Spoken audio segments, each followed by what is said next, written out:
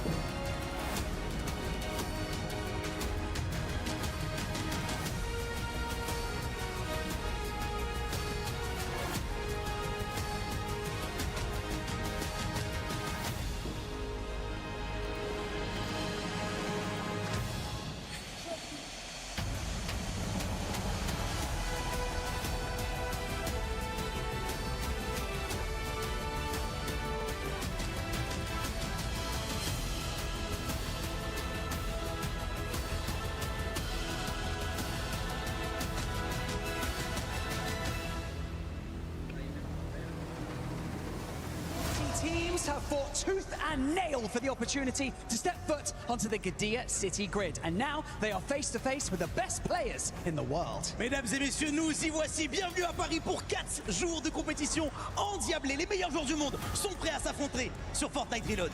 The reality is you only get one chance at a first impression, and day one is going to send shockwaves through Paris. My name is Barney Banks, and I am your host alongside the awesome Luti, and I'm really excited for this week, mate. Je suis Luti et je serai avec Barney pour hoster toute cette semaine, mesdames et messieurs. Je pense que le public est prêt. Je pense que les joueurs sont prêts. Il est du couleur. In stream title किस तरह change करना है? Les joueurs, à commencer par वो से जाके studio में जाके अपना जहाँ तुमने खोला हुआ है उसको जहाँ से यूट्यूब नहीं खुला हुआ तुम्हारा जो स्टूडियो उधर से एडिट पे जाके अस्सलाम वालेकुम। हाँ जी दसो। मैं आया 2 मिनट। अच्छा जी, अच्छा जी।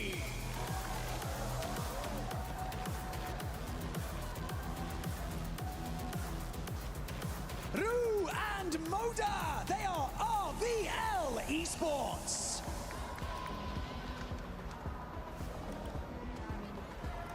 Booga and Brave.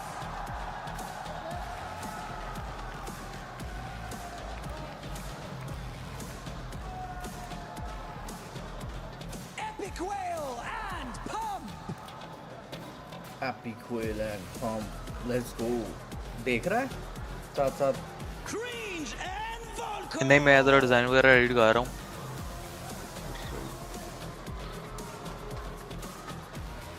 Izzy and Nosith, they are Team Orchid. यार उन्होंने फाल्कन वालों ने कहते हैं ना काफी बंदे इकट्ठे किए हैं। डिस्क्रिप्शन वगैरह नहीं लगाई तूने कोई? यार मेरे लेट था, मैंने कोई भी मुझे मिली नहीं, मैं क्या लगाऊं? उन्हीं वाली पकड़ के लगा देता है EWC वाली।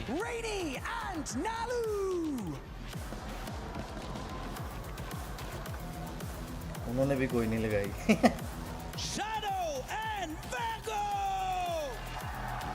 Shadow Virgo, let's go. पीछे बहुत पोयो किधर रह गए हैं? Jason and PH Zin. They are Foot Esports. यार टाको आई है कि पता नहीं आई है यार टाको कितने गई Vico and Malibuka there. Vico and Malibuka last lane है जितने ने दो में Vico and Malibuka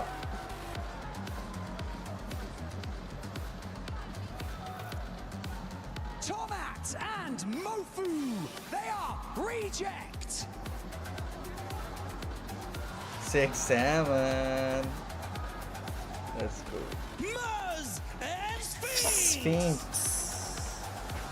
Muzz and Sphinx Phoenix and Retro. They are Onyx.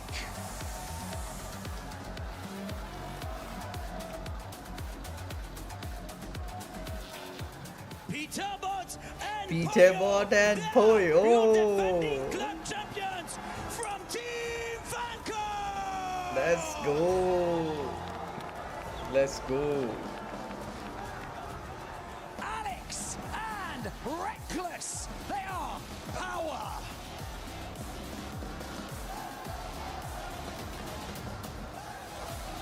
Khaled and Mashari.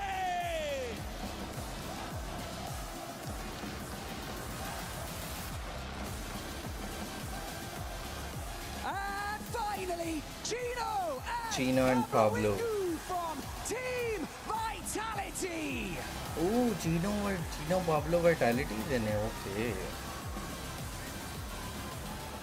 4 days of competition, $1 million on the line, and a chance to immortalize your names in the eSports World Cup Totem. Nous y sommes, la compétition Fortnite Reload pour marquer l'histoire de l'EWC en direct de Paris, public, faites du bruit! Shark के मैंने गिदा has returned to the esports Kasmein World Cup shark here in तेरे Paris. नालों भी टिड्डा ही Now it's time to make history. कसम है तेरी भी वकी तक आएगा वो कि उसकी विनिंग पता है कितनी है 2.9 million Veteran Fortnite players of all time here. Will their experience prove useful? These rookies are just learning the game. I know this game like no one else.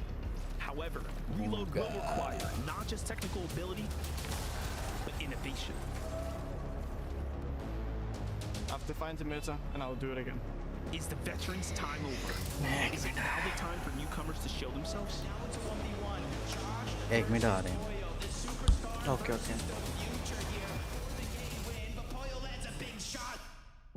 This is my moment to shine. Everyone needs to watch their back. The new gen's got a lot to learn and I'm gonna show them this weekend. We've got all of the world's best ready to fight it out, including the greatest of all-time contenders. I've been unbeatable for years. That isn't going to change here. You can become a legend overnight. You have to put in the work for years. But this event could throw new names to the top. Time for legends to go, and now it's my time. Overcoming the pressure is not easy. One team will stand tall. And here, a big result could make all the difference. Your 2025 champions, Team Falcons! It's time for the Fortnite Reload Championship at EWC 26.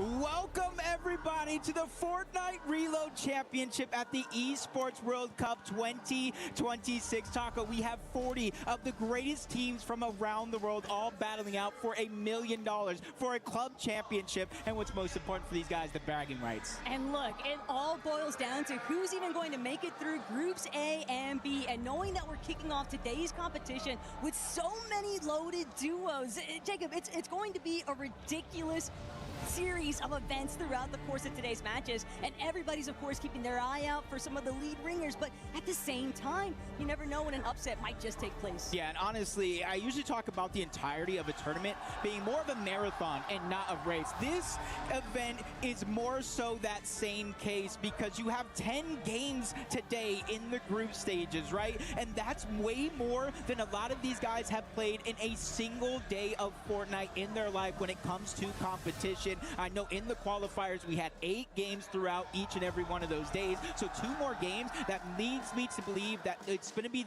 the ones that who are mentally tough, the ones that are composed, that are going to find their way into the top 7. But kind of on the other note of that, you also have to remember, with the additional 2 games in comparison to what we've been accustomed to, players have much more opportunity to really find that bounce back option. And when you think about the fact that there is still technically that secondary lifeline, as long as you find yourself not within the bottom 3 of today, you will have the chance to ultimately run it back. But obviously, honing back into where we are at currently, I think that there is plenty of teams that are certainly going to want to sprint their way to the top regardless. Yeah, especially, Shark, Teeny, Peterbot, Poyo, 3 wins each. So they have 6 out of the 8 wins for both EU and NA Central. And it's not just they're playing the games, it's how they're playing these games. They're aggressive, they're dominant, they don't leave any stone unturned. And that's something that I'm really interested to see, because typically you have Team 1, Team 2, and 2 different groups. No, today, 2 of the best teams in the entire world are here in the same group. Tomorrow, we might see Sky and Scroll, but for today, it's P-Poi over Shark Teeny. And at the same time, we heard it already, Peterbot ready to make an early entrance. Same case scenario for his duo Poyo there. But Jacob, I also really want to talk about the fact that this is going to be one of the best opportunities to see some of these international teams, some of the smaller regions, really start to get a little bit more involved and kind of remind the rest of the world, particularly everybody on social media, that they're here to show out. And obviously already kicked things off pretty hot here in match number 1. No surprises whatsoever. Pete and Poyo just doing their thing. Yeah, and even in the feed, Braids just getting an early game elimination. Only 1, because in reload, your teammates will have about 12 seconds. So if you go down, you're really relying on 12 seconds from your teammate to stay alive. They can shorten that time span with either Nox eliminations or full-on duo wipes, but that just puts the pressure on them to survive. And we're just kind of seeing a lot of the early games. Pete, Poyo, uncontested. Muzz and Sphinx, on the other hand, the entire opposite. Typically, throughout the qualifications process, you see 2 teams land here. Today, Taco, we have 4. Yeah, there's just way too many duos actually here at Elite Armory and Retro Phoenix. They're trying to get rid of at least one of them.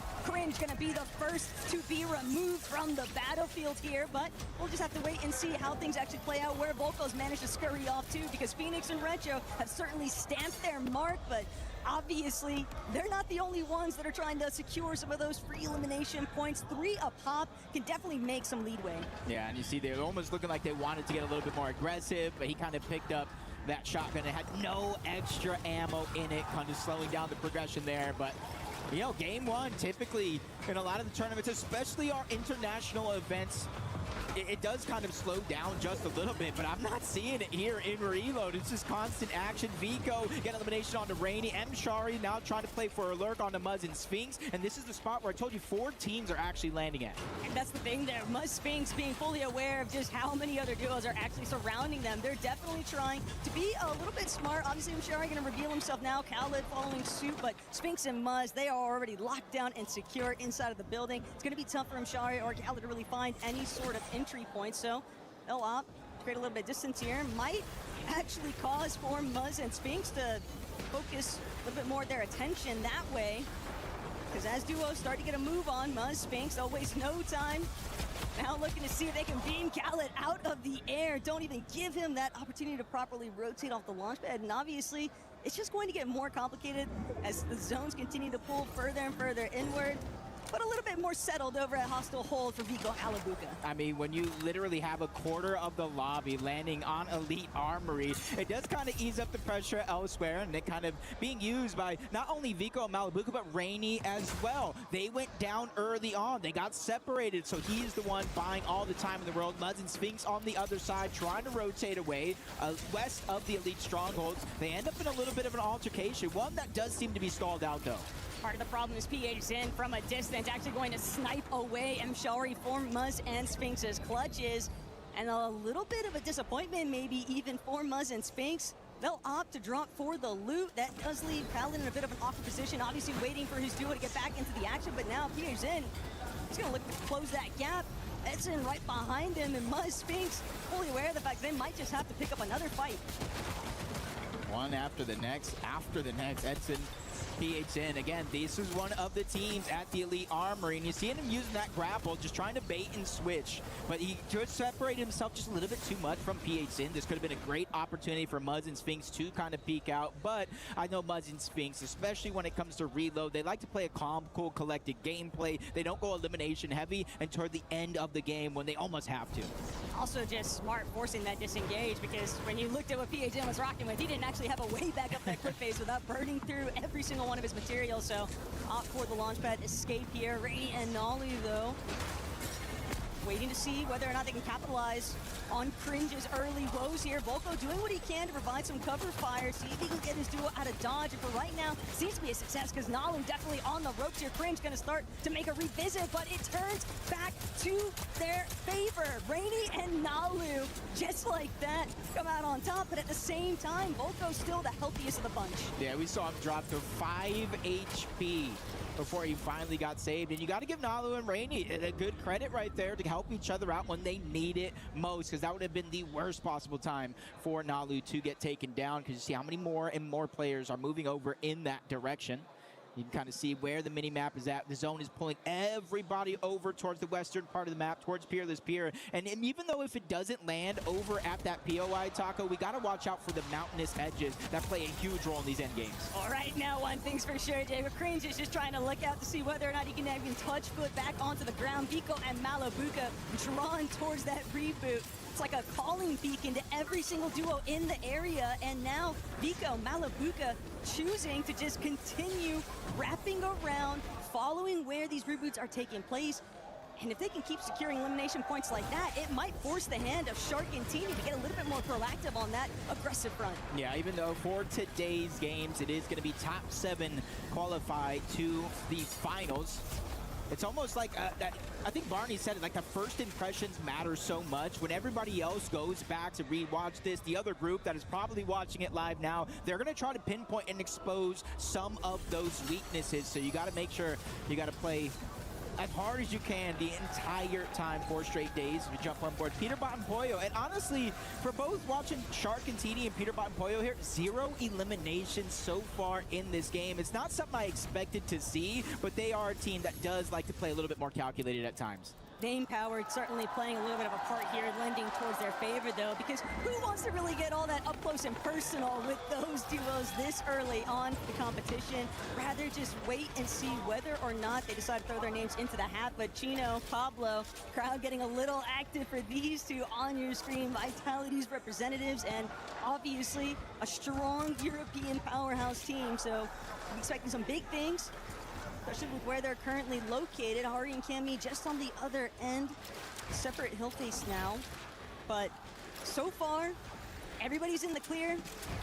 Teams are starting to hedge up in positions to potentially lock out others, though, caught inside of the storm for just one step too many. Now Pump, Epic Whale, really trying to find themselves not getting sandwiched between the two. Yeah, and you can kind of see on the right side of your screen, these guys this weekend are playing more than just for themselves. They're playing for a club championship. If anybody can take down Team Falcons, it is going to be AGAL, which we will see tomorrow. Vitality in this game as well. So there's still plenty of those club championship points up for grabs. So a lot of these Fortnite players, they're used to playing a little selfish, playing for themselves, but I think right now they got the big picture understood here. No Sif gonna go down, Braids and Booga. Center zone on the edge of a hill. They gotta be positioned very, very nicely here. They do have some good heals and their loadout pretty looking stacked. To wait and see whether or not it actually bodes pretty well for them. Z-Dog, though, definitely in a bit of trouble, as Epic Whale and Pump are gonna cut him off on that next rotate. You also have to remember, with so many stragglers, kind of teams that just suffered some of those early issues at the beginning of a match, waiting for their duo to reboot, get themselves into a position where they can even participate in the lobby. You're coming into the mix behind on loot, behind on just about everything. Material can also be a little bit hard pressed even if you've been getting constantly farmed out of that reboot cycle. But knowing that there's only one duo that's actually been fully eliminated at this stage so far, Jacob, and we're already rapidly making our approach towards that 7th zone. You have to remember, that's the point where if if you lose your duo, or if you both get wiped, that's it. That's the end of the run, obviously. But knowing that you're going to lose that reboot opportunity, I think could put a little bit more pressure on. Yeah, and it's definitely going to be tough because if the qualifiers have taught us anything, you don't start to get placement points until essentially the end of the game. Zone 10, Zone 11, Zone 12. That's where you get a lot of the meat and potatoes in terms of those points. So it's going to be very, very important. I like the strategy out of Stark and Teeny. I like the strategy out of Nosif and Izzy. And you can kind of see a couple of these teams are kind of trying to fly under the radar. 10 games is a long time, especially when we go from Elite Stronghold to the Slurp Rush map. You don't want to be on anybody's radar, at least too soon in the tournament. Epic Well Palm certainly doing a good job to be a little bit more evasive from the rest of the lobby. Just continuing to put up some strong positional fronts. Epic Pump, though, fully aware of the fact they're going to need to get a move on. Solid hustle so far from some of NAOS finest, but gotta watch your steps sometimes. Lewa, Romero, Shadow, Virgo, so many other teams also making their approach. Everybody trying to really get based up more towards that high ground position because where the zone is pulling towards, but that's gonna force some other teams to sort of start getting entangled with each other, and these engagements can get really awkward, especially with what PH Zen is holding on to. Yeah, this one's gonna be interesting to watch for PH Zen with that mythic Shockwave launcher. We know what Shockwaves, we know what the overdrive Shockwaves can do, and that mythic Shockwave launcher is just that much more dangerous. Izzy Nosif just trying to farm up. You see everybody in Elite Experiments. There's a lot of places to hide, but as Taka was saying, you can see Peterbot Poyo, Phoenix Retro, Izzy Nosif, Shark and Teeny even on the other side. They're putting a lot of importance on maintaining a bit of elevation because we could easily go up any one of these mountains on the side. It's also just so hectic when you're trying to play through low ground in this type of environment, especially when you know that PH Zen, Edson likely going to be a pretty big disruptance factor as long as they're holding on to the mythic Shockwave. But for Pete Poyo, right now, they're really just trying to stave off everyone else. And we got about 45 seconds and dwindling until the reboots are getting cut off. And that's also going to be an interesting landscape because for a lot of these teams, that next rotate could just be your last. Yeah, you can get that max pull, then you scratching your head, how am I going to make it all over these teams? And that's why I think elevation is definitely key. And you see a huge mix of rotation coming out from some teams, mainly being the Shockwaves. But the other thing you got to notice is that Flowberry Fizz, because it allows you to go higher, further, that low gravity. And you mix that with the Shockwave, it's almost very little worry if you do end up with that max pull. So if you don't have it, definitely got to be careful, but as Taka was alluding to, 5 seconds, reboots will turn off, and that means it's essentially your last chance to make any mistakes here. And you can kind of see the different edges, the mountain over towards the east, the regular POI over towards the south, and this zone is going to tell us a lot. Kami Hari, while they'd initially been a little bit more isolated, Sphinx and Muzz immediately going to crash the party here, but Alex is the one who's really got to look out. Sharktini, they were trailing them since the start. Shark eats a little bit more damage in the exchange, but he's still got plenty of shield left to work with, and Teeny right next to him. Okay, I'm back. Best of luck out there, buddy, because you're going to need it with so many other teams. Peterbot Poyo zinda hai, okay. Shark and Teeny sirf ek kill hai abhi. Okay. Ek kill kyun hai? They're already fixated on the next Why move. one They kill? want to immediately send it towards high ground, and they're going to have the advantage of Okay. getting ahead of Mofu and जा Kong रहे in हैं the वो process. मैंने Even भूखा though I'm a भी little जिंदा है. surprised about Okay. their lack of aggression in the early हाँ, game. दोनों They're इधर ही a है. team that knows how to flip that switch, just like this one here. दोनों? Shadow and Virgo progressively getting better. Each Yo, हाँ, episode साथ-साथ काम कर रहा हूँ out इधर. this Okay, year, okay. They not only qualified for this event, they made sure to kind of take down some top teams all along that path. Shadow, Now they're Virgo, elevated just like Chino Pablo. everyone else. They see that the zone has pushed everyone towards the Ooh, north. Chino Pablo ले गया Volcan. Getting a knock on the Volco, just showing how Volcan chaotic ले गया. this endgame is beginning to turn into. It's just been an uphill battle, quite literally for Stacked the from the lobby, start. Papa and stacked. Chino just continuing to add on to their problems, but that's going to be the setup that they needed. They've got a little Volco bit of गया, an opening, Volco but गया. they are making sure the lobby's Ooh, focus Reckless is में headed कोई बंदा elsewhere. हाथ ही नहीं ला Reckless, रहा है. though, Nice. just still so separated from Shark and everybody Teeny else. are Sure, he might have moving. been ahead of the pack, back, but when you're a solo, you only have so many options. And now, as the टाको की आवाज आ रही है. Let's go, bro दी आवाज बहुत प्यारी है यार. कमेंट्री से दी आवाज मैंने बहुत प्यारी लगती है. And it's going to be tough because if you're trying to funnel through some of those lower layers, not only are you trying to work through some of those pre-existing builds, but now Sharktini beaming you.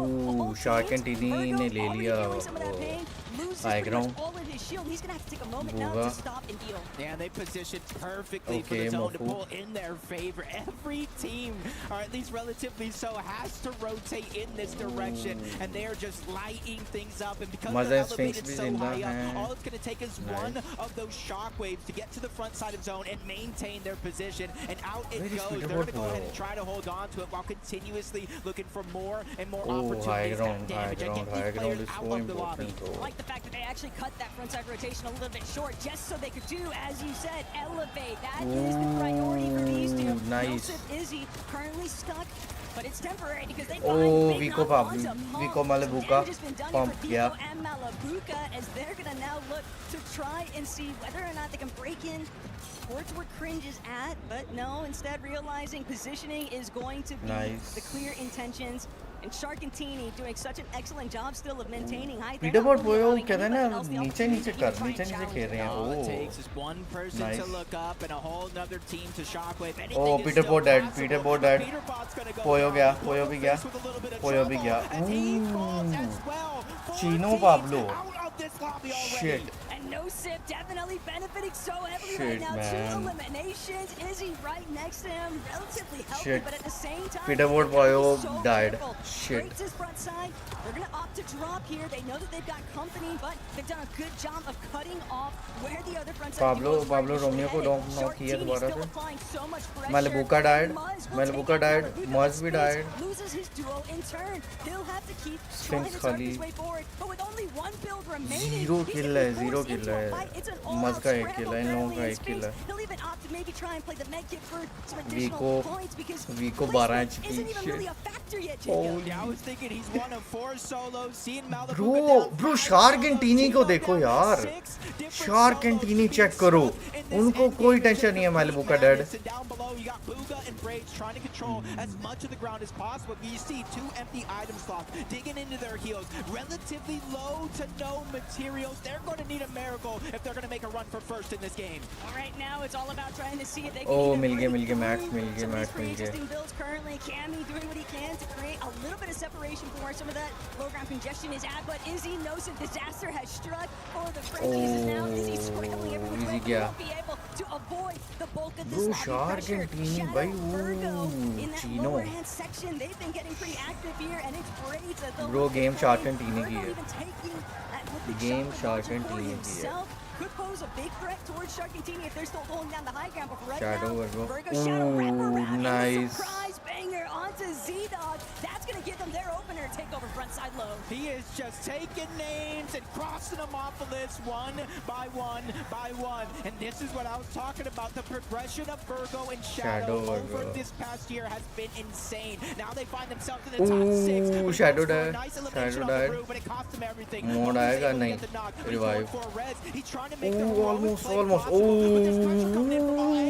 actually does complete Bro, उसको revive कर दिया. He is going absolutely crazy. But the sacrifice, it comes at such a cost there. And Hari, he doesn't even have time to sit in. Shit, bro, Sharktini का है, bro. Game Sharktini का है. Cammy also having his own set of walls. No builds, no life remaining. Sphinx trying to see whether or not he'll even be able to make it up. Just getting cut off every step he tries to take. But one after the other, Sharktini up above it all, just having the time of their lives. It's looking scary. 2v1 situation. Sharktini, Hari by himself. Angles are covered from all over. He almost has nowhere to go. The first shot's gonna come in. Bro, Sharktini.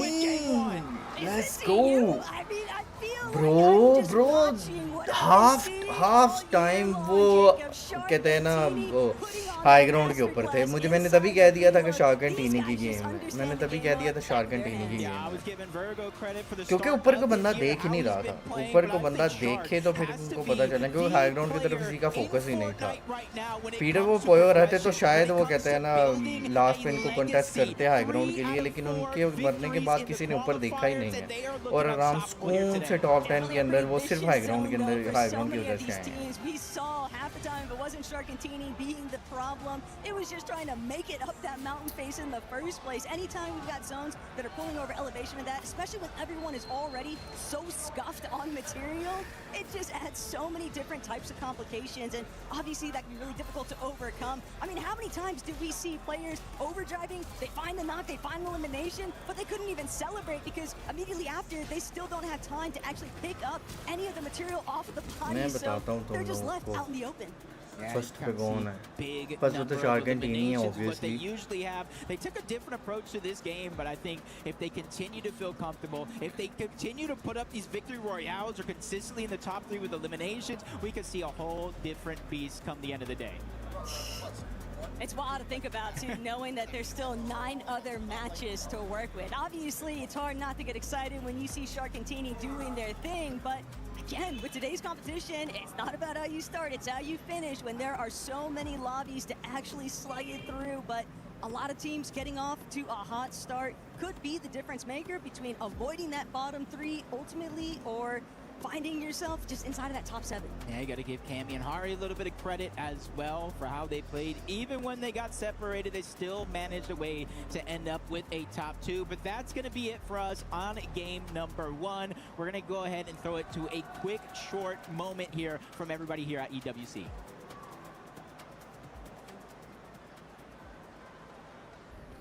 Play is in our DNA. Whenever we let it out, okay it becomes our first shark and tiny Peter board पोयो 18 place पे an entire city being built to supercharge it. Bro ये तो बहुत गंदी place है 75 with 5 kills मैंने कहा ना वो 5 किल्स उन्होंने किल्स किए ही नहीं है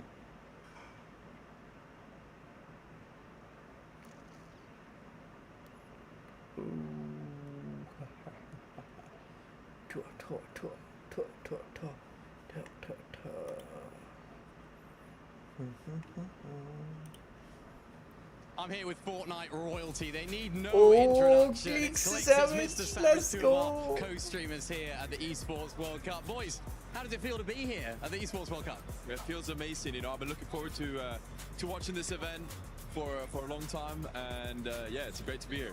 And we just watched that intro. Lots of players walking out. Clicks. Who had the most aura? Who was looking the most confident here? Man, I have all my bread on Booga winning it all. Booga, no man. Dynamic, his shape, his energy, it's flowing, I'll tell you that. He hasn't performed on LAN in a while though. We haven't seen that Booga LAN performance in a good while. What makes you confident here? But what you just said is you haven't seen it in a while, but you've seen it once. That's the difference that y'all have to understand is he was once a winner. So he's winning this weekend. Like that fighting words now. But he can't win always, bro. Backed, right? You're the EU rep here. Who you got winning? Well, I think Sharkantini, like, you know, I don't know where Clicks is getting Booga from. Yeah, I think he knows something that we don't, but I think it's got to be Sharkantini for sure. I think those are the favorites alongside PM Poyo as well. So NA's winning, Clicks is saying. I will put anything I love on NA winning. You know that, Savage. You know NA's winning. When was the last time NA won a LAN tournament? Ooh. 3 lands ago. 3 lands ago. 3 years ago. 2 years ago. 2024. It's been a while, bro. It's been a while. So we're saying NA. You're back in NA. Why are you not backing Peterbot and Poyo? They were the last LAN winners. Because listen, Peterbot and Poyo, I do think they're going to win, but I'm not going to be like everybody else and say Peterbot and Poyo is going to win. They're going to have a great placement and they could win, but I'm telling you, something about Booga, something about his energy and how he just doesn't care. It's been making me feel some type of way. All right. If you were playing on NA, right? How well do you think you place? Well, I did play 1 season on NA, but you know, it didn't end well. But I think if I would run it back, have a solid teammate, I think it would be. I'd outplace this guy, I think. And Clicks, you'd win on EU, you reckon? If you played on EU, you'd win. If I played on EU, we'd win with ease. And Who in the with Hunter these? region, you know No, that bro. top NA players are better players than top EU players. Legends on the stage, legends in the booth as well. Thank you guys so much for the interview. Let's get back to the games. Shark is one of half of Europe's deadliest duos heading into the Reload Championship, and one of the youngest players at the entire event. Alongside teammate Teeny, Shark won 3 of the 4 Reload Elite Series qualifiers, the best performance of any duo across all 7 regions. It was actually Shark and Teeny taking shots from above. Sky has been left alone. वो ये duo देखने वाला है, ये duo देखने वाला है. That's okay. I think I play great in every final. हाँ क्या कह रहा है? I'm back. आजा bro, यार तेरे मोटे जिड़ा बच्चा कूट रहा है यार. भाई बहुत कूट रहा है. और वो उसकी तरह का होगा ना? नहीं यार सोना है यार, सोना. लड़का प्यारा भी है. नहीं वो जो है हमारा एक वो जो कल बैठा था जिसको तुम बच्चा समझ रहे थे. हाँ नहीं वाकई उस देख तो सही उसको इंग्लिश में नहीं पूरी सही तरह बोलनी आती. तो वो सच में बच्चा असल वाला बच्चा. हाँ. और ये अरोरा गेमिंग के साथ है. There are some good teams, but there are like smaller regions. So like the smaller regions are. अगर ये हैशटैग तुम अपनी उसमें ऐड कर लो डिस्क्रिप्शन में. कौन सा? It's kind of easy to play with him. He's doing everything for me. I just have to eliminate the people. दो ही है वैसे तो. थोड़ा ज़रा you know हेलो हाय करें लोगों के साथ ज़रा. गेम डाली फोर्टनाइट डाली हुई है ठीक है टाइटल.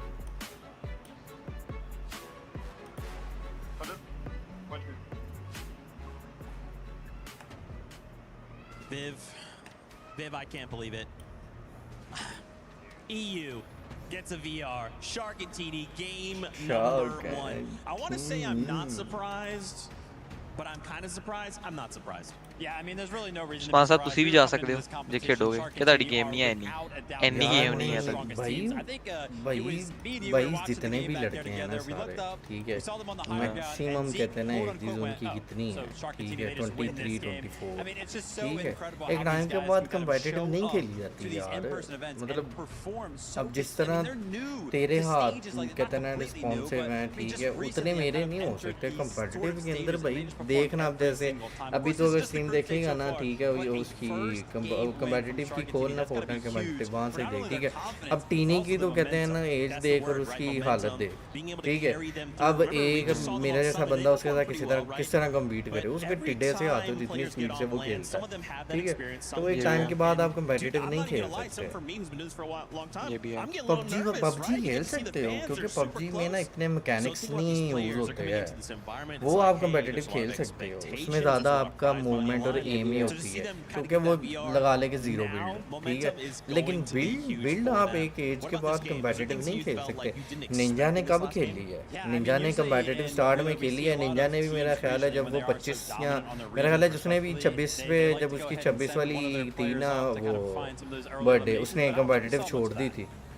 हालांकि बड़ी माम ने उसको बातें की कि यार तू कहते हैं ना कंपेटिटिव छोड़ दिया या ये वो. तो उसने भी यही कहा कहता है भाई जितने बच्चे आजकल के कहते हैं ना अच्छा खेल रहे हैं ठीक है. मैंने किसी की ईगो को सेटिस्फाई थोड़ी करना है कि जानबूझ के कंपेटिटिव खेलो. बस जितनी मैंने खेलनी थी मैंने खेल ली है कंपेटिटिव. मुझे क्या असर आई है दोबारा फिर से इस बार भी कंपेटिटिव खेलने की.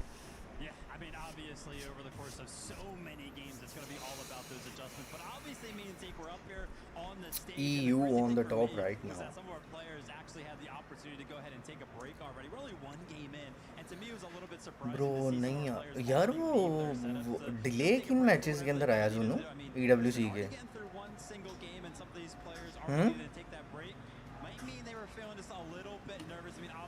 क्या मतलब किन मैचेस के अंदर? वो कह रहे थे ना कि डिले आया है कोई स्ट्रीम्स कहते हैं ना वो आगे हो गई हैं. EWC में तो नहीं कोई भी आया. EWC का मैंने देखा था नोटिफिकेशन. ENC पोस्टपोन हुआ है. ENC पोस्टपोन हुआ है नेशन कप. वो कौन जो तो वो स्ट्रीम कर रहा था? नहीं तू कौन से वाला स्ट्रीम नेशन कप? वो तो PMNC था ना.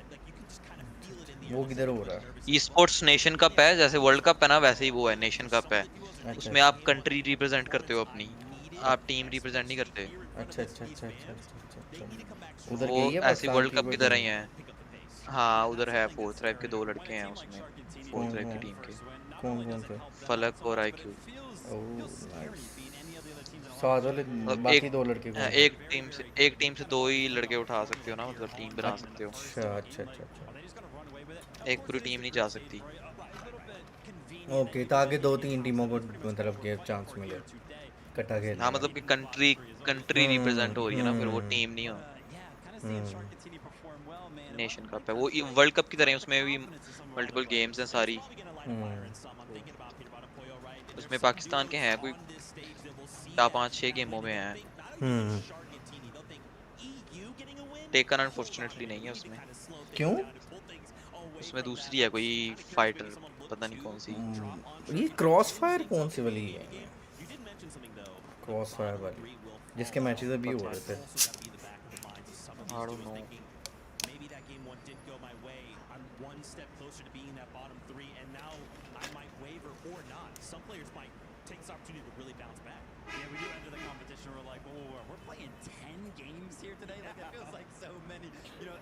नहीं नहीं, रीलोड की गेम्स हैं, रीलोड की 10-10 गेम्स है ना।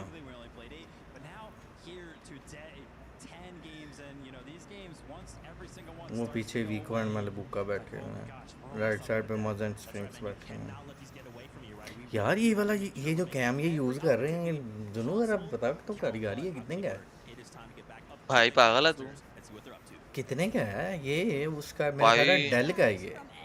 यार ये वाली लड़की देख यार, इसी कहते हैं ना बहुत कमाल किया कंपेयरिंग इसकी, बहुत कमाल की। इसका है द बेस्ट टाको। आगे नहीं, लास्ट लाइन पे इसने अपने बाल लाल रंग के किए हुए थे। Oh my God. अभी मेरा ख्याल है कभी भी कोई रंग किया होगा इसने बालों को।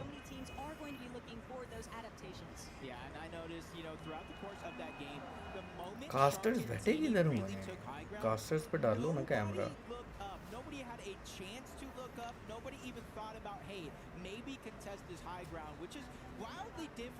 शार्कटीनी।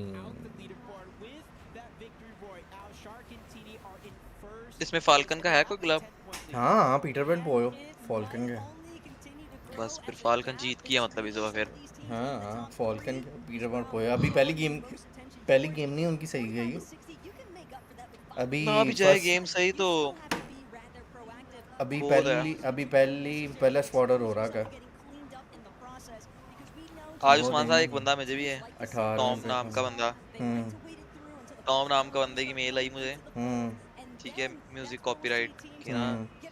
मैंने पूछा कि उसको ठीक है भाई मुझे बताओ वीडियो टाइटल क्या है, मतलब यूआरएल दो, ठीक है। उन्होंने मैंने एक पैनिक मेल की थी ना, मतलब कि मैं तेरा ट्रैक देखा, तेरे को सिर्फ 24 घंटे या ते जल्दी जाके आ लिंक तो जाके अपना अपील सबमिट कर लॉगिन करके। मैं समझ गया है। हाँ भाई वही ना, मैं बहुत अटैक हो रहे हैं।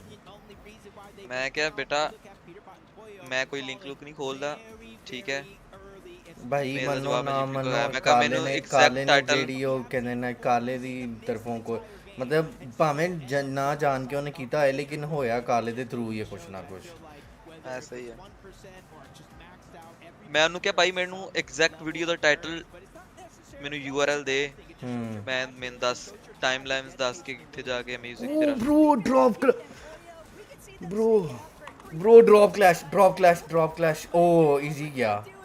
Shit drop clash Peter board का चीनो के साथ, चीनो पाब्लो के ऊपर। शिट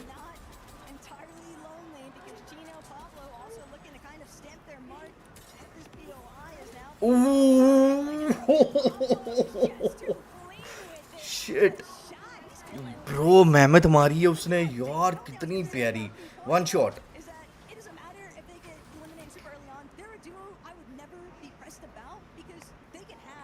ब्रो मेहनत उसने बहुत प्यारी मारी है।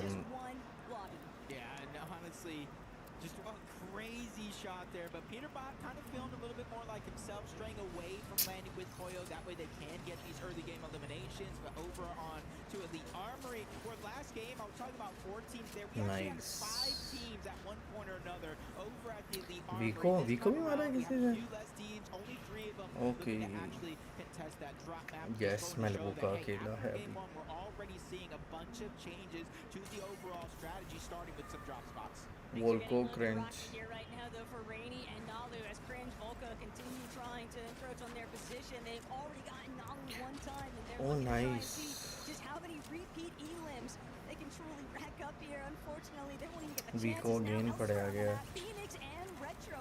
We saw them getting fraggy very early on, and looking to repeat that here in match 2.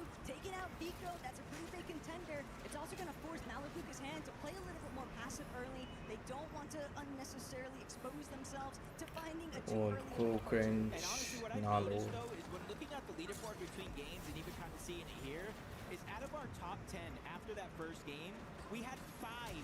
We had 5 teams from the quote-unquote smaller region, and that's why almost all weekend long leading up to this, I was like, this is the best chance. NA West, OCE, Middle East, Asia, Brazil. This is the best And chance Star they have World to perform Code. well in these in-person events. You can't let that opportunity go to waste. And let's keep it honest here, Jacob. Nice, Both songs was nice. taking place on socials. Everyone was pretty much Oh, rolling out the international okay. competition. NA West, they're like Okay, no shot. Nalo और These Cringe guys के are ऊपर gonna आया find है. themselves inside of a top 7. Sure, you'd see the occasional, yeah, maybe Oshi squeezes in, or maybe one of the Brazilian teams can try to fight their way through, but imagine if there's way more than that.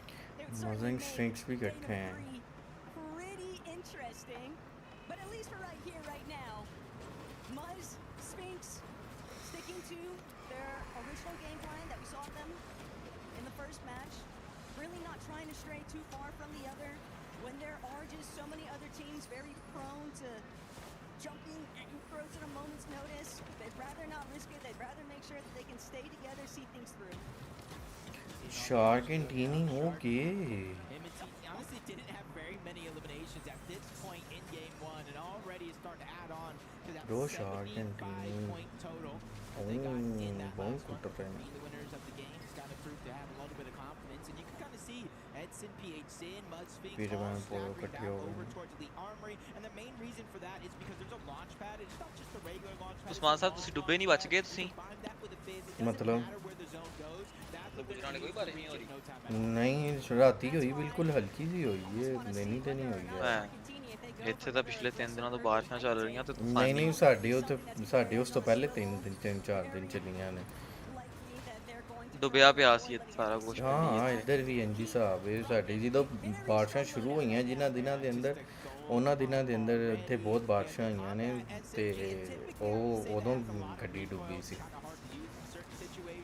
ਇੱਥੇ ਤਾਂ ਚੱਲ ਰਹੀਆਂ ਬਹੁਤ ਅਰਸੇ ਤੋਂ ਚੱਲ ਰਹੀਆਂ ਬਾਰਿਸ਼ਾਂ ਰੁਕਣ ਹੀ ਨਹੀਂ ਰਹੀਆਂ ਨਹੀਂ ਇੱਥੇ ਤੇ ਰਾਤ ਨੂੰ ਹੋਈ ਹੈ ਸਵੇਰ ਨੂੰ ਹੋਈ ਹੈ ਓਕੇ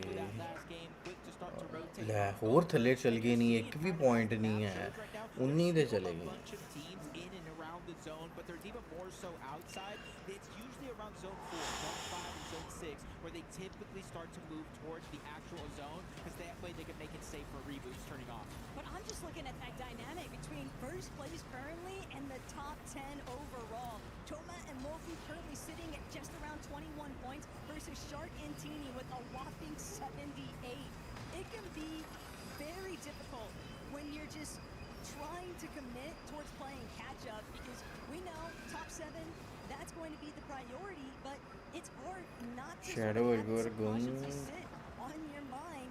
Hey, पान साहब जरा फिर मैं रोटी रोटी खा ला ठीक है स्ट्रीम खोल दे साइड पे करो हाँ खुली हुई चलो ठीक है आके मैं दस दिन Okay, okay. Themselves, if they continue in that trajectory in a position to where they can kind of do what they want, they can play with the lobby before the 10th game is over. If they kind of give themselves a good enough gap, so you see Shadow, Virgo, not necessarily in the best spot, kind of in a ravine in between two different mountain ranges. So even though you can be relatively good, 1 second things can change if teams notice you down there, especially since they are building some of those weaker materials. So it takes 1 second, 1 lapse of judgment for that mistake to happen. You're kind of seeing everybody around the map. There's little different strategies. Some teams prioritize making it to zone quick, other teams prioritizing these long Chino Pablo. Anytime we get the hanover of what Chino and Pablo are up to, it doesn't matter if they're box fighting or if they're just waiting for their super opportunity. You know Vitality fans are going to get rambunctious for these two, and that's just got to be such a great feeling as a player, because I'm sure they can feel that rumble on the stage, the vibrations of hearing everybody just supporting them so heavily. And that could also play a big part into what sort of momentum they're able to build on the day. Now see here from Booga and Braid, the loadout and the inventory, and that's what I'm talking about, the difference with a lot of mobilities in game one. They're already positioned near a launch pad, and Booga has 2 more in his inventory, so that's going to be their primary mode of rotation, using that with the Flowberry Fizz. It's a little less riskier than those shockwaves, but you have a lot less of those launch pads, so shockwaves usually go to. Hey, sometimes it helps to be fashionably late, though, especially when we think about the way that the last couple of zones were breaking down from Shark and Teeny's sort of dictatorship on height, but Malabuka, Vico, also just seeing things through. Malabuka, though, maybe sniffed out the fact Cammy and Hottie were trying to get a little bit of an ambush here, but that sneak attempt will not actually yield anything of benefit. Malabuka just doing enough to sort of stave them off, discourage them from barking to try and re-aggress. But for where Cammy and Hottie are headed next, Rainy Nalu, they could be following a similar pattern here, just sort of staking things out, waiting to see, will any unsuspecting victims just Kami and Cherry to wherever you need them to be to get the perfect shots lined up. Almost seemed like a good opportunity for Rainy and Nalu kind of lurk around. I think Nalu kind of moved at the last second, gave up the audio visuals, so Cammy Harm knew he was there. They kind of made the right decision, rotate away, get to a better spot, just keep things moving. Don't stay stagnant at any one of these positions as you jump on board the southern portion of the map towards top tier training, where Pete and Pollo still have to figure out a way to rotate around. There's one team directly next to them that you do see in the mini-map, but in their path, Taco, there's 3 other teams as well, and 1 more coming from behind. And the other problem that starts to sort of break out for these two is that you get one team taking shots at you, all of a sudden you might have 2, 3, 4 in the immediate area that decide that they just want to divert all of their attention towards you.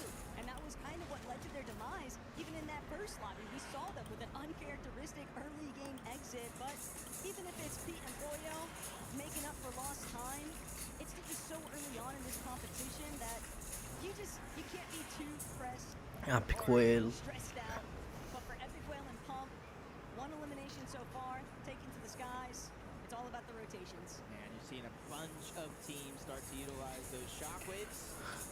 Shark, Teeny, smooth sailing yet again. That's going to allow them to save some resources outside of the medkit, of course. It's going to allow them to save those materials and kind of get the bird's eye view, figure out where teams are positioned at, where others are rotating to, and give them the best shot to rotate in. And that's exactly what they do again. Game after game so far, Taco, they're one of the teams consistently elevating themselves off the low ground. And with Teeny holding on to those 3 med kits, they won't be pressed anytime soon to actually restore their white HP. Pablo, Chino, Epic Whale, Pump, though, kind of staring down the barrel of each other, but it's going to be Pablo and Chino that are going to opt for a slightly earlier rotate. Already trying to make sure that they're set up for it. All let it comes through, and they'll start to get their move on. Epic Whale, Pump, also similar fashion, but these end games are just going to continue to be as stacked as ever. But again, only 1 duo that's been eliminated so far. Yeah, and another one of the zones that has me kind of thinking, if you're not prepared for this to go southwest, I'm not sure you're preparing fast enough, because that's where the zone could potentially go. You see the teams that are already there. They're positioned up on that high ground. They don't necessarily have to drop off just yet, but that time will come if it goes over towards the east or towards the north, and I think that's where the majority of the lobby would love for it to pull. But Shark and Teeny right now, they're using their position as a moment and a chance to kind of look back. Izzy and no-sip, they're not too far away from the zone, but they still have to rotate towards it. I think the main thing that's going to play a pretty big factor here, though, is like that drone-out shot had already shown, it's the elevation pivots, but it's also just the fact that this zone is pulling over rather open river area, and so you're going to have teams that are going to burn through a lot of materials very quickly, especially if those teams on height decide to sort of fixate more onto their locations. And that's definitely something that Chino, Pablo, you can see they're trying to sort of elevate their stature, make it appear as though they are incredibly healthy, which they are currently, but it could change in a moment's moment's notice. They're not trying to get lobby just yet. Malabuka Vico also, though, not willing to commit entirely to high ground, but still very content to be in this sort of middle ground territory where they could go up or they could go down, and it's all just going to depend on where the next zone pool is heading. Hear that sound there? Reboots again are going to be turned off. We are reaching that 7th zone, which is why you've seen for the past 2 so far a more passive approach to the game plan, but it goes all the way towards the south. Okay. West lead on it, so we're going to have Poyo is dead. Ooh, Poyo is dead. Shit.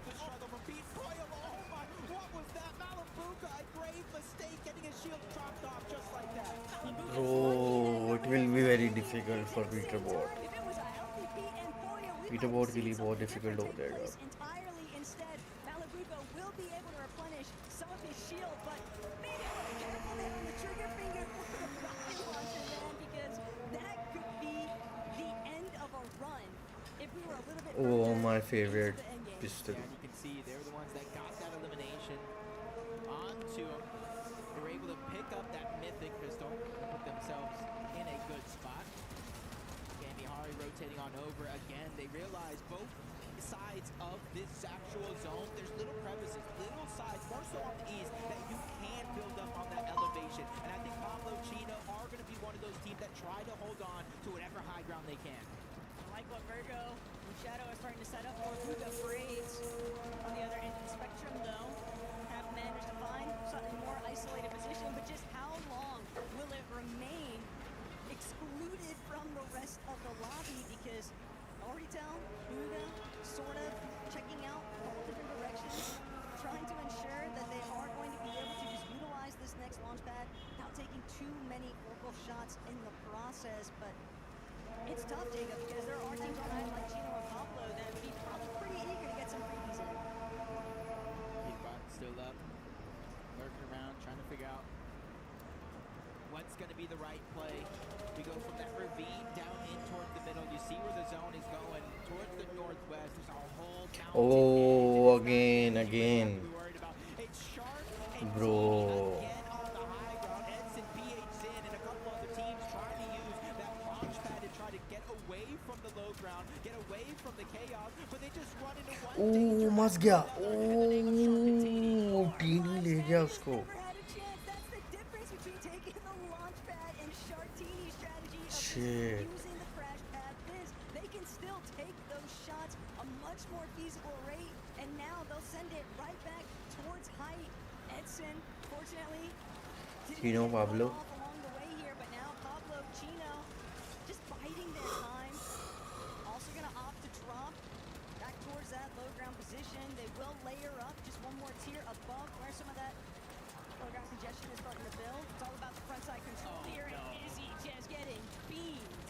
He splatted down. Shit, bro. That was the worst case scenario. But luckily for him, he was able to get up, dust himself off, and at least stay alive. But Shark does it again. He's able to take down Goofy on the right side of this zone, though. Peterbot still trying to make a heroic run happen, but his back is truly up against the wall. Kamiya Booga.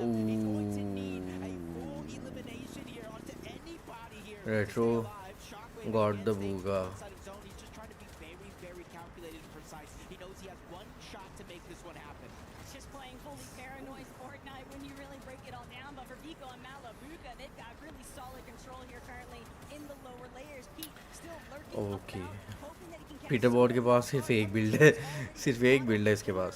exchanges that he could just look to play janitorial through tours, but Pete might not reboot बंद हुए हैं साथ ही कहते हैं ना पोयो के यार. actually cut that run short, and when you really he's gonna get the even trade. Shit. Ari, just solo for solo action. Yeah, it's gonna be tough, but we have 10 games today, so पीटरबॉट फिर गया. more opportunities to try to rise up the ranks. Edson down towards the side. Edson trying to keep their run going. Vico and Malabuka as well. 3 eliminations in this game. They're definitely trying to pick up the pace, especially for how that last one definitely went. Cringe able to get 2 onto Alex and Sphinx, but it's still Shark and Teeny on the high ground. And just like last game, nobody is looking up. भाई कोई भी नहीं देख रहा यार ऊपर. मैं यही तो कह रहा था. All it takes is one good shot towards Shark and Teeny, force them sort of get a little bit more entangled where the rest of the chaos is actually unfolding. But Malabuka and Vico first, they have prioritize making sure they are in a healthy enough position to fight. Mally going to use up his last shield potion here, turn his attention towards his Fragger Pico, who's able to play Moda. Just no opportunities for anyone to squeeze their way into this front side position. Where they're at on the low ground, they're just cutting teams off every which way. Shadow and Virgo going to find themselves also being cleaned up by the lobby. Yeah, Retro is going to be the one to take down Shadow and end the run of him and Virgo. Keeping himself long, just putting NA West here on the back as Cringe goes down. Ramiro's getting elimination, but Vico and Malibuca are holding tough from that position. Shots coming in from all angles, but they're all slowing down, but neither is Pablo गया. now. He's going to fall, but all of those materials quickly going on over to Cheeto. He knows this is the last hope that he has in this game. He's one of few solos left alive in a world full of duos. And it doesn't help that it's Vico and Malibuca who are just over ahead. Unfortunately for Chino, he'll be able to evade their vision for the time being, but Malibuca, there's the first job. He only has 2 builds though. He's going up. He's trying to match Teeny, but Teeny getting the better end of this exchange. He'll get some more damage than Malibuca shields. Teeny, Malibuca ले गया वो. Shark Malibuca को ले गया. Takes a huge bite out of the competition. That is their high ground. But it Oh. is where if you look to take it, even Vico's gonna fall. A delay was shortly Bro, after our final 4 4 teams. kill हैं Shark उनके and अभी तक. Teeny are on the mountaintop yet again. They're on their drones, looking down. Teeny's gonna drop. They almost have no choice. No builds left. This is anybody's shot to finally end the run. Teeny's gonna fall. Shark has only hope going to the backside of the Oh, nice. feeling really good about this one. He Nice. just needs to close out and get Tom out because Mofu no longer able to hang. But again, they're just not super healthy. A Oh, great nice. shot out of Leiwa, but it's not Retro enough. Phoenix. Retro holding strong and bringing things home in game 2 for NA West. This is a team I have been talking about all year long, saying they have to be one of the best teams on West. Week after week, I'm trying to put them. Right? Yeah, definitely. But you know what? Every single tournament, especially ones like this, they're getting more reps in. Players here are continuing to earn experience, especially this new guard that we keep focusing on. There's a reason the stories, the light is on them, even Shark and TD, obviously, and all these other players, and they're performing very well. Yeah, absolutely. Don't forget as well, the bottom 3 will be eliminated today. So a lot of the minds of these players, but for now, want to go back on over to the casters.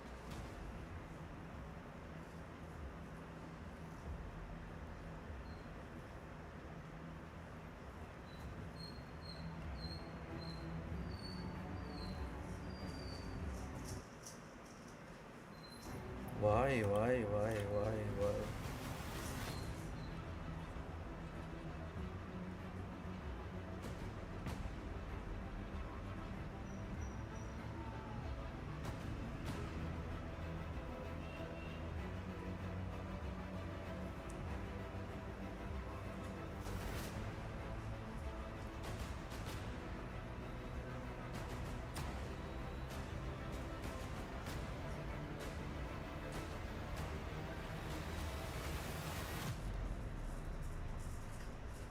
We are here, 2 games done, Taco. We have 10 games today, 10 tomorrow, 10 the next day, and then who knows when it comes to match point final. But this is already heating up and so entertaining. But I think the story of the day has to be Shark and Teeny and how well they've been playing. You know it, you casted it on EU, but they deserve all the credit in the world so far. Look, it says a lot when the 3 Reload Elite Series finals that they make it to, they win every single one of them. I know that one issue, you know, things went a little bit awry, but ultimately they are very clearly studied in the ways of Reload, and it's just a big part of the reason to it is obviously Teeny leading the charge on the high ground and Shark just getting to go buck wild in his fragging capabilities. And I just think it makes so much sense when you see how they're holding down the high ground, why it's been so problematic for a lot of other teams to kind of even navigate through those lower layers. But at the same time, Jacob,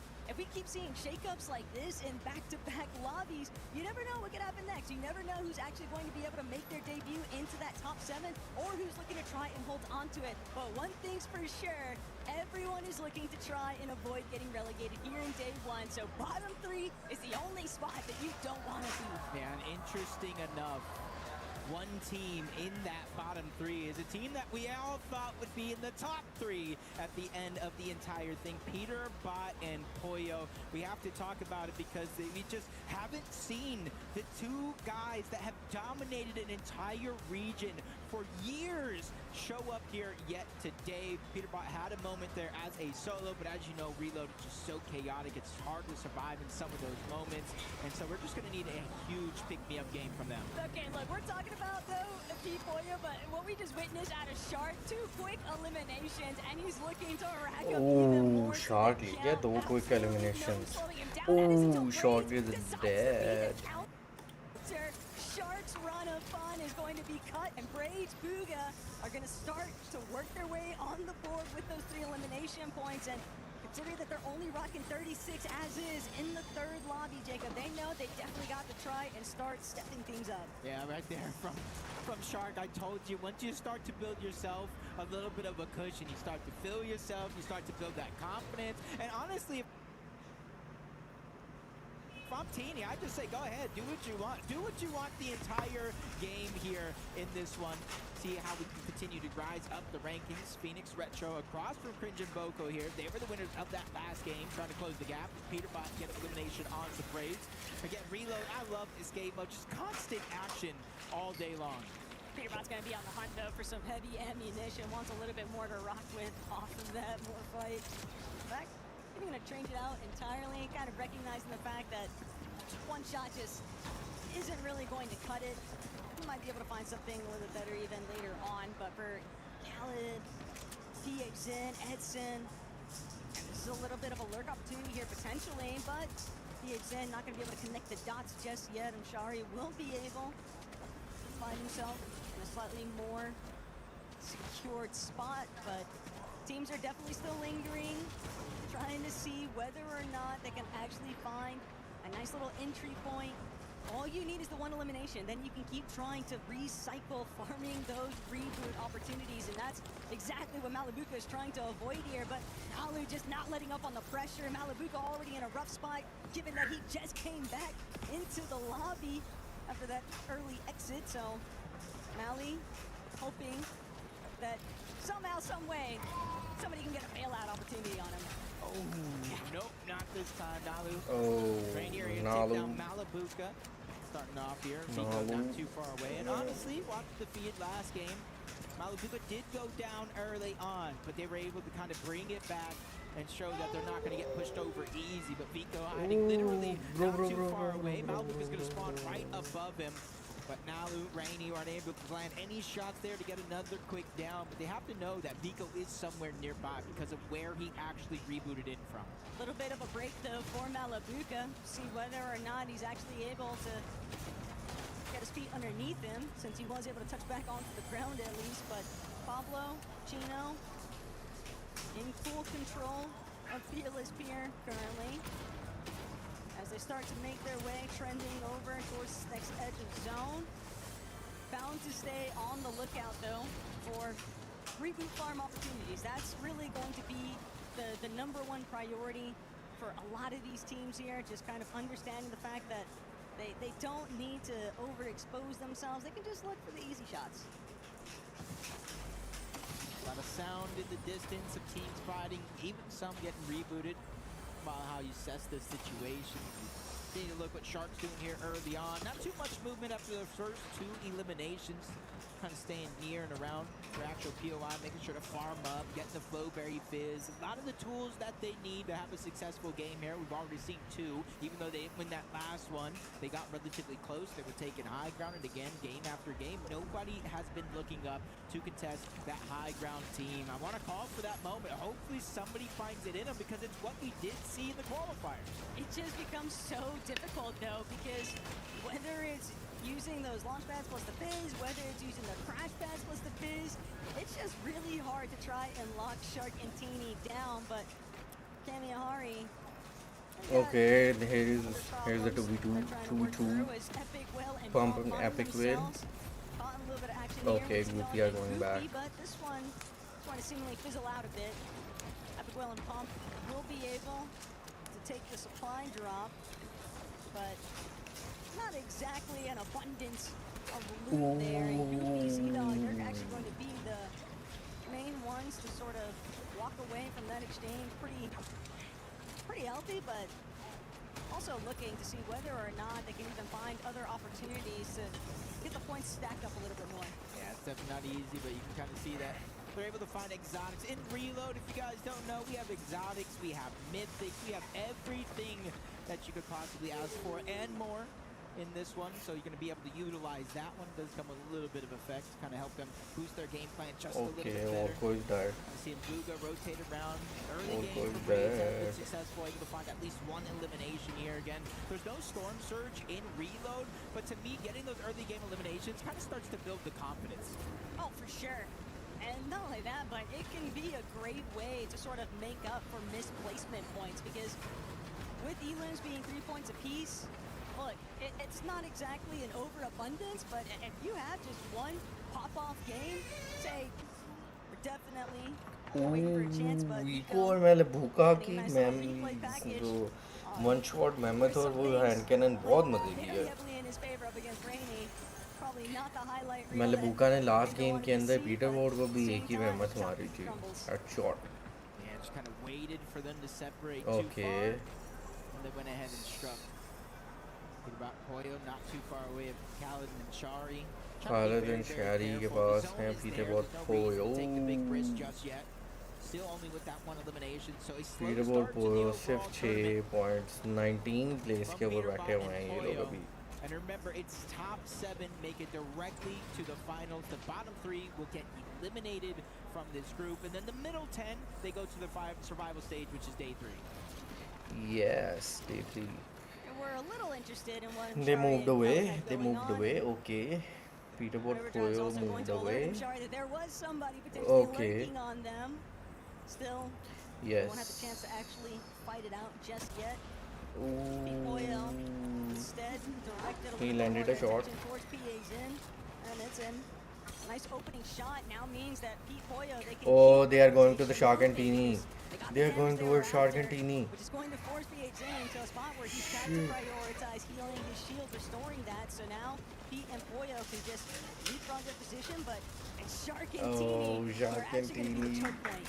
Hey, Pete and Pollo are known for going after the team in first place or at top of the leaderboard. That could have been a good shot to try to close the gap. Sharkantini's just as aggressive, just as dangerous, not too far away. And it's to see on the mini-map, there's not too many teams nearby, but that's okay for them. They just want to continuously rotate in. As long as they have the extra med kits and the white HP heals, they can send an extended amount of time into the storm. And you can see why they're playing relatively safe as opposed to full-on aggressive. We're already in the 5th zone. Yes, you can reboot, but Taco, where are you going to go? What are you going to get if you end up going down here? You're going straight into the elimination tally for another duo nearby. There is just very little wiggle room to actually try and escape. Peter Portfolio some of that 19 pressure, place but के ऊपर है। thinking back to what P and Pollo were trying to do, getting a little bit more active against the likes of Sharkantini. You got to be careful what you wish for sometimes, because Sharkantini, not exactly the sort to sort of shy away from any kind of fight. There's no Sif and Izzy really trying to get the ball rolling here in game 3. A little bit of a doozy in the first couple of lobbies.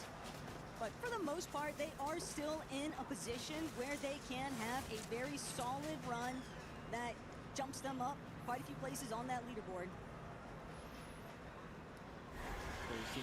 Okay, Vico and Malabuka are trying to get in. This is what I'm talking about. We got mythics, we got exotics, and while Vico is like, you know what, let me grab a mythic spire rifle, let me grab a mythic hand cannon, and this is something where he can spray. There's over 50 medium bullets in that clip, and he can just spray and spray and spray, and then if they do peek, he has the mythic hand cannon, and that's not mentioning anything that might be in Malabuka's loadout either. So if there's any game, I would love to see them Bro, on ये high game ground. अच्छी निकालनी है Peter Portfolio को। वरना नहीं, तीसरी game है। Might have gone south one time already, but you might be able अच्छी to चीज get नहीं है, back अच्छी still. चीज नहीं Izzy, है। Joseph, trade visiting, exactly where we left Not a off. good thing. They Frenchies have is to there. bring it Now waiting forward. to see. Building's clear. We are good to go. But there's no rush. Gotta have a little bit of patience when you're trying to orient yourself, especially when you know that the way that the zone is pulling, A lot of buildings that teams could already be kind of huddling around the corners, making it very difficult to actually feel super safe in your next step. Where the zone's forcing everybody yet again, and this is Booga and Braids are safe, by the way. Booga and Braids is safe. Mountain edges, elevation changes, and it almost happens in every single one of the end games, no matter what side of the map we go on. This might be one of these first ones, and I'm crossing my fingers. I don't end up cursing the rest of the lobby. We go towards the northeast yet again, but we still have one team. Shark and Danny यार इन्होंने फिर से high ground ले लिया. They are again on the high ground. And it's looking like we might see it again here in game 3. A big part of the reason why it's so hard to take hype from these guys is that they are just super aware. They are constantly checking every single one of their angles and always looking up. In a meta where we know that it is quite Kami and Cherry. The crash pads and the fizzes, or the fizz into the launch pad, Jacob. When you've got players that are as hyper fixated on clearing out the skies and with the aim to do it too, that's what makes Shark and Teeny just a whole different type of beast to contend with. It's currently Shark still holding on to those early 2 eliminations, but the damage may have already been done. Given that they are in one of the best positions currently on this lobby, it's all going to depend on whether or not they can continue to clear these paths forward. As long as they get these little pot shots in, weaken some of the other teams ahead of them, they'll be able to hold on to their high ground position. Yeah, and this next zone Ooh, Alex and Reckless are dead. there's a little bit of a crevice. Alex and Reckless are dead. Literally at the middle of the entire thing, there's a little bit of a mountain. Shadow Virgo. They have to move. They have to move. They have to move. And Shark, they're in the front side of the zone. Shark and Teeny are always on the high ground. Just like we saw last game, we could see a late shockwave for them to try to take it, but in their path, Booga and Braids as well. Muzz and Sphinx trying to rotate on over, so it's not going to be easy as it sounds. Ooh, he was all over the place. Just underneath, and for Shadow Virgo, sort of waiting to see what their catalyst moment's going to be, but for Cammy and Action is dead. Reboot is closed, disabled. Going down to the likes of Khaled, so Action solo is still alive. 3 points off of an elimination just yet. Still, they are in a rather solid spot, because since they're just a little bit further ahead where Khaled is at, they'll have the opportunity to essentially force that engagement. GG man, GG. GG. Oh, Nosif left on the right corner. Shark and Teeny are not on the high ground. Okay. Shadow Virgo. They can get, including Shadow and Virgo. They finally reunite in the same box. We can see Lewa, Romero, with so many other teams waiting for them to make a mistake. And Rainy's dead. not having a good time right now.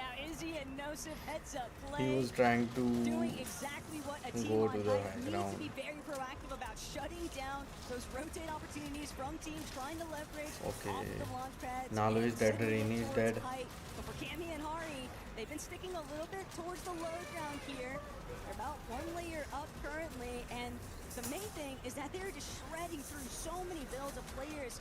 Kind of Still 19 teams are. section of the zone, so not Oh really my giving God. a great clearing process for teams to try and avoid their line of sight here. It doesn't help that Izzy Nosif also trying to be There very are too adamant many about holding solos. that higher up position, but Pete Peter Van starting Hoyer. to scale up. Have to remember Shark Teeny, they're still lurking about. Vico Malabuka, another duo that is certainly going to try and get some leeway, Nice. headed towards that high ground, but just how far up can you really look? Shark and Teeny are just so Shark far and above Teeny, the rest of the lobby. bro. They are preserving so much of their build material. I bet you they're eyeing up on Izzy and Nosif. They're saying, hey, make a mistake. Forget we're up here for 1 second, and that'll be the last thing you do in this game. Peter Bot and Poyo, shockwave ahead. They gain a little bit of attention, but not much that they cannot handle. They're able to kind of rehold their position. Shark and Teeny moving out yet again. They've been denied that opportunity for the high ground, but they're staying in front of the zone. That's going to be the most important thing. Thought for a moment Phoenix Retro would maybe start to get a little entangled there with where Sharktini were at, but a hold back. It's Pete, Poyo. They have really been They going have to through pull it off. here, They Jacob. have to pull off, Pete bro. not They being have able to actually pull open off. up any shots against Shadow when they initially made this rotate towards the front side of zone, and they are quickly dwindling on their materials. Oh, Nosif went easy on the high ground now. Okay. Back up to the skies, and they are currently bearing down on the rest of the lobby. Hari Nice. even gonna have to protect themselves now, but Shark and Teeny will. Oh, movement on the height. Shit. that's been doing so many dividends for them in these first couple of lobbies. And I think they've even noticed Bofu and Tamak up at the top, forcing them down below. They have a sliver of HP left. Right decision for them to make. Mofu is a dead. little bit too late. Nosip's able to clean up that elimination. Zedar cleans up the other. That's another team out of this game, and you still have 2 more to go before you even start to get placement points. Shadow is dead. For high ground will begin. Shadow is dead. Shark and Teeny will take what's theirs for the 3rd straight game. All Shark needs is a little bit to work with, and enforcing Izzy and Nosip to drop is such a big Peter Ward. Hoyo on their last legs, barely having an opportunity to try and restore some of their shield, but without any builds to their name, they are going to depend entirely on how Maz is down, Sphinx is down, Maz Duo is dead. Romero is dead. Peter Boat, shit, Goofy took the Peter Boat.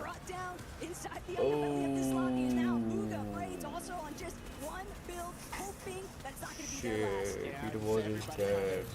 Feeling how chaotic the end game has been. They're just burning through their materials. Even after they get an elimination, pick up the siphon, they're almost immediately down to 0 as Booga picks up that one. Phoenix is dead, Retro is dead, Chino is dead. Booga, oh my god, Vico is dead.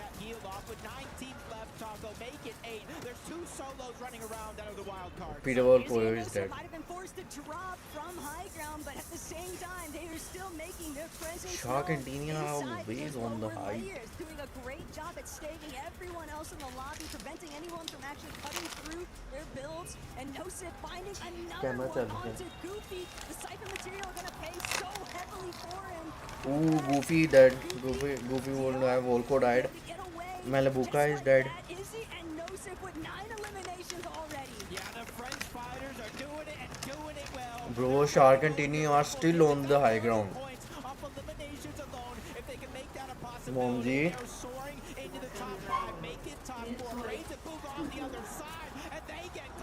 Ooh, Baden Buka dead. Fuck.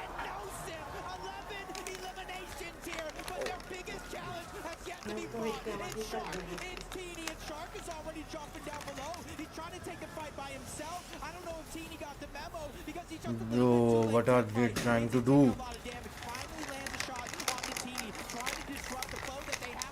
Oh, Teeny's dead. Oh, shit. Easy and Nosif. Let's go. Let's go. Shark and Teeny was all over the place, man. Easy was almost 5 HP. Nice. Nice. Game 3 goes to Easy and Nosif. And the way that they synergize their shots together on the low ground, that's what really brought everything together. And there's one thing for sure. When I do my predictions online, I openly tell people, take it with a grain of salt. I pick with my emotions, my heart. And I was even talking to you, I was like, there's something about Izzy and Nosip. They've been playing well recently. They've been flying under the radar, squeaking in. I don't think people give these guys the respect that they deserve with how well they've been playing in some of these big moments. It's just crazy to think about the favorable formats. You would almost think for Izzy and Nosip, ever since we saw them make their debut at the Summit LAN, it seems like these guys just knew that they had so much more left in the tank to give, and it's so crazy to see them bring home game number 3, because these early breakout points, that's what's really going to help funnel into maintaining position inside of the top 7 by the end of today. Just big moments there. Shark and Teeny, though, we saw it in the first 2 games. No team kind of went for high ground, but they did. Let's listen to Izzy and Nosip. Go. Ok, je monte. Ouais. Je marche pas. Ouais. Passe. Ok, nice. J'attends le deuxième, je suis sur le top. Ok, Faut l'enculer, mort, là. Nice. Nice, frère. Such a great job there. I love also the way that they. यार ये टाको लोग बैठे काम है. Argentina were trying to stagger the way that they actually made their approach, but Izzy and Nosip just did such a great job, one after the other, not allowing any weaknesses in their defenses there. Yeah, honestly, just the way they've been playing, they have the crowd on their side. Almost anytime you were talking about Pablo and Chino, anytime they're on screen, anytime they're picking up eliminations, they have the entire crowd erupting, which is the big thing to notice. I know at one point we saw 11 eliminations. I'm not sure if they got a couple more at Sharktini or if I just saw the total at the end, but either way, Taco, that is a minimum of 33 points of straight eliminations alone. When we get to see the leaderboard, I expect 33 elimination, 33 points from elimination. 33 mean 11 kill किए इन लोगों ने. But I think that they've kind of proven as well to other teams in this lobby, because when you look at what their score was at the start of this game, they were right around that 30-point section. It wasn't really necessarily what they were hoping for, but obviously we've also got a direct interview with these guys on the scene, so मतलब let's hear it. मुझे समझ नहीं आया राशिद भाई, मुझे समझ नहीं आई आपकी बात. We've got Phoenix, we've got Retro. This is actually their first LAN ever. Guys, how does it feel to be your first LAN in this kind of context with this crowd? Let me know. Feels great. The pressure is definitely high, but it's nice to be doing well when like we're conned and it's going rough off spawn, but like we're still able to make it an end game and make the games that we have count. What about you? I'm just trying to not psych myself out and Oh. play how we normally play and just perform the best we can. यार Filipinos का ना accent बड़ा मजे का Anytime होता है. something happens, you're hearing the crowd. They're right there. So how do you stay locked in those moments? यार नहीं, रेट्रो फिनिक्स ने अच्छा खेला है. उसको क्रिंज को और उसको टीममेट को उसने रेट्रो फिनिक्स ने अच्छे खासे किल किए हैं. मेरे ख्याल 5-6 किल किए हैं. इंटा CID रिकवर्ड. यस यार वो इशू था मेरा दोनों एपिक के अकाउंट्स भी वो खोती का बच्चा ले गया. ठीक है, मेरा उसके बाद वैलोरेंट का अकाउंट भी ले गया, मेरी 2 और आईडीज़ ले गया. ठीक है, मेरा EA स्पोर्ट का ले गया. एक minute. You can hear them. They're already going crazy for y'all. Talk to me about, you guys talked about being conned though, okay? So what's the plan? How are we looking to address that? Are we looking to maybe change things up? You don't have to give away too much, but what are we thinking? I mean, it's been working fine so far. So like, we're just gonna keep playing it. They aren't 50ing us, so it's a little difficult to like bring the fight to them. But going into Slurp Rush in the next couple games, we're unconned, so it's looking pretty good for us. Unconned. That's gotta be a big shift, right? Like, is that what you're hoping and looking forward to? Yeah, we went into the tourney hoping that we were unconned and we were conned, but you know, sometimes things don't go your way and we're just playing our game and seeing how things go. Awesome. Well, guys, thank you so much. Best of luck in Slurp Rush and being uncontested for now. We'll go to a short break. We'll see you in just a minute.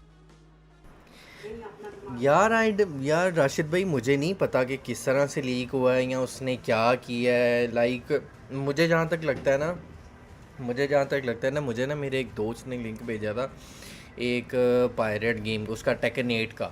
ठीक है, उसके बाद से ना अब मेरा issue पता क्या है, मेरी एक ही आईडी के ऊपर ना, ठीक है, मेरी ईच एंड एवरीथिंग गेमिंग का ईच एंड एवरीथिंग, मेरी हर किस्म की वो चीज़ वो सिर्फ एक ही आईडी के ऊपर थी.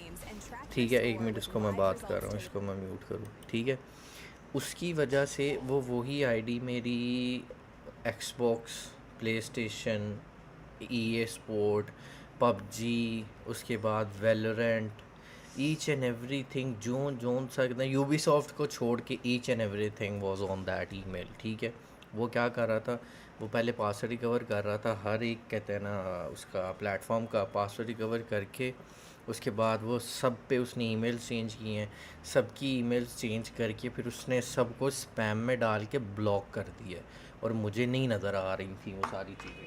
ठीक है, मुझे 1 से 1.5 दिन तो ये सारी चीज़ें अंडरस्टैंड करने में लग गया कि मेरे साथ हुआ क्या है. ठीक है, फिर कल 2-3 दिन लगा के सारा कुछ रिकवर किया, सब के ऊपर कहते हैं ना सारी चीज़ें, फिर सारी की हर किस्म की वेरिफिकेशन लगाई है और उसके बाद फिर अब कहते हैं ना, मैंने आज मेरा वो भी अल्हम्दुलिल्लाह शुक्र अल्हम्दुलिल्लाह एक अकाउंट रिकवर हो गया है, दूसरा मैंने किया ही नहीं है उसका, लेकिन मेन अकाउंट मेरा फोर्टनाइट का रिकवर हो गया है अल्हम्दुलिल्लाह।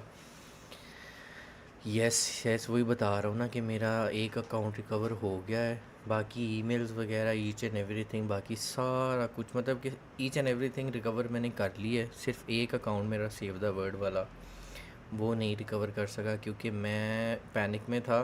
तो मैंने जो रिकवरी ईमेल दी वो एक वो वाली ईमेल दे दी अपनी कि जिसके ऊपर ऑलरेडी सेव द वर्ड का फोर्टनाइट का अकाउंट बना हुआ था, ठीक है। जब वो मैंने लॉगिन करने की कोशिश की तो मुझे पता चला फोर्टनाइट की वो वाली आईडी भी उसने हैक कर लिया। तो फिर मेरी जो मेन आईडी थी उसको उन्होंने मेरी वो दूसरी वाली आईडी के ऊपर शिफ्ट कर दिया हुआ है। तो अगर मैं फिर इस आईडी को रिकवर करने की कोशिश करूँगा तो मुझे ये डर है कि मेरी मेन आईडी ना उड़ा दें। मैं इस वजह से वो कुर्बानी दे रहा हूँ अपनी सेव द वर्ड की। और हालांकि वहाँ से मुझे फ्री के वी-बक्स मिलते थे रोज़ ही। बड़ा ग्राइंड मारा मैंने उससे सेव द वर्ड का, बहुत ग्राइंड मारा मैंने उससे। अभी भी उसमें कहते हैं ना 2000 वी-बक्स पड़ा था, दिमाग ख़राब हो रहा है मेरा। 2000 वीबक्स से अच्छी भली मैंने वो वाली स्किन गिफ्ट करनी थी, नई वाली जो स्किन आई थी ना उसकी, क्या कहते हैं यार मुझे नाम नहीं ज़हन में आ रहा। वो मैंने स्किन अपने आप को गिफ्ट करनी थी, अभी मैं उसके लिए इकट्ठे कर रहा था। 1800 हो गया था, 2000 हो जाना था। खैर कोई नहीं, शुक्र अल्हम्दुलिल्लाह जितना भी है वापसी हो गई है। कोई नहीं, सेव द वर्ड वाला दोबारा ढूंढ लेंगे कोई अकाउंट।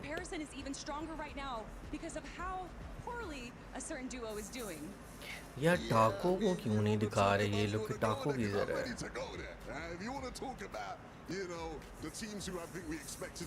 ओके 186 पे, नाइस 186। पीडीएम पोयो कितने में? 27 पे था, 27 पॉइंट थे जब मैंने लास्ट टाइम देखा उसका।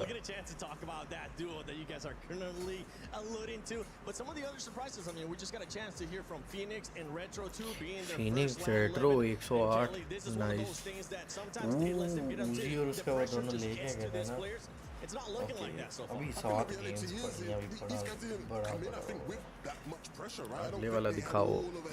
बल्कि मैं यहाँ पे देख लेता हूँ ना, मैंने खोला जो हुआ इधर। पीडब्ल्यू और पोयो 17 में आए हैं, 233 पॉइंट्स हैं। Alex And then Kelly, the duo that I'm sure you Mazur are Sphinx के पास begging to talk 63 about. है। Peterbot and Pollo down there in 17th place, 33 points. How could we not talk about this duo? This is the duo that's been on everyone's name, not just in the Reload Elite Series, but in the FNCS. They won 3 of the finals, and they got 2nd place. And to see them not just doing poorly, but at the bottom of the barrel, this, I'm not trying to like talk trash. I think this is shocking, and there's something going wrong. It is shocking, but I think, you know, I can sit here and dunk on Pete and Pollo all day long, right? I know people think I want to do that. The reality is, these guys are 2 of the best players in the world. When you look at a lot of their year so far, they've had a lot of performances like this where it's very slow to मोटे को start. ले I आए हैं, think the उसको days of टाको Pete को ले and Pollo आते just sort of running at everybody and completely rolling them over, it's probably past those days. However, they are still a team that you would pick to beat anyone when it comes to a fight. And so I think they need to just sort of take some time to reset. I don't think they're over. I don't think they're finished. I don't think they're washed.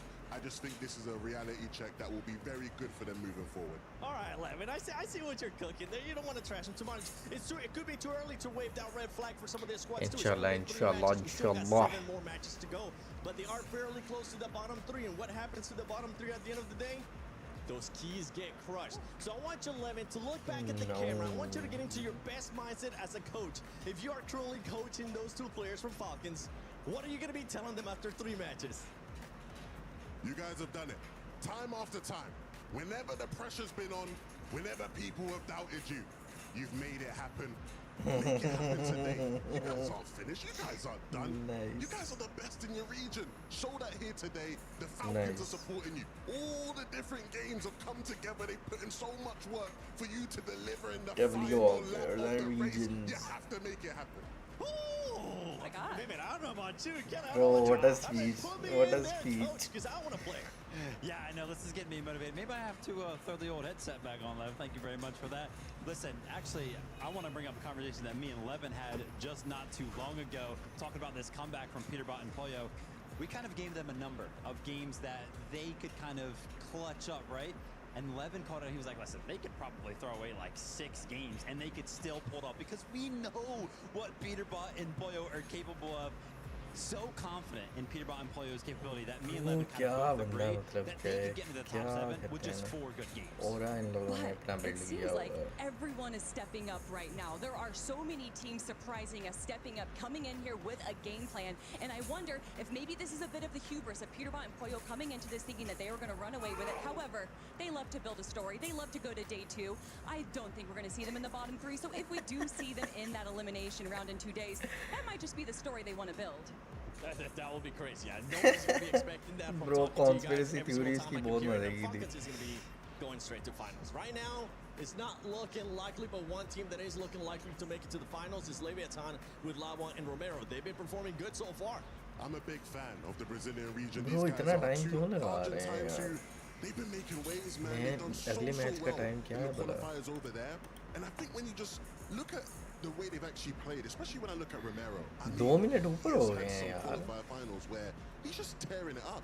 And genuinely, we spoke about it before the tournament, Kenny. I was like, if there's one team I'm looking at how they perform. I think these guys have, the ability to really go all the way in this competition. We always like to talk about smaller regions and how they're underrepresented in these land settings, but Brazil, time and time again, always steps up, always proves themselves to being able to compete with the best of the best in NAC and EU. So to see them do that again is absolutely wonderful. I feel like there's a little bit of a theme, though, in that top 5, right? We're obviously kind of highlighting some of these teams, and it's going to be the similar thing for Lua and Romero here is that, fortunately for them, we've only gone through 3 games so far. So a lot of these top 5 teams right now, all of their points are actually off of just one singular good game. Like, if we take a look at their match history, it's a 14, a 2nd, and 11. So pretty much all of their points are kind of just coming from that 2nd place with 7 eliminations. And that's kind of the theme with a lot of these teams in that top 5. So even though these teams are towards the top of the leaderboard right now, outside of like Shark and Teeny, nobody has actually really found their footing to be consistent in multiple matches so far. So even though the leaderboard is kind of shaken up and we're not seeing a lot of things that we're used to seeing, I feel like it's going to start to switch up very, very soon. I'm glad you brought it up because it is going to be all about that consistency, especially once we get to the finals with match point. And right now, with what we're seeing, our Sharkantini is outstanding. Now, if it's flip the switch, right? Any team that has actually surprised you, whether it's good or bad so far after 3 matches. All right, listen, at the start, game number 1, Muzz and Sphinx came out there. We saw the solo clutch coming out as well, and I thought that was going to be the start of it. It has not been the best 2 games after that, but I want Muzz and Sphinx to come back up, man. Muzz is a fan favorite for so many people, and Sphinx has to be one of the funniest players in the world. I want to get an interview out of them at least just one time. Maybe we'll get a chance to get an interview. I know, in talking about interviews, one person that's currently with the... I'm surprised he's even here too. Pierre Gasly from Formula 1. Barney, take it away, because I really want to hear what he's got to say. What? Pierre Gasly, we saw you hanging out at the Gadir City Grid where all the Fortnite action is taking place. What did you think of it? Yeah, it's insane, I must say. It's such a joy. I love gaming. Again, myself, and it's the first time that I get the chance to attend such an event. So no, it's incredible to see the player, to see I appreciate the game. I appreciate, the sort of level that you see, and no, it's very, very impressive, very joyful. It's quite a packed day for me. I wish I could just like sit around and just watch all the gameplay, but very cool event.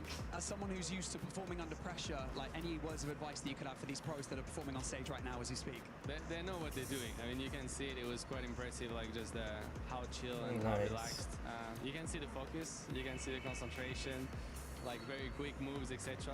I was trying like to look at all these little details, but then I really like the strategy and like the sort of like teamwork, and yeah, just appreciate the precision. I game myself more like Call of Duty. I do a bit of Fortnite as well, but more Call of Duty, and I know the thrill, the excitement, and just to see it to that professional level is very cool. As people say, ball knows ball. Thank you so much, Pierre Gasly. I really appreciate your time, and enjoy the rest of EWC.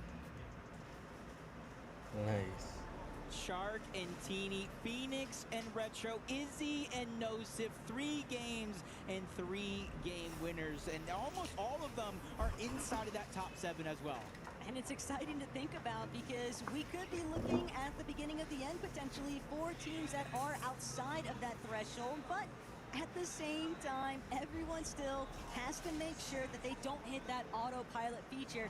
But my biggest takeaway from that little segment that we just witnessed, Jacob, I might need Levin to start just being like my hype man before I go do anything in life because, hey, dude, what a speech. Yo, right? Like, let's go. I'm Game happy number right now. 4. That's gotta be the number. Like, just press Game number record, 4 is about to play, start. and throw that clip to Pete and Pollo. No, I gotta agree with you, Levin. I feel like can just hype up anybody to do anything. Bro ये टाको लोग किधर बैठे हुए हैं मुझे ये नहीं समझ आज उन लोगों पे तो मुझे दिखाओ तो सही टाको ने आज बाल कौन से कलर के किए हुए हैं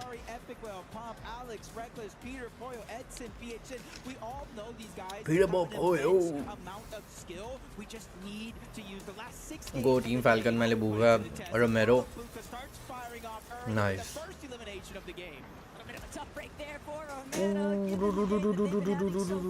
Oh, Poyo's dead by pump. Epic whale is dead by Chino. He needs to get Pollo back up and running. Chino gonna head straight into his punches. Pollo Oh, bro. बहुत time पे like it was just 1 second. Shit. That was close. That was close. For Pete and Pollo being eliminated first out of game 4. And honestly, this is like a refreshed Vico and Malibuca. I had a chance to talk to them for a सिर्फ few वो seconds. 1 second late आया 1 second में pump ना मारता ना तो वो नहीं जाना था लाइक ये लोग गए थे If we make it towards the end game, and already they're showing a huge change up when it comes to the confidence early. Like always easier said than done, right? Especially when you've got teams like Sharkantini that have just been so consistent at holding it Oh, down. nice spray, yaar, nice spray. Battle, and now Labuca just immediately closing in. Only needs one more well-placed shot to be the end of the line here for Oh, Muzz, nice. and that's gonna do it. Now Nice, Labuca nice, with a nice. clean finish, and poor Muzz just sent packing back over to where Sphinx is at. A straight, quick 9 points for them. They started in 7th place at 95 points. They are the line to beat as of now, but already at the course of the game, they move up into 6th place, passing Z-Dog and Goofy. Cringe is dead. They're still having the same early game fights, just a whole different team. It's Nalu and Rainy this time around. They get that first elimination. Oh, they died. They died. The whole score, whole duo died. Able to swing his way out of this one though. PH Zim trying to make sure that he can actually shut down one of EU's best, but Malibuca knows shots from both. Malibuca is dead. Where is Vico? Where is Vico? Where is Vico? Eliminate Vico as well. To shut him down. And Malibuca, though, he already had his fun at the end of it, Jacob. Getting those 3 eliminations was a very nice start to the lobby, but I like the fact that you kind of pointed out that they're feeling very confident in terms of trying to send it towards that high ground in the end game opportunities. Still, you have to wonder, any time that it goes south even slightly, it's just like a dominoes effect. All it takes is that one little hiccup, and then your game plan is just sent straight out the window. Yeah, especially if the zone kind of pulls over in the direction in which you've been fighting on. And right now, it seems early on, more than half of the zone is outside of the map on the south side. So we know for the most part we could have things jumping right back up towards the center, but this goes that early game start. Romero got dropped first. Malibuca was able to get 2, and then this final one onto Muzz. The 9-point swing to move them up a whole place. Oh, nice, Machi. We saw him go down early on with 0 eliminations, or let's just say 1. Now he's Nice. picked up 2 more, so they're just trying to go ahead and put themselves to the test. We talked about Levin said maybe they could throw away 6 games. Well, they might be able to throw away 6 games, but Peter and Pollo don't want to throw away 6 games. Hey, it's always Pete Pollo. You just can't be worried about these guys until you actually see them in this sort of position. आओ जी आए ओए कितना ऊंचा है ओए तुम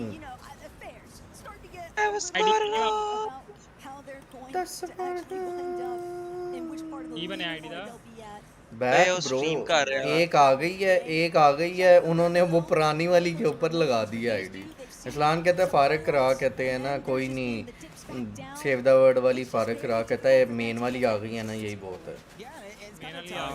हाँ main वाली आ गई है, मेन वाली आ गई है। मुबारक हो, मुबारक हो। ट्रीट कदों दे रहे हो? हैं? ट्रीट कदों दे रहे हो? ट्रीट एडसेंस तेरा चल रहा, ट्रीट तेनू मैं दवां, ठीक है? तेरा काउंटर कवर होया ना, स्पाइडी दे काम चेक कर रहे हैं ना भाई, काउंटर कवर होया। जी जी क्यों नहीं? उस्मान साहब पसंद का सीन है फिर? जी जी ऑन है, ऑन है, ऑन ही ऑन है ब्रो, टेंशन नहीं लेनी, टेंशन नहीं लेनी। जिसका आप लोगों को कराया था इस साल भी कराऊंगा, टेंशन नहीं लेनी। क्या हालात चल रहे हैं स्टीम के? स्टीम के हालात अच्छे जा रहे हैं, कंकरेंट व्यू 5 आ रहे हैं अभी। वो ओवरऑल कितने हो गए हैं? 32। नालो ले गया, नालो को ले गया यार। बीच में मैं देख रहा था 10-15 बंदे भी बैठे हुए थे। हाँ बैठे हुए थे। मतलब आ जा रही, आ जा रहे हैं। यार पाकिस्तान की टीम होती ना इसमें, पाकिस्तान में फोर्टनाइट खेलते हैं नहीं गया। अच्छा चलो जरा से डिस्टर्ब नहीं कर रहे, इस थल्ले वाले सर्वर्स बैठे हैं, वो थल्ले वाले चैनल्स बैठे हैं। Okay okay okay.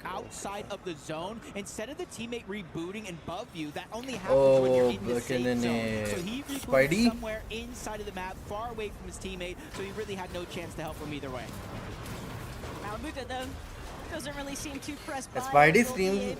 Spidey stream खोल दे। Hello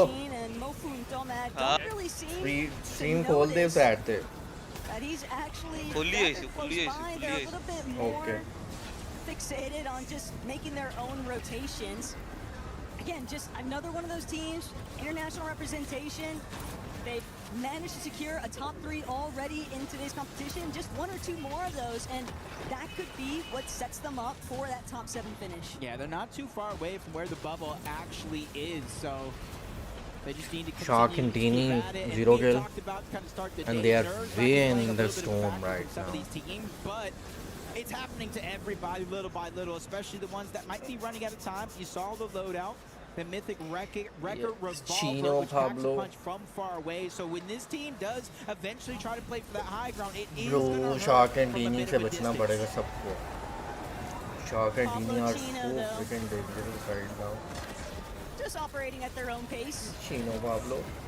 Launch pad nearby. They'll start to rotate. They've got the whites to work with, but Vico, another little run back. This very aggressive instance. Ooh, nice. And it's just impressive knowing that Malibuca also has full confidence in his swagger, that Vico's going to close that fight out 9 times out of 10. And that's a daunting fact when you are one of those teams like Rainy and Nalu and realizing, dang, we just got shut down by one guy. Yeah. It's just one of those tough things that start to play on you mentally. But as we look at Cammy and Hari, I know they were talking about a lot of teams in today's games. I know it's only been 3, rather kind of inconsistent outside of maybe Shark and Teeny, but Cammy and Hari are another one of those teams you got to give a little credit to. Second place in the first game, third place in the last one, 18th in the middle, and then a total of 8 eliminations. So they're making sure that they stay above and ahead of the curve, or at least as far as right Retro now Phoenix सामने है बिल्कुल, इसको पढ़नी है नहीं बल्कि super bad है इसके पास। before they use that launch pad to go in. Since they are so high up, Tucker, they're going to have that bird's eye view. They can assess the situation and try to bring in all that information so they know exactly where they actually want to drop it. For Buga and Raids, not too far off where the launch pad actually is. Makes sense, though, for Buga to immediately cut it short. He recognized the fact that Pablo Chino were very quickly closing in on their position. Not only that, but that little scuffle taking place with Shark Teeny, Cammy Hari. They didn't want to risk finding themselves stuck in the air and just getting tagged up along the way. Trying to be relatively healthy once they actually touch base onto the ground yet again. Already see the Lion roll. Everyone Also is ready to coming see like whether or this not game, Izzy and brothers, Nosip like are able this to game, replicate like that this last game. game success here, and it could start by Like finding this these game, eliminations everyone. onto Khaled Let's and go. Mshari, but Mshari, oh Mshari got the Nosef. Where is the easy? Where is the easy? Easy. Izzy now Ooh, trying to gauge whether Izzy or is not alone he can right buy now. enough time for his duo to Bro, get back up and running, but उसका आ Shari just जाएगा, वो doesn't have enough reboot हो builds, जाएगा, wasn't reboot able हो to जाएगा. make it to the body to It actually will reboot, secure it will anything, so reboot. let the fall back and wait for Khaled to It will instead reboot. help him out. Nosif But will come Izzy, back. that was all the time he needed. Yeah, but this They is missed still the shot. essentially They a missed the 2v1, shot even on though sit back in the on game. Remember, I said you don't reboot over your teammate when they're in the They shouldn't zone. left him They're alone. safe right now for no sip, so you can see him trying to do what he can.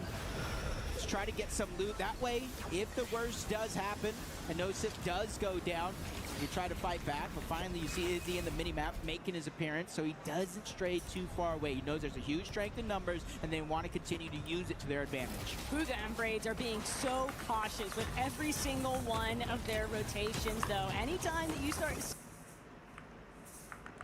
them, maybe we're just going to send a little bit further What the forward. hell was No, that? they scout out another team, immediately they are not trying to take any unnecessary damage, but they are having to burn through a lot more material than intended, and that could come back to haunt them later on in this lobby, Jacob, because we haven't even hit reboot shutting off just yet, and for Bugha and Braids, they're going to need a refresh of material if they want to be left standing by the end game. Yeah, but they're not just too far away from that 7th place spot. They started the game in 9th. They were down about 7 points to Vico and Malibuca, but we saw how their early game went. So Bugha, Braids, just trying to play the long game, it seems like, maybe like a few others. Retro and Phoenix, same thing could be said for them. They were able to get that victory royale in Retro game and number Phoenix. 2. Okay, but it's just Vico the and lack of being able to Malibuca are kind of playing the do it air. again, or at least get close. They have a 17th and a 10th in their 2 other games, but they did have the eliminations with that victory royale, which kind of boosted them up the leaderboard. So you got to make sure to close out maybe inside of the top 10, top 5, if you're looking to stay within contention of that top 7. Hey, fair play though to Vico and Malibuca. Nice little rotate in, glide through, cut the cord, play it safe, take over front side, and refarm anything that you can along the way. Even though they were pretty much max material, every little bit helps at this stage. And just knowing that Reboot will be ending in 13 to just sort of seconds. immediately send it straight ahead. They are going to have to be very cognizant of where Vico and Malibuca are at, or at least get some good 5, damage application 4, in to prevent 3, them from looking back and spraying in 1. their direction. Let's go. Fights will start now. The zone actually forces a lot of Fights teams, will but be most of them forced spread out. now. Except for the Muzz, Mshari, Izzy, Nosif, Prince Voko, Rainy even there. Not too far away from Nalu, so you got to be careful not to get caught as a solo. You see Nosif going through that pain, just trying to shockwave to safety here. And since we are in the 7th zone, nobody will be rebooted. That goes down here, but there is chances for teams to get back. All teams are alive right now. They turned off. Definitely a tough break there, though, for Vico and Malibuca, with the zone pulling the opposite direction of what they just invested towards. So now they've got a whole lot of traffic local to the area that they are going to have to try and avoid. Obviously, you want to preserve as much of your material, but that might not be possible when you've got teams like Chino, Pablo, already just waiting for the prime opportunity to strike. Bugha and Braids, though, actually going to opt to fall back into the storm. Oh, they are clustering on the corner. More importantly still, Oh, Teeny got the shadow. Teeny Oh. already letting it be known to Teeny got the shadow. is not the way to go. Yeah, that's gonna be Volko, Raining got the Volko. Raining got the Volko. They got separated. And Mashari got got the trying cringe. to find success. Pump feeling the same type of pressure being poured his way. It's Peter Bot and Pollo. They know the damage is there, but it Pablo actually gets got the stolen away. pump. Pablo Ligu is able to get the knock on the pump. Epicwell is going for a revive, but a chop comes in on a Pete and Pollo, distracting them just long enough for that revive to be an actual possibility. Epicwell maybe even counting his lucky stars that he was able to pull that one off. Sometimes it's indirect help from the lobby, but all the better still. And it was still kicking here. Izzy, Nosif, great job concealing themselves. Didn't get the damage application they wanted against Z-Dog and Goofy, but Chino, the Pablo pressure point are could definitely be very low applied. right All now. depends on who actually moves first. It's Chino is Pablo, very low Chino right now. just getting shredded Chino on is their on builds 80 right HP now, right doing now. everything in their power to keep these walls closed off. Literally just melted through all of that brick. Still have a decent amount left, and especially one elimination could definitely change things. for Pablo and Chino. They started this game in 8th place. Peter and Poyo are rotating. Points, and then slowly but surely rising up. Team didn't shoot them. Be careful though, because Oh, Nosif is gone. Nosif is gone. Peter and Poyo are on the 5 eliminations right now. Relatively early in almost every single one. Yeah, nice. This is what I was asking. Peter Poyo on the high ground. Like, there's a method to the madness when it comes to these two, that's for sure. But for Vico and Malabuka, they just continue to find success after success. And for Pete and Poyo, sure, it's one thing to overthrow the team on height. It's another, though, to actually see it through, especially when Shark and Teeny are still in the lobby. Vico Malabuka also going to look to try and stake their claim towards this position. And with Pete, Poyo already having those 5 eliminations, though, it is evident, Jacob, that they are going to hunt out as many as they can find.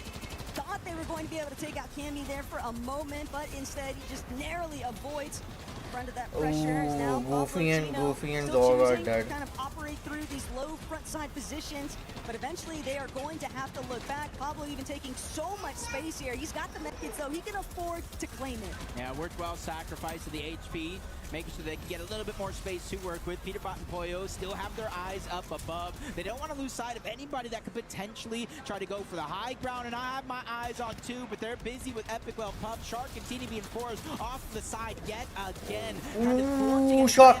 Oh, Teeny is dead. Teeny is dead. Ooh. Cannot clean it up though. Shark is able to at least save him for now. And Shark, no, it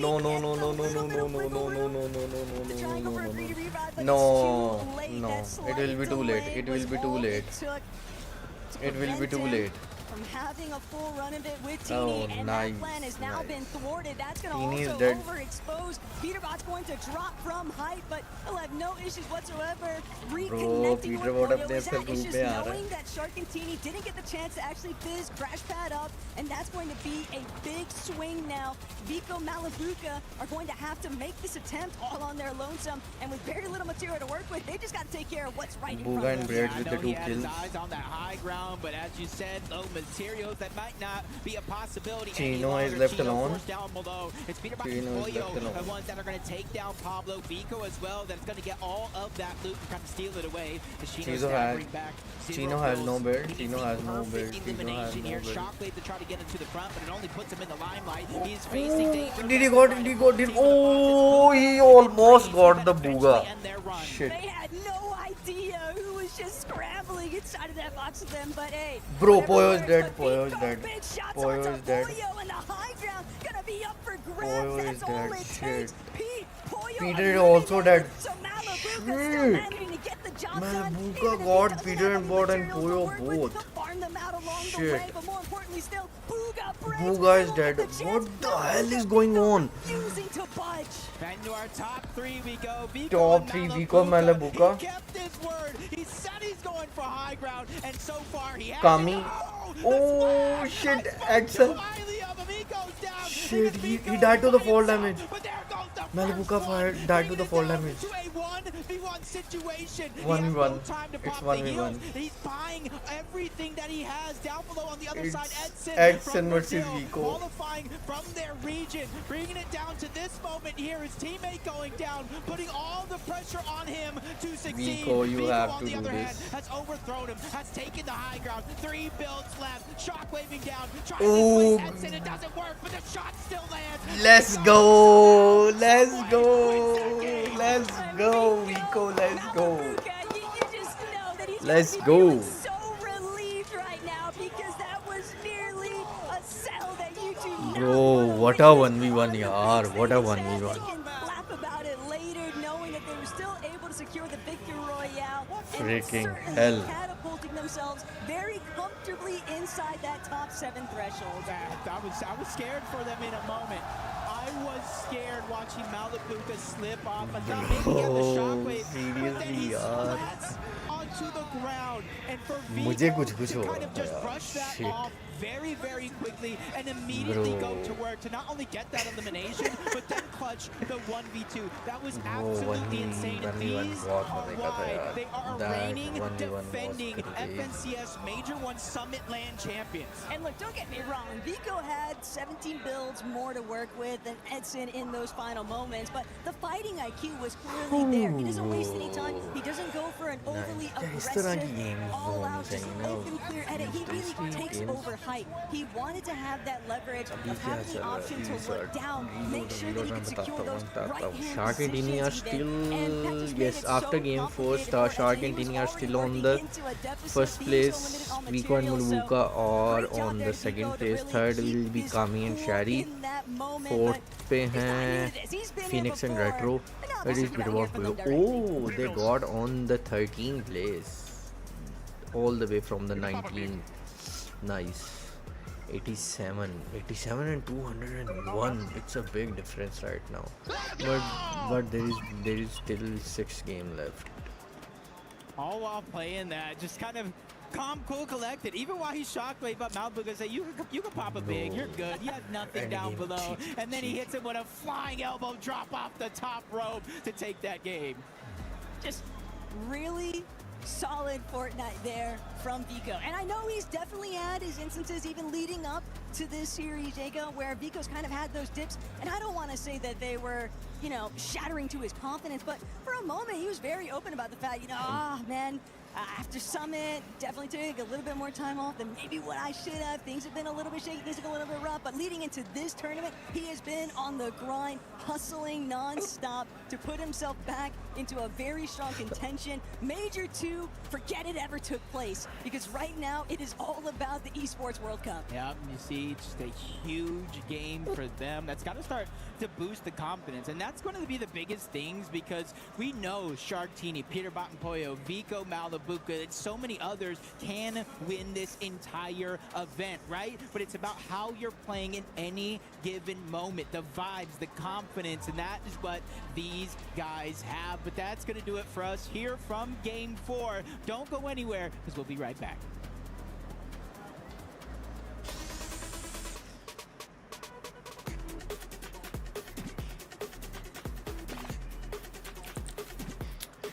Okay, I will do a Sunda.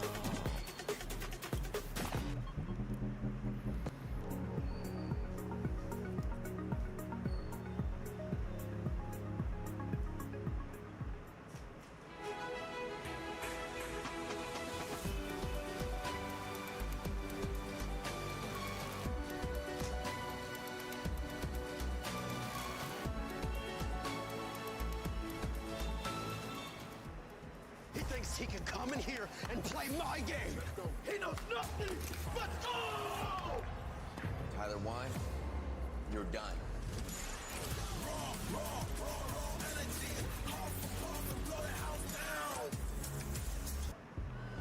The vibes here at the Esports World Cup are unreal. We have to get amongst it, Vivid. How are we feeling, guys?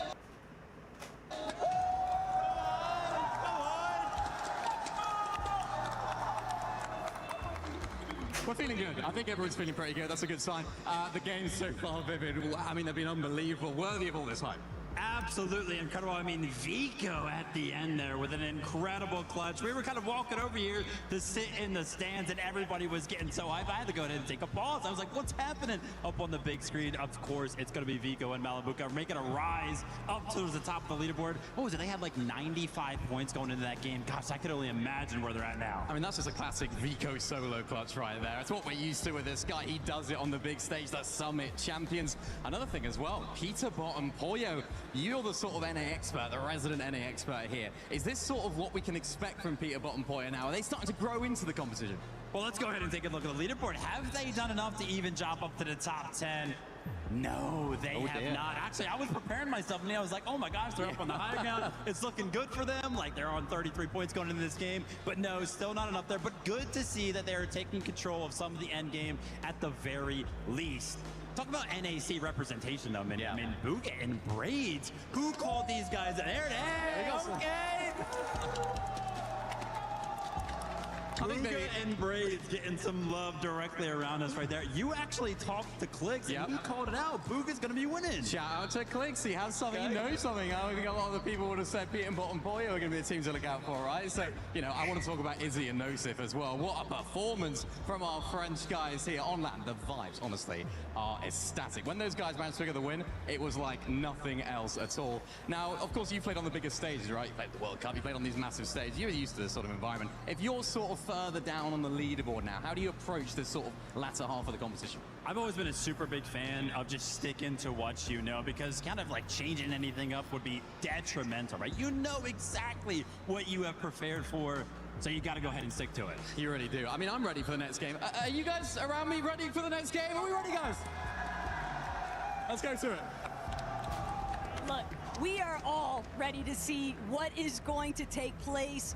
This is essentially the halfway point for Group A's competition. And right now, Jacob, we are starting to see just the tiniest gaps really starting to improve, particularly within that top 3 threshold. So right now, places 4 through 7, those are going to be the ones that are ultimately up for grabs. But these teams, they're kind of dependent on early departures from duos that are already within the safety net of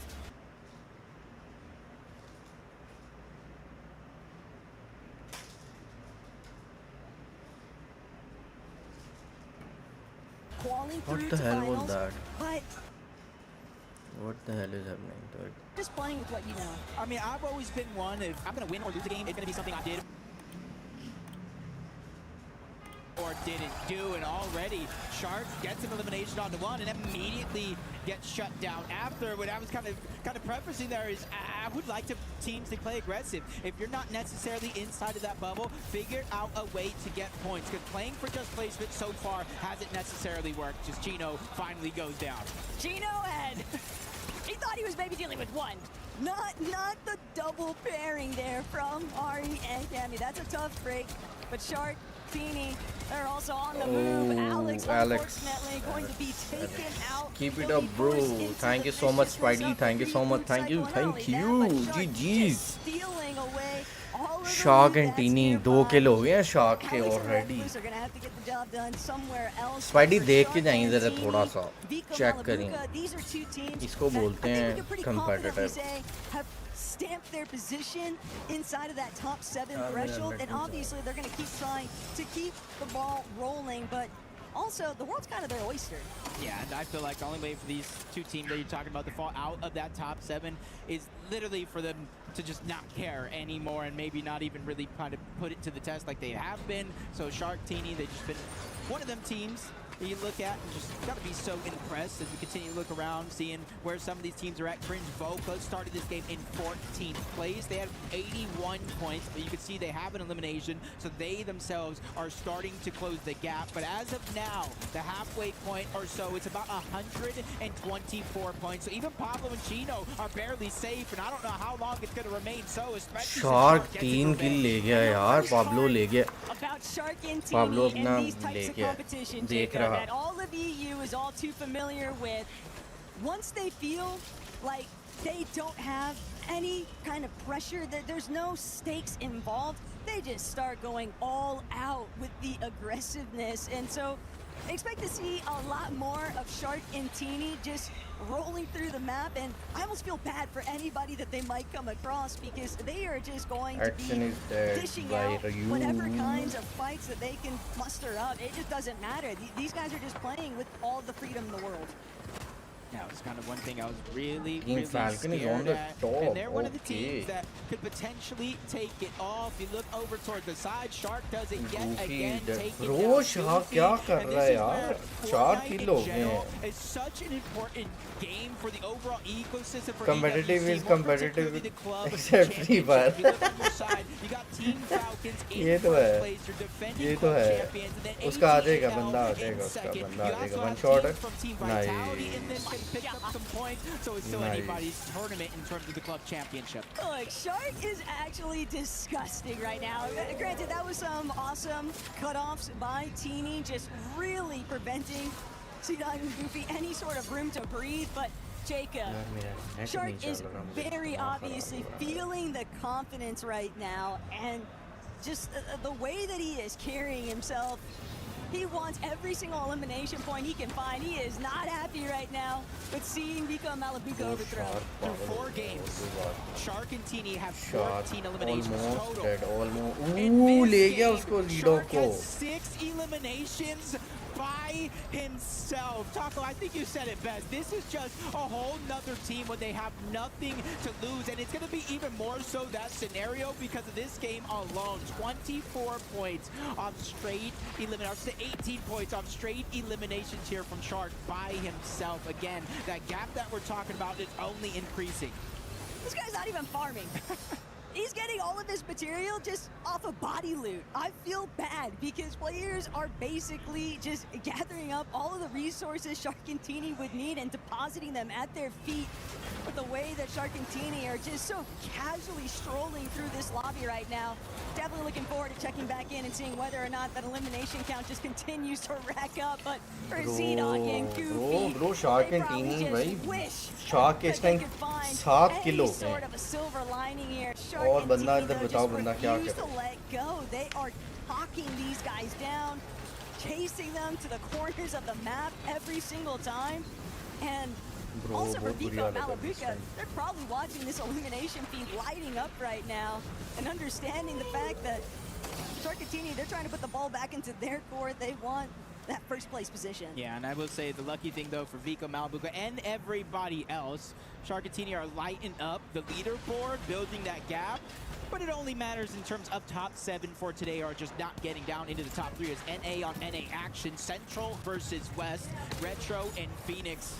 They won one of the EWC qualifiers on NA West. Shadow and Virgo, they qualified with a top 4 finish. And it's going to be Shadow and Virgo, interesting enough, that do disengage away. And rightfully so, because like I talk about moments, and right now in this moment, Phoenix and Retro are the best NA team in terms of the leaderboard. That was also a really crucial instance there for Phoenix and Retro because they didn't just get steamrolled by Shadow and Virgo, despite the fact that Shadow and Virgo were trying Phoenix to apply and some Retro are pressure on the there. leaderboard. Phoenix and Retro holding their own. They are proving exactly why they are currently in contention for that top 7 positioning, and they're looking to keep going all the way here, Jacob. Sure, they might have a lot of steps to take before they can really break into that top 2 position, but top 3, that's just around the corner. For Peter Boyo, 40 points, give or take, their way from the top 7 bubble. So even though we have this game here and 5 more to close out the day, plenty of time for them to close the gap. But Sphinx just gets tagged up on his way towards the outside of Elite Armory. Luckily for him, Muzz is there, not only to fire back shots, but alleviate some of the pressure, scoping through, gathering information, and even with the zone kind of pulling forward, they do have access to the launch pad, so it's interesting the way they're playing it towards the left side of Shark and Tini. Tini's finally going to go down, but Shark is still up, and honestly, he has been the difference maker in terms of aggression, in terms of picking up the eliminations. Even with Tini going down, he's still moving forward. A little bit painful, though, for Shark, just knowing that he has to wait for Tini to fully reboot. Not trying to completely toss this 5th lobby out the window just yet. Smart to disengage here. It's a rare sight, but even these two understand that it's just not worth trying to force certain engagements when things have just already worked against you. Heads up moment though from Rue and Moda, because Shark Tini, the bigger issue is that since they didn't give chase to Shark, and for good reason, they're trying to just play out their own game. They don't want to take any unnecessary risk because Chino Pablo versus Vico they still might Malabuka. have to spend some time recovering. Let's go. That just brings up a whole new slew of problems here as now Vico Malabuka spotted out Pablo and Chino, but Pablo and Chino don't really seem that interested in the fight. Yeah, this is seemingly like the stage in the game where you don't want to go down. Yes, you will get rebooted, but we're in the 5th zone.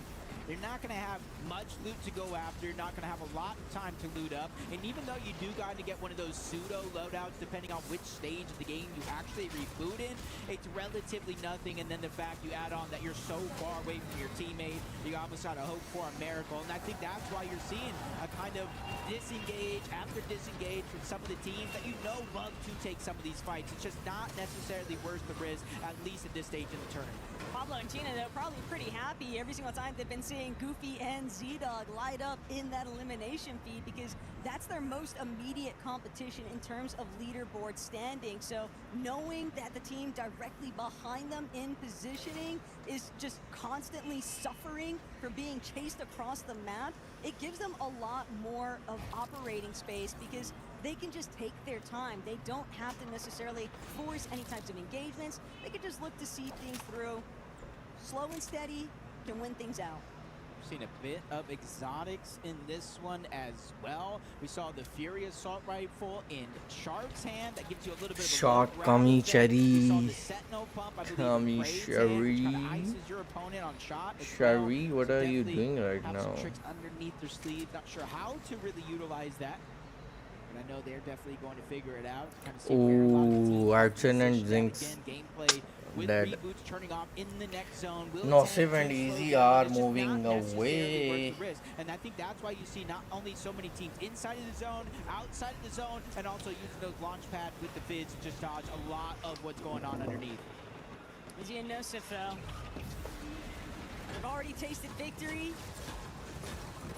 Earlier lobby here today, but obviously the real prize is ensuring that they are inside of that top 7.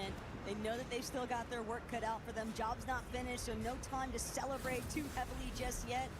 It's a nice confidence boost, but they were brought back to reality for a moment in that last lobby and just steadily reminded of the fact that at any given moment, you could be next.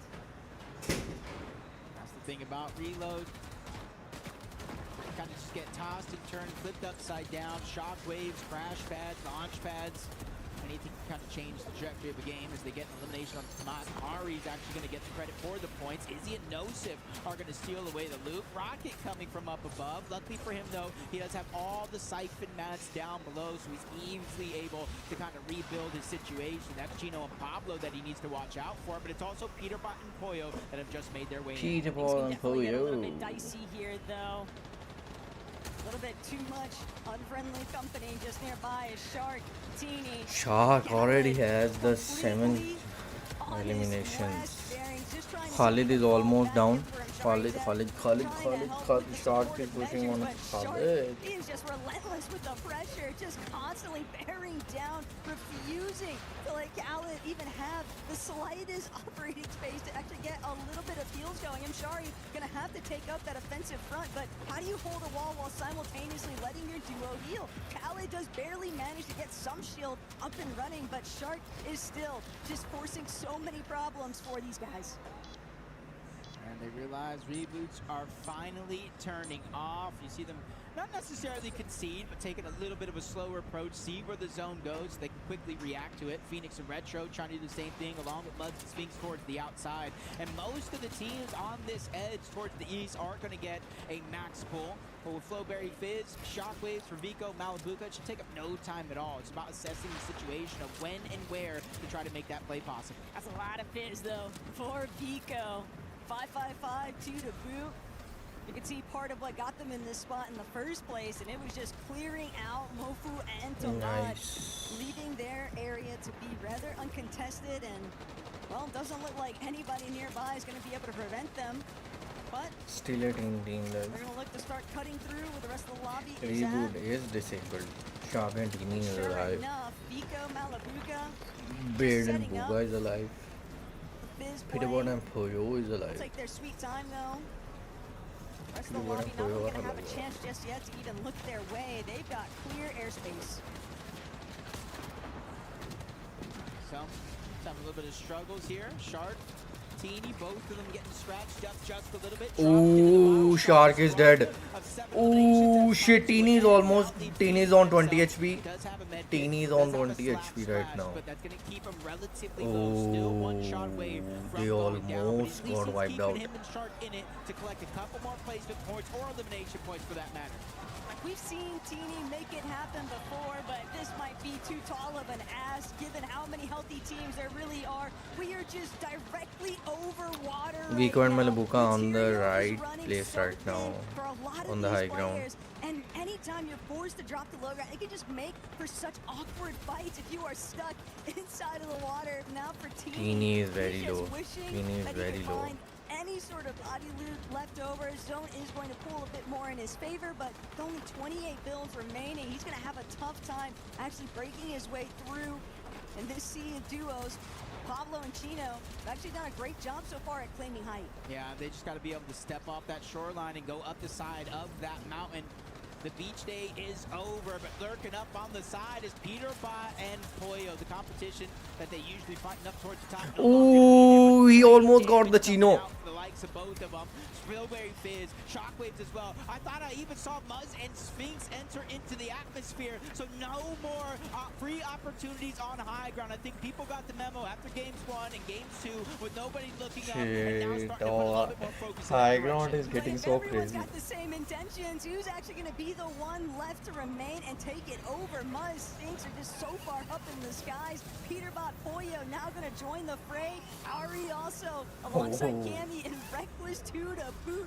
We have so many teams just gliding overhead, but the biggest advantage is given to Peterbot and Pollo right now. They're at that max render distance. Multiple teams up towards the sky. Gotta be sure you don't forget about a teeny.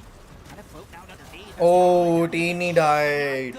Nice, nice, nice, nice. It will be good for the lobby. It will be good for the lobby. Slowed it down as of now, right before the half. This is the last time for today. We're gonna see Elite Strongholds before we go Week on 1 Malbuka are trying. really make these moments count. It's a whole different map, whole different Oh, hunting nice, stage. nice, There's nice, Retro nice. They gets got the dropped retro. off here outside I the think top high 15, ground is empty right now. And Vico, Malabuka just doing a great job at tarping overhead of ultimate low. Going to make things rather difficult for teams to actually get any sort of leeway over that frontside position, but Peterbot, Pollo, very similar intentions. They'll even take a moment to pause and heal. Nosif has been eliminated though, and now Vico, Malabuka just continuing to claim space, but it's Muzz and Sphinx who are Muzz actually got the leading goofy. the charge here in the ultimate low ground. Is he doing what he can to try and hold his own Oh, line? Easy But was Muzz and almost Sphinx, down, they are just brother. refusing to give it up, and now Chino, Pablo, they might actually be the ones to make a resurgence back onto the high ground. They know that Pete and Pollo have started to get a little bit comfortable up top, but nothing is ever safe. Yeah, but you can see Pete and Pollo, they're just watching all around, making sure nobody can lurk up for free. Nobody can shockwave. Braid try is to dead. close the distance without being noticed. Sherry Chino, is Pablo, dead. they get noticed from up above. Peter Bot Oh, and Pollo, they're nice, the nice, ones who nice, took nice, away their nice, high nice, ground, nice. and they're the ones that are being persistent to try to get him out of this lobby. Down below, Braids out, Reckless gone. Chino has finally been dropped by Peter Bot. Pablo tries to backtrack to get the sight back, but he gets cut short as well. There's still just so many solos left kicking Nice. underneath, but Shadow Boga is also Virgo dead. actually playing from the backside of the Oh, zone. nice Now they're gonna start shot, to make Pete. their entry point, but Pete's already scouted them out. That's a huge chunk out of Shadow's HP. They're going to be so weak encountering a lot of those teams underneath where Pete and Pollo are currently at, and Pete still just trying to line up the shots. It's probably gonna Oh, shit! wanted to go for height. Malabuka's still going to try and get the That shot was crazy, brother. Malabuka dead. Malabuka is. Oh, brother. Even though they got chopped, they're still holding on their momentum. Shit, Looking that down was now to the next crazy. in their line of sight, and so many others. They're waiting to see where the zone forces him out. This could be their opportunity to strike, but he's able to continue moving down below. But he ran into Muzz. That one gets cut short, and it's just forcing player after player into interaction down below. And Romero's going to be the one that reaps a little bit of reward, taking down Boko and getting the We loot. got the perfect game for the Peterbot Pollo. Romero hoping that it's going to be Pete Pollo who do something about his team overhead, but Peterbot jumping, an agent of chaos, just causing so much disruption. what the hell is happening right next now? to him, Muzz still managing to hold strong somehow, but it's all about Peterbot and Pollo and what kind of damage can be done. Romero barely going to make it into the zone. Oh, Virgo! Romero got the Virgo. On the other end of things, trying to see if he can break through. Romero's had the chance to get some siphon, but Pete Pollo Oh, Pollo got the Muzz. another second place position potentially on the line here. Nice, nice. Pete and Pollo can Peterbot and Pollo on the rise. Nice. Romero is almost dead. Romero is almost dead, bro. Let's go. Peterbot and Pollo in the game 5. Victory Royale. Nice. Nice. be so honest right now, though, Jacob. They GG. were always guaranteed at least the one. It would I would be speechless if we didn't see these guys get at least one victory royale. But you gotta feel a bit for Lewa and Romero. Twice now, they've been so close to finding themselves in that victory royale position, but still an excellent effort for them to get these second place finishes, because that's still going to net them a lot of placement. Yeah, and we really got to talk about too, because we're talking about halfway point. 10 games here today. We just played 5 games on Elite Stronghold. So no matter what the leaderboard says, the next 5 we're going over to Slurp Rush. Different drops, different teams around each other, different ways to play the end game. So congratulations to get Pete and Pollo winning that game. I don't know what the leaderboard says, but I have to imagine they're at least going to be on page 1 after this. It's also a bit dangerous to think about Pete and Pollo picking now to really start taking things up a notch, because Slurp Rush is arguably one of their best Reload Series maps to play things through. I mean, we saw just how dominant they were on NAC, and so with that in mind, for Pete and Pollo, and they can just continue. Oh, let's go. They got the top 7. They got the top 7. Shit. They are back in the game. They are back in the game. They are top 7 right now. They are top 7 right now. With the 159. Nice. On the leaderboard, we know that Chino and Pablo were almost inside of the top 7, and these are all teams I'm mentioning because they have relatively very, very good games. And so if we have all the teams that need good games to have good games, to, you know, what does that really do to the leaderboard? So that's going to be the interesting thing. With that victory royale for Peterbot and Pollo, how high do they rise? Hey, the proof's in the pudding. One good game could be all it takes to immediately send you into a position where you are immediately within that contention point for top 7 threshold, and still always knowing that as long as you avoid that bottom 3 in today's competition, you can have a second chance in the running for finals. But obviously everybody's just trying to confirm their position on the finals battle bus here today from Group A. Yeah, and I think, you know, I wouldn't call it like a warning shot by any means, but I think this needs to be a huge warning to everybody playing in this tournament. The teams still here closing out this group. The teams tomorrow playing in a whole new group. It's Shark and Teeny. They have been on another level. Kind of slow to start, typical to what we've seen online, but what Shark did in the past 2 games, and let alone by himself 7 eliminations, almost looked like he was just going to dominate in that last game, but maybe sometimes the confidence was a little bit too good for him. But Shark and Teeny have been absolutely insane today. But it's also been a very similar circumstance from Vico and Malabuka. And hey, at the end of the day, Jacob, we've got so many wonderful players actually participating in today's competition, so let's just hear what they've got to say. That's right, Nosif and Izzy joining us here from Team Orchid. The hometown heroes, let's call you, right? Indeed. Nosif, let's start with you. A kind of slow-ish start to the day for the first 2 maps, and then your 3rd map, dropping 13 eliminations, absolutely popping off and shooting up that leaderboard. When you managed to secure that victory royale, did that ease off some of the pressure going into the rest of today? Vous avez eu un départ un petit peu lent, mais la 3e game, vous avez pop-off de vous avez réussi à faire 13 éliminations, à prendre une victoire. Est-ce que ça vous a débloqué, ça a enlevé de la pression? Est-ce que c'est un moment important pour vous aujourd'hui? Ouais, franchement, ça nous a bien relancé dans la partie, dans le tournoi. On a fait une très grosse game, donc un top 1 très skill, et franchement, on compte en refaire un 2e, donc confiant pour la suite. So we want to do a second one, but of course it was the game who launched us on the tournament right now. We need these confidence moments, and so we were really happy to have the victoire royale and to have 13 eliminations, but you will see. We're going to do another one. Oh, I like that. We've got some work to do, of course. We've got plenty of maps on the way. Izzy, let's talk to you, buddy. How are you feeling, obviously, off the back of that victory, doing that in front of a home crowd as well? How does it feel to perform like this in front of the French audience? Qu'est-ce que ça te fait ressentir forcément de jouer à Paris, de réussir à faire ce top 1 devant le public français qui vous a clairement, fortement encouragé et tout simplement qui ont applaudi à la fin de cette game? Bah, franchement, ça fait plaisir et vous êtes les boss, hein. I mean, it felt amazing, and they are just the boss. They are the best, aren't they? Nosif, before I let you guys go, have you got a message for any of the fans out there, all of the French fans that are here to support you? Qu'est-ce que tu veux dire à tous les fans français qui te suivent, que ce soit en stream ou qui te regardent ici dans la salle? Franchement, merci d'être là, merci de nous soutenir comme vous le faites, et franchement, vous êtes incroyables, les gars, merci. I really thank you very much for being there. Thank you very much to cheer for us as you do now, and we're gonna do our best. I love it. Ladies and gentlemen, here it is one more time for Team Orchid. Back to you guys.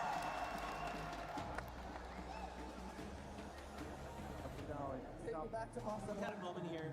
We had to welcome, of course, none other Vico, Malibu, the stage, couch, whatever you want to call this here. Guys, it's a couch, right? Yes. How are you guys feeling? Obviously, we had a big victory royale from you. We got the classic Vico pop-off. Vico, how does it feel, man? Hey, it feels great. You know, after getting 20th in Grants, it feels great to actually be able to do something again for my IGL here. You know, not disappoint him. I don't know if y'all saw that clean 200. I don't know who that was in the last 2v2, but I was kind of moving there, I'd say, you know? What was it like for you, Mally, where you're just like, all right, yeah, Vico just do kind of crazy stuff? I mean, if you're the IGL, you're kind of the big brain, we know that, but how did it feel for you? I mean, that's kind of expected, like, you know, when we're in top 3 and then Vico is alive and he has at least like 150 HP, I just know he's gonna win. So, like, I didn't even try to help him, I just died to let him want me to. Now, talk to me about this. So, obviously, you called out, didn't do too well recently. But I don't know what it is, but when you guys hit LAN, you're just different animals. And even in like the first 2 games we saw, it was like, maybe they're not doing like the way we expected, but then immediately like, oh, sorry, you're questioning me, Victor Royale. What leads into that? What makes you guys so good on LAN? I mean, I think it's just because like on LAN, everyone's a tier 1 pro, right? Everyone's the best on their region for a reason. And nothing stupid can really happen. You know what everyone's gonna do. Like, you know, nothing stupid can really happen. Like, for example, in the grand finals, right? There can be like, I don't know, like a handful of teams, maybe 2 handful of teams, right? That just don't know how to play the game. They just do some weird shit, give some people kills, whatever, and then, you know, some stuff can happen, even if you're not prepped, like us. Do you feel the same way, Mally? Do you feel like the same? I feel like it's just like we don't have enough passion at home. Like, it just feels different on LAN. Okay. Like, on LAN, we just like see all the pros, we see around, we see each other, and then like we're playing more serious. Like, that's kind of like this. So you play better when there's more pressure or less pressure? Yeah, when there's more pressure, we play better because like we don't get uncomfortable with pressure. We just like, I don't know, we get more serious and we play seriously. How do you guys? There's a quote saying that, you know what, like, what are diamonds made out of again? Oh, we can't, you don't remember that quote? Yeah, yeah, you know, good old classic Pink. You know, gotta give him a shout out. Pressure makes diamonds, you know? That's right, that's right. So what do you guys feel like you've improved on since that 20th place coming in now? Of course, being here on the EWC stage.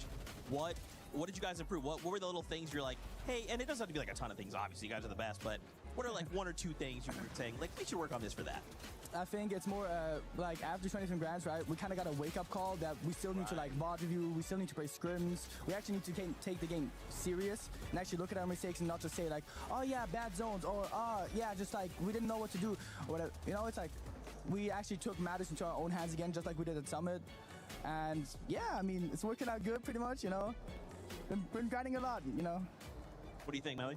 To be honest, nothing really changed. It's just reload. It's just reload. We need to think less. Bro, like, come on. You just ruined my whole thing, bro. I don't know. There goes my calling you guys humble comment just right out the window. Love to see that. Obviously, with the level of competition you guys are feeling, you know, is there another duo you have eyes on that you're like, man, I'd love to take it to like one final 2v2 and get a VR over you guys? Ooh, actually, you know, like Peter and Poyo, you know, or like Shark and Tini, you know, like the good teams, you know, like just the tier 1 teams, you know, would be nice to get a, like, especially Peter, you know. What? They're decent. Which one, Peter Poyo or Shark or Tini? Both of them. Okay. Coming from him, didn't say anything. No. Don't come for me again, Peter Ball fans, all right? I'm saying this like for him as well. No. Just to clarify, I didn't say any of this. Malibuka said that. Don't come for me, come for him. He whispered it to me in the ear right before the interview. Yeah, I think that was when I walked him and said hello. I think that's exactly what he said. Exactly that. No, guys, you're setting me up for failure again on Twitter. I don't know what you're talking about, Vico. Oh my God, obviously, being in front of this amazing crowd and kind of hearing them roar, can you guys maybe give us like a taste of what that feels like? Obviously, we're on one side. You guys are professional players playing in front of the crowd. When they're roaring, and if you go back and watch, your hand's like actually shaking when they like cut to you. What are you feeling in that moment, man? My hand was shaking? Your hand was shaking. Damn, I didn't even realize that. I guess I'm just too good. No, I mean, you know, it's fun. It's just like, I enjoy it, you know? It's just a feeling of like being on a LAN, you know? You get to see all the fans, like, you know, like online, like you can say like, oh yeah, I have 500,000 followers on like this platform, you know? But like seeing it IRL, how many people actually show up to support you is so much more different. It gives you like, it pushes you forward, you know? I don't know if you saw Spider-Man, like that one like animation of him like being pushed up like by all the ghosts, that's like, or like, you know, like that. It just gives you more faith, you know, in yourself. So I don't know, it's just a great feeling, honestly. makes me want to do way better than I always do, you know? Oh, God, I'm stuttering. Dude, it's good. We're in the moment. You're feeling it good. What do you feel about it? It's like, is it the same for you? Do you feel something different? I mean, we could describe it perfectly. Just like, it just helps you. It just, it's always nice to see all the pros, all the stuff, everyone like on every LAN, on Fortnite LAN. So it's really good to be here. Yeah. Now, obviously, this is Group A. Tomorrow we bring in Group B. Is there any duo maybe tomorrow you're hoping maybe doesn't make it through, or maybe you hope they make it through so you can fight them in the finals? Honestly, I just want Sky and Scroll to make it through, you know? They're really good friends of mine, especially Scroll. You know, I talk to him a lot, especially after that 20 from Grands, we talked a lot. We got the same mental coach, always Poppy as well, you know? But yeah, I think I want them to go through, you know? Like, I don't know, they're just fun to play against. Honestly, I just feel like I want to do bad. They're not gonna do bad because it's reload and it's 10 games, so it's really hard to not qualify. So I'm not gonna name any names. He's got a point there. He's got a point. Okay. One final question. I'd love to hear from you guys for the fans. Obviously, the crowds out there, they're loving seeing you guys. They went crazy when you guys got the VR. What would you say to the fans that are watching you guys compete? Well, thank you all for supporting us. You know, it's always great getting supported by you guys. Hi. I hope I can, you know, we just keep doing better and better. You know, I'm hyped for Belgium as well. But first of all, like, we gotta focus on this year. You know, gotta show that we're still the best. You know, for a reason, obviously. People say Mickey Summit win. There's no Mickey in that, you know. But yeah, thank you all for supporting us. You know, it keeps us, even at home, you know, it keeps us motivated, keeps us faithful. But first of all, like, we gotta focus on this year, you know. Gotta show that we're still the best. You know, for a reason, obviously. That's why I love people say Mickey Summit win. The benefit for you, Mally, is you just have Vico to just do all the talking, or you're just like, hey, what he said, same here. Well, guys, thank you so much. We appreciate y'all taking the time to talk with us. Thank you for having us, bro. Of course, it's great. Let's go play some more games, watch more stuff. You know, we'll do all that. For that being said, that was Vico. That's Malabuka. We'll send it back into the studio. Thank you, Seek, for that amazing interview with the players from Big as well.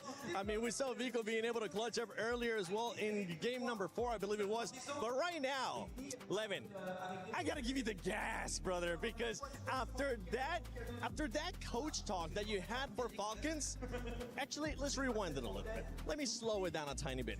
Before you gave him the talk, Falcons' performances, it was none other than 18th, 19th, and 9th place. After your talk, it was 6th in 1st place. Falcons, if you want to sign a coach, I mean, you got him right there on the screen. Yeah, man, send the contract, man. You know where to find me, man. They know where I'm at. Look, I'm not going to take all the credit. It's Peter Bottom Boy we're talking about here, man. I mean, they were always going to have that game. They were always going to have that big performance. It's the reason why we said it'd be foolish to write them off.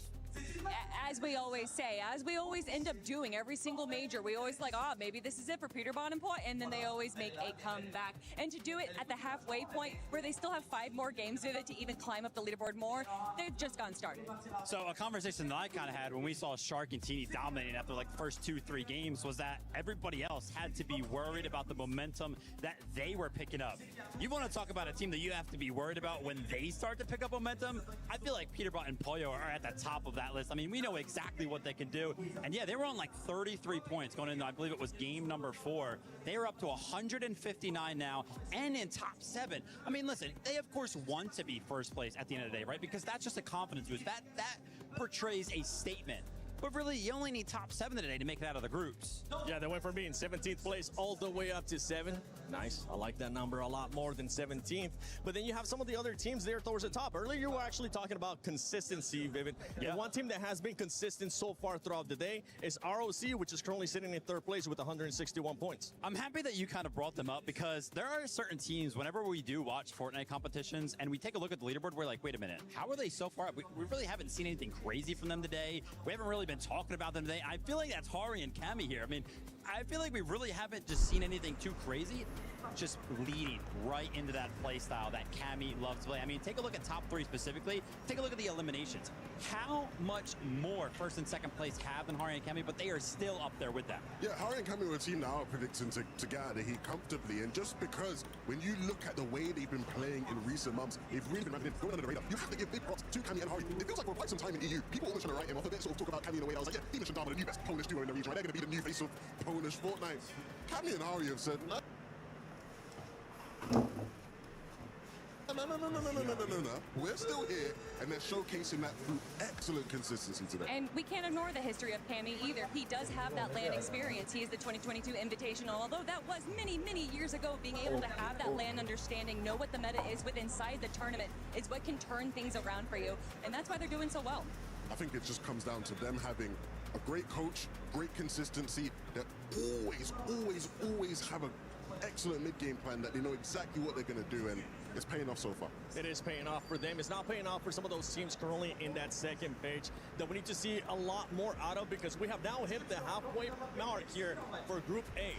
It's now or never for some of these squads, because if you are, especially for these duos, if you're in the bottom three, those keys are going to be getting crushed. You're not going to get a chance to go to survival. That being said, I mean, the halfway point is exactly the opportunity that a lot of these teams might need to actually turn around, because, of course, we are going to be switching maps now. So maybe just how the all spawn will be playing out just a little bit differently for all of our teams. Maybe that's enough. I mean, we do see the likes of, like, Alex and Reckless down there. I mean, Alex just consistently kind of makes it to these types of events, but also, you know, sometimes finding his way towards the bottom of the leaderboard as well. But we really do need to see him in finals. And I mean, Slurp Rush, a lot of these teams do prefer Slurp Rush over Elite Stronghold. I do think that that's going to be making a lot of changes. There's probably some strategies that these teams go into with the specific map in mind. So I would love to see if we're going to be seeing some different kind of strategies of aggression, or maybe even passivity that we didn't see in the earlier map. Yeah, I don't want to make everything about the Falcons duo, but when you look at Pete and Boyo, I think it gets scarier for the lobby. I think they're a much better Slurp Rush team. I think when you look at how a lot of their mid games have gone, just the amount of shield available, the amount of loot available to them when they're playing Slurp Rush just means they're able to just recover games a lot there. And so, again, scary prospect for the rest of the lobby. Especially with the way that they've been performing on those last two matches. One team that has definitely slowed down here, Kelly, has been Team Orchid. We saw them being able to get that win, but the duo has slowed down massively. I don't think that's necessarily too much to speak on the other players. I think that that's based off of what everyone else is doing around them. I think that they have 5 more games to go going into this, and that there's not going to be too much of an issue for what they have in mind, but just everyone else seems to be kind of stepping up. We also saw specifically in that last game, almost every single one of our top teams go down early, and that's why we saw the leaderboard shift a little bit from first and second place. Yeah, absolutely, Kelly. I actually want to kind of bring up that point, since we are going to be talking about Team Orchid. They did drop down to 9th place, but here's the thing. I mean, they're actually only 7 points behind 5th place. So how close that qualification spot is, just simply between 5th and 9th place. I mean, the leaderboard is starting to kind of develop a theme here, where I feel like a lot of the teams around 7th place and that qualifying spot, it's going to get a little crazy. I agree. I think it's exactly what we expected out of the competition. This group had so much talent, and I think we've seen from some of the smaller region teams, they're not just here to participate. Like, they are here to try and take over, and there's quite a few. I'm looking at Leviathan again. Yes! At the end there, I don't think we have the replay of it, but the shot Romero hits at the end when he's bobbling in the water, I forgot what player it was, but they open up their edit thinking, yeah, this is easy pickings. And he just hits like a left-hand peak bobbling in the water shot. I'm like, oh my goodness, I've not seen people like play at this level from, you know, Brazil in quite some time. These guys, again, the talent is just so clearly there. Romero just being a shark. That's what it came down to. Waiting for the right moment. Waiting for the right moment to strike, and boy, was he able to, especially for that squad. You were hyping them up earlier. They're still being able to perform really well here. But as we're going to be heading into the second half of Group A, right? Now it's your turn, Vivid. Now it's your turn to be a coach. It can either be really good, as we see it from Levin, or it can end up backfiring. I might not have you do a speech just yet based on your reaction, okay? I'm going to give you a little bit of slack there, but I do want you to pick a team that is towards the bottom that you want to see them being able to step up in a big way. Very easy for me to pick a team here. Don't even have to think about it. Epic, Whale, and Pump. We have constantly talked about how much experience means on a stage like this. Epic Whale, you are that guy. You have been playing forever. You consistently make it to these types of events. You have to go ahead and prove to everybody that is watching at home that not only do you deserve it, but also your counterparts from NA West. They are currently towards the top of the leaderboard. You gotta join them in the ranks, man. You are so good. I need you to prove it. Brother, what were you talking about? That you don't want to do motivational, all right? It wasn't just his reaction that concerned you. All of us had the same reaction when you said that. I think we all doubted it, but I'm not going to doubt you anymore, Vivid. That was amazing. Okay, now it's time for the team to end up performing. They've got a chance to, just back off a little bit, 30-minute breaks. And before we actually jump into match number 6, I know we got some awesome stuff here for you guys.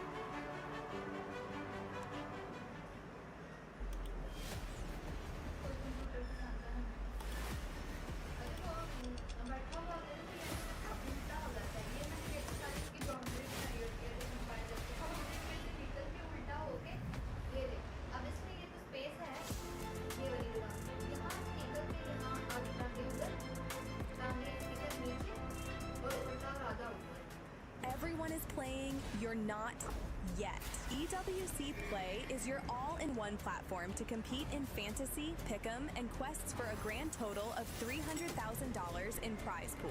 Build your dream fantasy team in 5 different games and track your score with live results tables. Predict the winner of every game, every group stage, and every tournament. Complete daily and weekly challenges to earn boosters that help you climb the global leaderboard. Got what it takes? Join EWC Play now.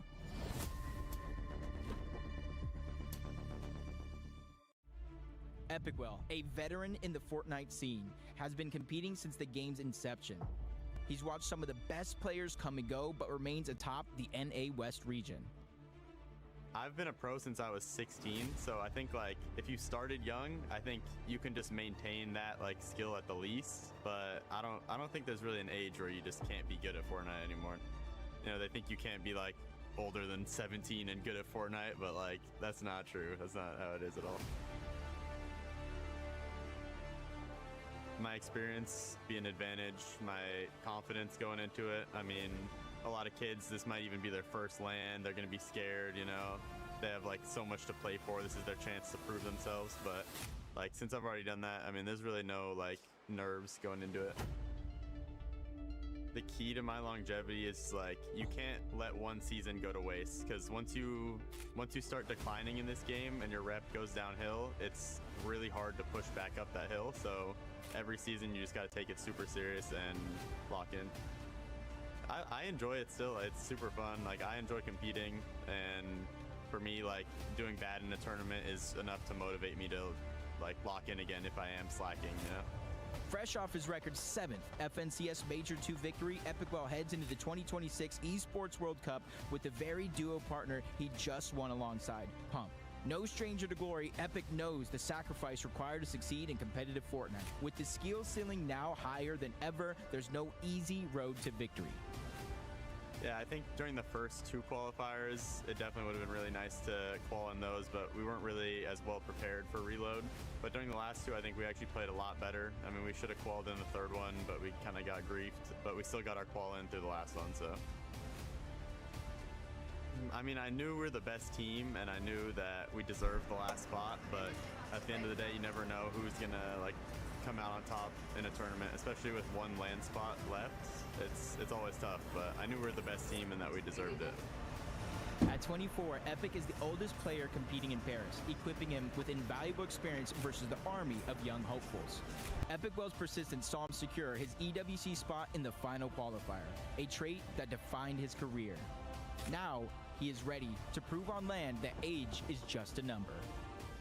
Yeah, I mean, winning this EWC, it would mean a lot just to like prove that longevity, you know, on a global scale. To other teams, you know, good luck out there.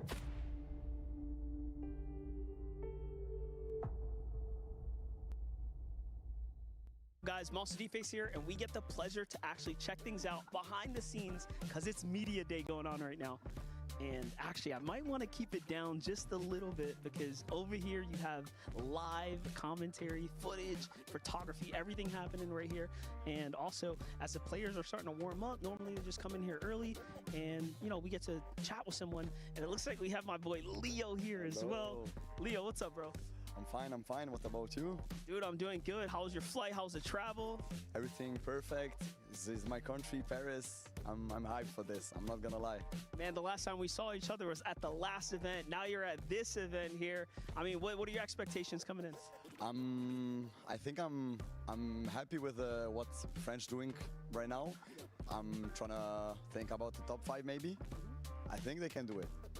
Well, guys, listen, this is behind the scenes. Obviously, again, we are lucky enough. And Leo, thank you so much, man, for your time, bro. Well, have a good luck and enjoy the show. Yeah, we are in the time of the century here for the Fortnite fans. Obviously, again, you can even see here on the players wall. Take a look at this. people are getting to sign their names, folks are having fun, drawing little fun pictures, and that's really all there is to it. And in case you also want to see the behind the scenes of a set, I got something covered for y'all. Take a look at this. Now, I don't know what goes into building this stuff, but trust me, it looks pretty incredible. You're gonna see tons of awesome shots of your favorite pros, players kind of hanging out, taking different types of videos here, and trust me, it's so freaking cool. All right, now we're getting to my least favorite place, the quiet zone, but I'm still gonna give you guys a quick look. Let's go ahead. All right, so here in the quiet zone, well, this is where that high-level B-roll and interview stuff starts to happen. Now, I'm not going to venture too far in, but do know we're going to take a peek at one of the Fortnite sets. So let's go and check it out. All right, and here's the Fortnite set. This one looks pretty cool. Might even be familiar for some of y'all. Now check this out. Bunch of cameras set up here. Players usually sit down, get mic'd up, and then you kind of go through the fun interview process.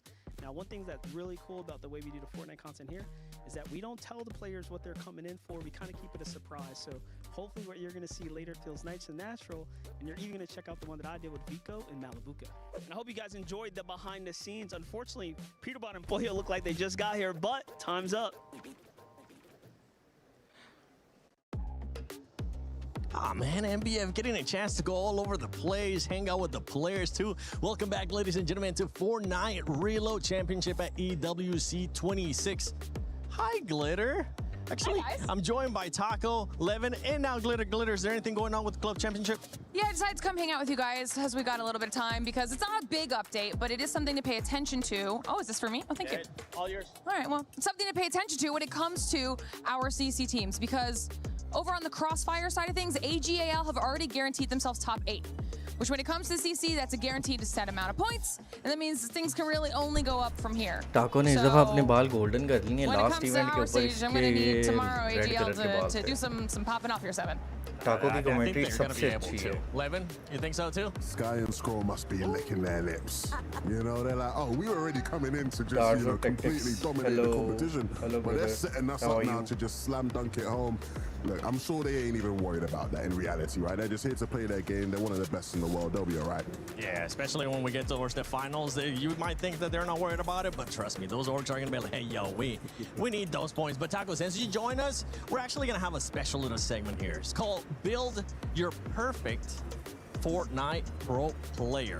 Now, we're going to have 8 options here, Glitter, for them. Can I join this too? Oh, you definitely can. All right, so it'll be the 3 of you. You can only select 4, though, out of the 8. All right, so I want you to really think about this, and I'll start with you first, Glitter. Me first? Okay. If I'm just going off of gut reaction here, I'm going with comms, communication. I'm going with general mechanics, and I'm going with strong mentality. Okay. Strong mentality. Actually, that's one that a lot of people tend to overlook. So, respect. I like those 4 picks. How about you, Taco? I think for me, the big one I'm taking away is clutch. I think a huge element of Fortnite, especially in endgame moments, is watching players come up big in the clutch. Also got to be looking towards aim. Think that mechs are flashy, mechs are nice, but sometimes it's the aim that can really carry things through for a solid turn of events. After that, awareness is going to be my 3rd in line, and I think comms is always a really good shout. Yeah, I didn't pick a 4th. I didn't pick You a 4th. can pick a 4th. Like, It's fine. I'm sticking with my 3. okay, that's fine. I don't want to be boring, but I think Taco took the ones that I think are the key, right? You want the great aim, you want the clutch, you need the awareness at the highest level of Fortnite. I'm going to differentiate though a bit, and I'm going to go strong mentality. You know, I like myself like a mentality monster. I need someone who just no matter what you put in front of them. And listen, you have to be able to bounce back, right? Especially in a game like Fortnite, you're not going to do well every single game. You need to be able to recover from that.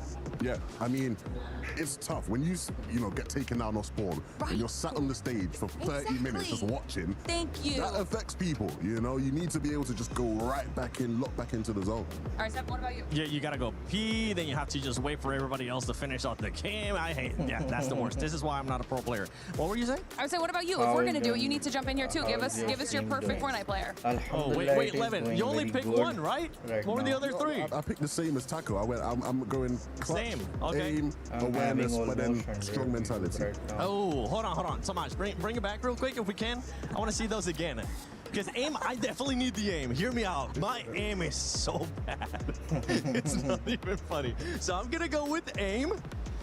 I'm going to go with clutch because of what Taco was saying, too. I feel like those two so far are good. And let me think about the other two really quick. Strong mentality as well. And you gotta rock with builds. I guess I just assumed a base level of aiming in every player. Maybe I shouldn't have done that, I feel like at the highest level, like almost all the players in this lobby, they have like a certain standard of mechanics, right? So like a lot of the mechanical stuff is like, you're gonna get that from whoever.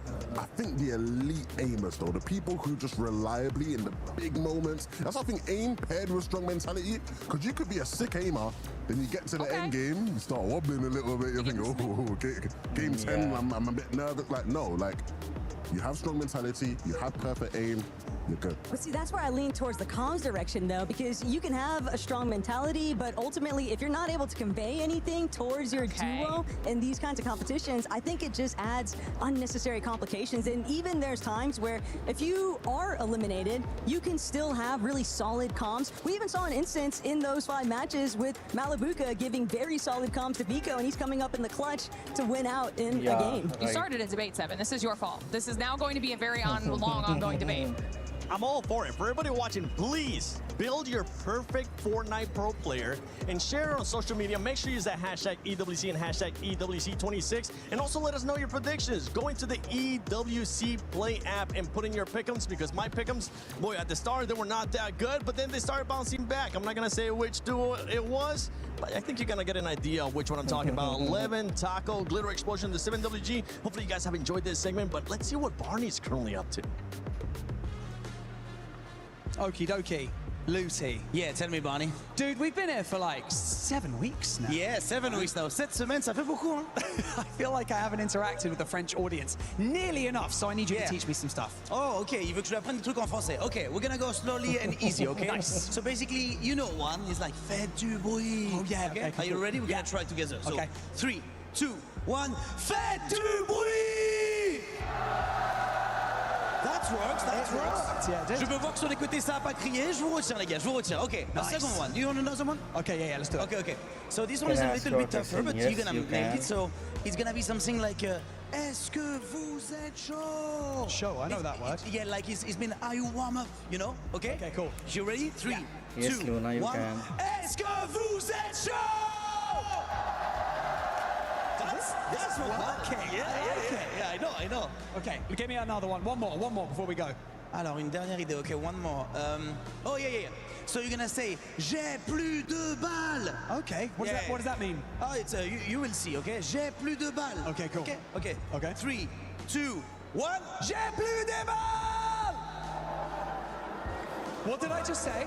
Casters, back to you What for the did I accent. just say, It's okay. Casters, back to you. What was? It's cool. What was that? It's cool, bro. It's cool. All right, enough for that, Barney. We don't need you angering up the crowd here. It's your boys, Monster D-Face and Mini Miner.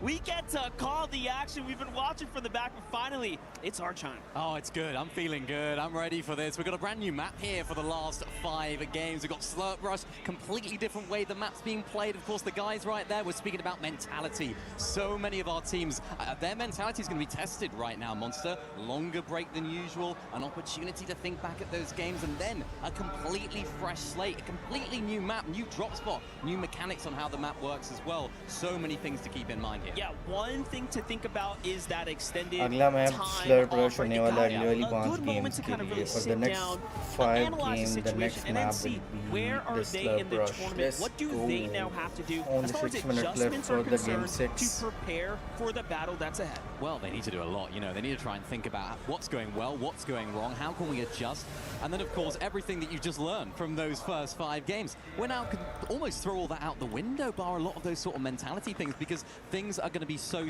different, particularly when you're thinking about a different map. You're also thinking about different drop spots, different contestations, different third parties around as well. So there's going to be lots of different situations that we find our duos in here, because maybe they're fighting a different team than they were used to in these first 5 games. So many different questions to be answered here. And what's really incredible to sort of witness here is that we've already had first 5 games. We've already had this sort of LAN environment. Now things are going to be completely different. Yeah, if there was nerves to begin with, those are surely out the window at this point. Yeah. They've had enough time to kind of get the jitters out the way. Now we get to get into the action here, switching up the map, getting right into what comes next here, Mini Miner. It's game number 6. There's some big old spawn fights as well. The big one at Dirty Doc, Shark and Teeny, Sphinx, Muzz. You see Izzy there as well in the distance. Plenty of teams that are surrounding this sort of area, and already Muzz is finding his first knock. Chino's here as well, and he takes down Muzz. That's a first elimination for them certified here as well. So many teams in and around this area here, Monster. It's so interesting. It's like you can't Booger even died, shake them. Action Muzz died, not Muzz catching died. a break here. There's You're Chino. coming into this game in 6th place, and then Let's you go. don't get that first elimination. That's a slow way to kind of start things off, but Chino and Chino's Pablo going are on fighting like they Sphinx. have something to win here, and I like what I'm watching. Let's see him do it. Chino gets a shot. Sphinx puts up a good nice, defense, but not quite enough. Slide kick there, really nice actually from Chino, one of the most aggressive players that we can see on EU, but getting pushed by another one. Shot. Shark got the high ground looking for that shot, Nice. finds the knock, of course, as well as the full elimination. Big moments here for Shark and Teeny. We've seen them have a little bit of a wobble here. They've lost that top spot. Vico Malapuka slowly starting to come back into the competition. So Shark and Teeny really have a lot to answer for here. If you really think about it, and this is a worst case scenario for them, dropping a game out of the first Elite Stronghold map, coming into this one, Dirty Doc's triple contested, it kind of does put a question on whether or not Shark and Teeny can maintain the momentum. They sort of had an easy first half if you think about it. This next half might be pretty tough. It's going to be interesting. Get to see the map, how everything goes down. I think Shark and Teeny really there can be really happy with how they sort of played that Dirty Docks. They were the team that were healthy. They're the team that are alive. A lot of the other duos in that sort of area were wounded. They were down to one individual. So definitely something to keep an eye out for, as well as we take a look at Peterbot. All the way over at Slurpy Swamp. These guys looking like they were going to take this for themselves, but plenty of people nearby. And what a shot from Peterbot. What a shot indeed from downrange there. You love to see it. Now we got a little bit of flirt action here from Ari and Forge Khaled. Let's see what they're going to do. Playing a little aggressive now. Looking for the little side angle here. Steamy Stacks does seem to have some pretty high contestation right now. All in all, though, pacing seems to be going pretty well. Here's a team, though, they have to really step it up now. Yeah, they do, yeah. It's lots of answers needed for this duo. Currently sitting right at the bottom end of the leaderboard, so this fresh map change might play into their favor. A fresh slate, clean, new start for these final 5 games, because for some of the teams that are further down, the teams that are popping off right now, why can't they do that in this latter half of competition? That's what they'll be asking themselves. If they can do it, why can't we? And it's a lot of those sort of smaller region teams that... Chino Pablo versus Nosif and Easy. Pablo Wingu, we saw Chino fighting off spawn a lot over at Dirty Docks, and Pablo's trying to get an angle here onto Izzy and Nosif, the fan favorites here in Paris.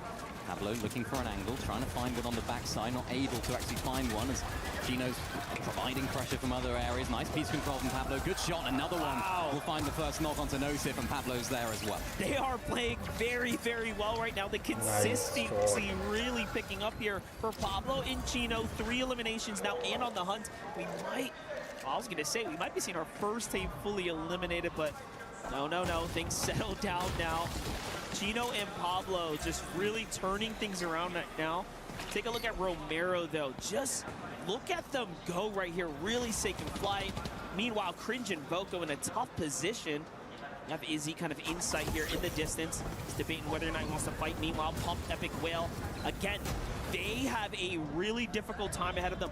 If you get eliminated here now, you're going to be so far behind, and you can get sent fully out of this entire tournament bracket. You cannot be at the bottom 3. Yeah, it'd be a disastrous start to the second half of competition for them. They really need to have a good one here in order just to, even just with the mentality side of things as well, you know, ensuring that you can bounce back after a tricky start. So much expectation, of course, particularly for Epic Whale. Had so much experience, sort of speaking about that previously on the desk. You know, lots of expectation, but also that calmness about his demeanor, I guess you could say, when he plays on these sort of lands. He's been there, he's done that. He should be confident, he should be calm.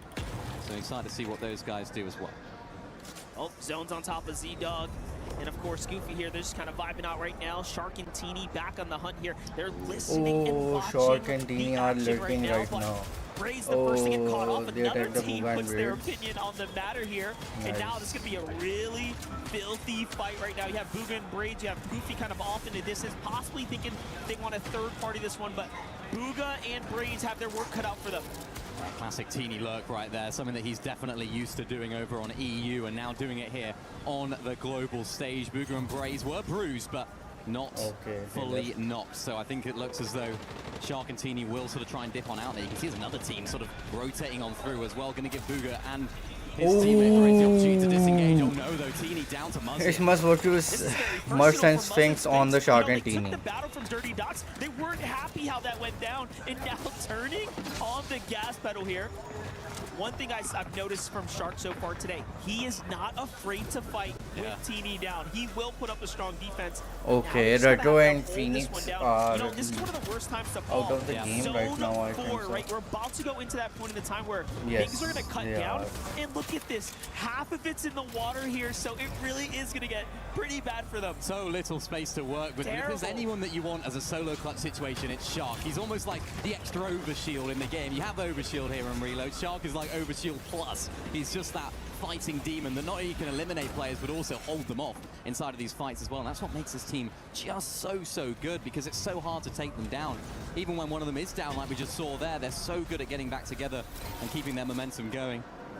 In terms of momentum, Vico Malabuka, they're a team that's on fire right now. They're surging up the leaderboard, expecting big things from them. And Peterbot and Poyo, they're starting to come alive here. Yeah, here they are doing very well right now. 4 eliminations. This is the fastest start that we've seen on the entire tournament so far for Peterbot and Poyo. So already off to a really strong start. Pablo and Chino, though, back to them. So we just got to keep tabs on what's happening here. Meanwhile, Peterbot just continuing to put in work with that pistol. Over peak though, took a lot of damage right there, so had to go back inside. And that's the benefit of this Slurp Rush map. You can actually heal a lot in the storm. There's a lot of those sort of Slurp barrels. There's so much of it. So that's why I'm seeing so many of our What? No. teams right now inside of that storm. Some teams really far back, almost up towards Steamy Stack, some of our teams. So really happy to stay inside of that storm. This little Shark there go down. Yeah, Shark now.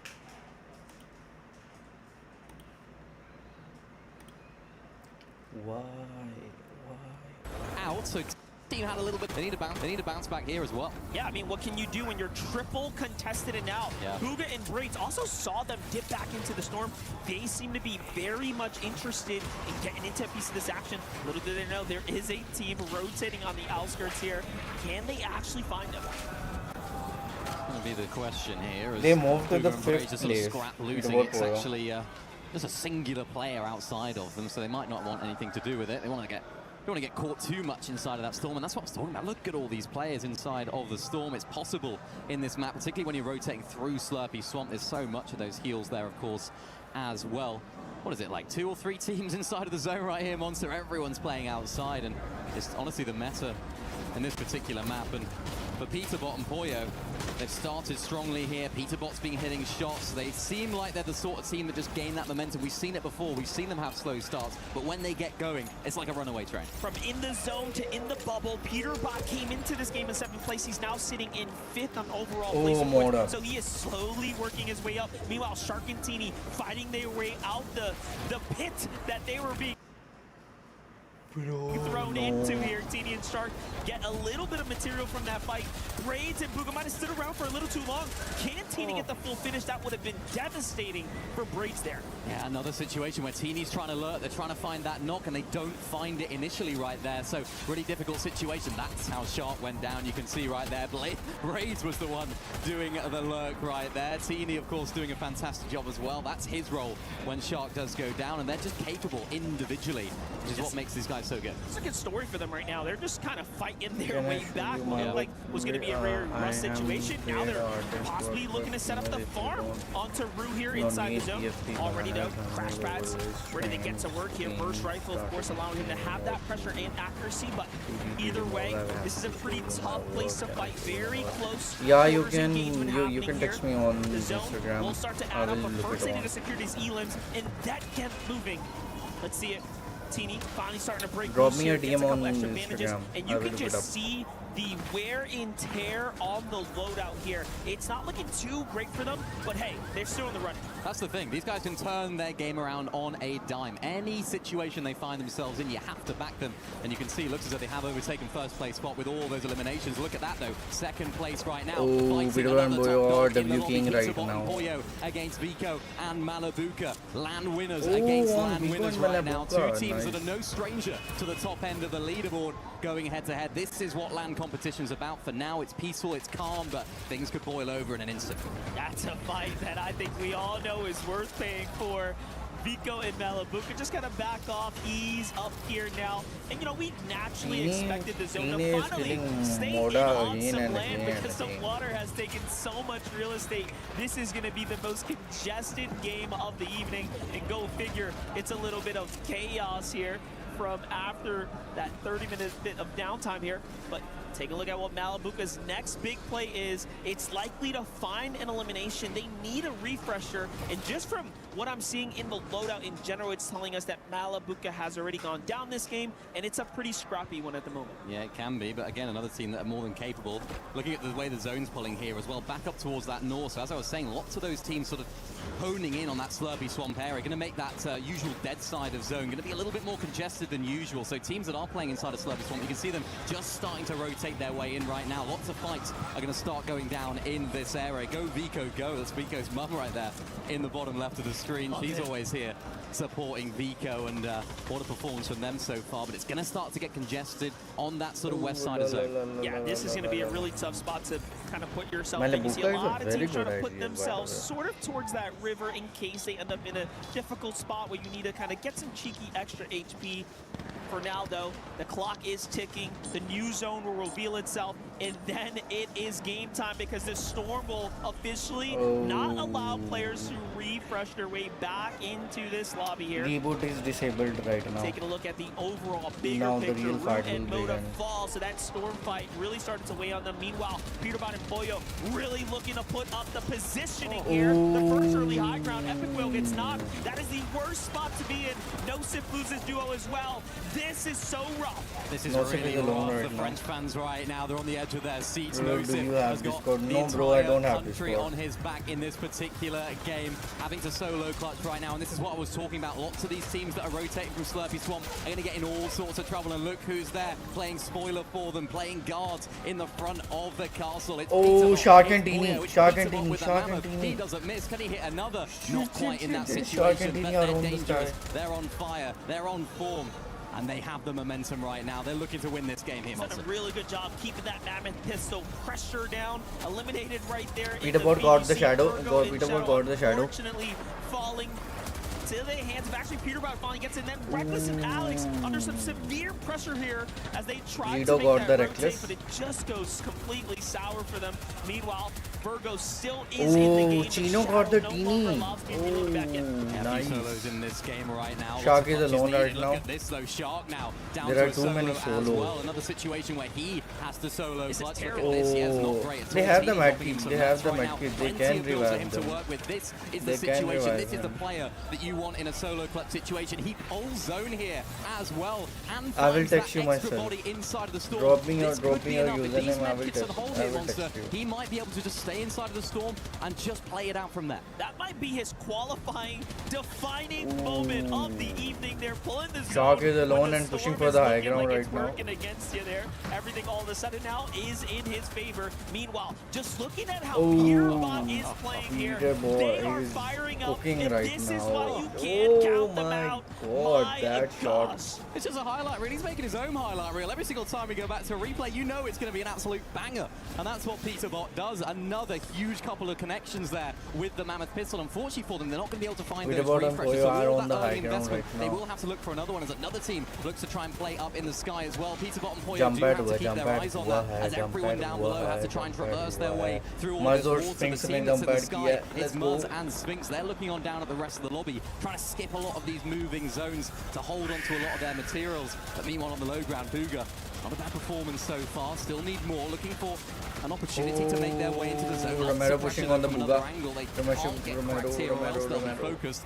But they're holding on for now, and Peterbot's in the air as well. This is smart for them. You see them continue to set up this Flowberry Fizz with the mega launchpad plays here just to continue to buy their way towards those placement points. That's the learning that they took out of those first several games. For them, it's a story of being nearly knocked out all the way down to fighting for the qual spot. Booga and Braid just continue to surprise us, though. Another end game in store for them. A top 15, though. No big placement points being earned yet. Is Shark somehow still fighting his way into this run here, into this end game? This is what he does, but he's being cracked in the process right now. Health going down, looking towards that front side of zone and needing to take a moment to breathe, a moment to heal. Running down to the wood now as well for Shark. Meanwhile, Booga on the other side of things needs a bit of a refresh of his own with Braid looking for that right now. Goofy and Z-Dog looking to try and hold them as well, but they're safe and sound in another tarp right now, trying to find their way towards that front side. All they need is one big refresh here, Monster, just to get their game reignited, to reignite the lion within. Yeah, you know, getting reignited is one thing, but earning points a whole other one. They are doing just that as they stay alive a little bit longer. And you know, what I thought was going to be the downfall of Malibu and Vico, they have somehow managed to claw their way Oh, Romero got that. Meanwhile, Shark really holding on. Romero got that. Booga got the Rainy. Oh, Chino got the Booga. Chino got the Booga. Oh, Shark is dead. Khalid. Of course, to the hands of Malibu as they turn around. But look at this. You got Vico and Mali. Peterbot got the Wolfu. Malibu. Oh, nice. But back onto Peterbot, who's got the high ground. Peterbot on high, looking to try and find another couple of those big shots with the Mammoth, but looking a little bit low on the materials right now. Malibu so got the mark. Kami. Side as well. Vico, Malabuka hip to hip, like we've seen them in the past. They're so good in these end game situations, squeezing out all of those placements. Still a decent amount of builds to work with as well. That was crazy. He drops in the med kit, the Flowberry Fist, to just make sure he's supporting himself there. Peterbot, meanwhile, loses Poyo though. Poyo, get down. And then shit. You have teams that are nearly fully knocked out of the event, just holding on, trying to make a shit. For them there. Somehow though, He got him up.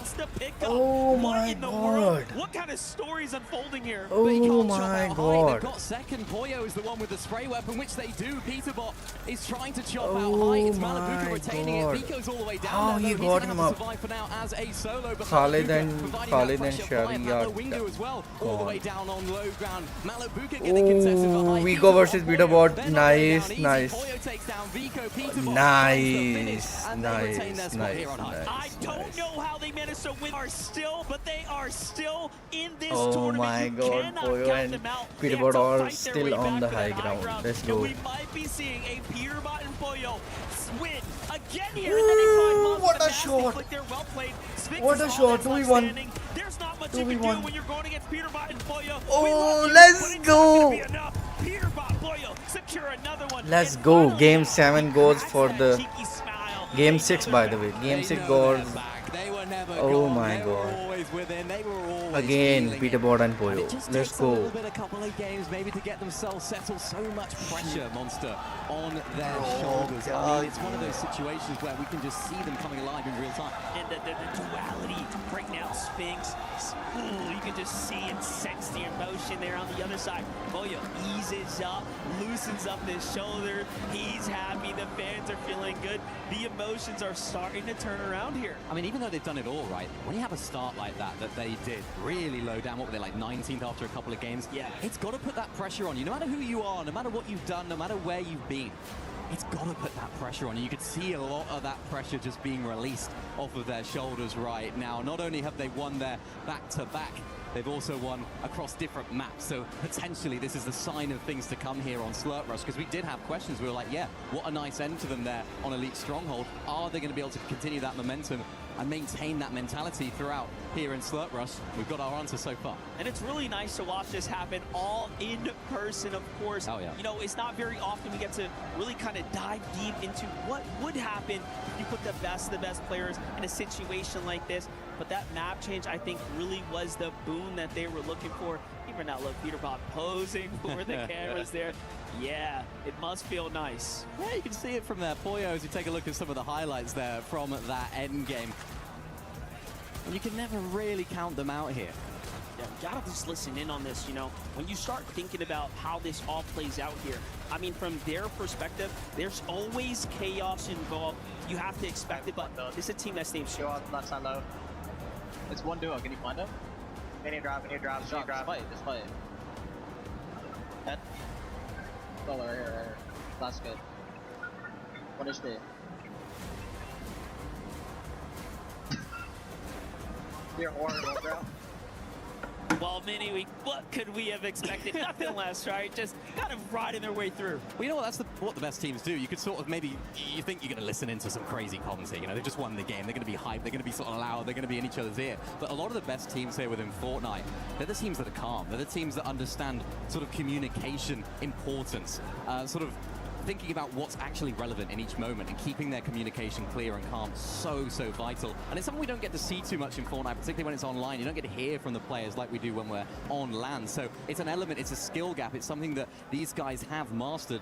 They're maintaining their calmness, but also they're prioritizing what they say in each individual moment. And that's what makes them so great. You know, looking at the bigger picture, this is just the group stage A, right? We're only in day one. Yeah. We haven't even got to what that final lobby is going to look like, but we're getting a small sample of how difficult it could be. Yeah, it's going to be really exciting to see how things develop right here. But before we get to that, we'll be right back.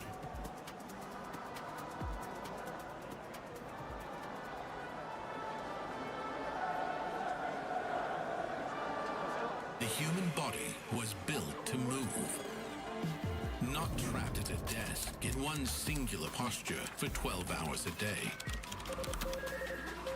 It's time your chair evolved. This is Secret Lab Titan Evo. Ergonomically engineered for you, gamers, hybrid workers, artists, backing your every move. A lot of people are haunted by their past. I'm inspired by it. They're not just playing for themselves, they're really playing for their entire family. They have defeated their demons! They have crushed the curse! Hearts have been broken here at EWC, and also a lot of money has been made. And that's exactly what Falcons is currently looking to do. Just make it to the finals and lift that trophy and also get all that money. This is something you were actually scared of, Vivid. You were talking about the momentum that this player is going to have, and right now with that back-to-back win.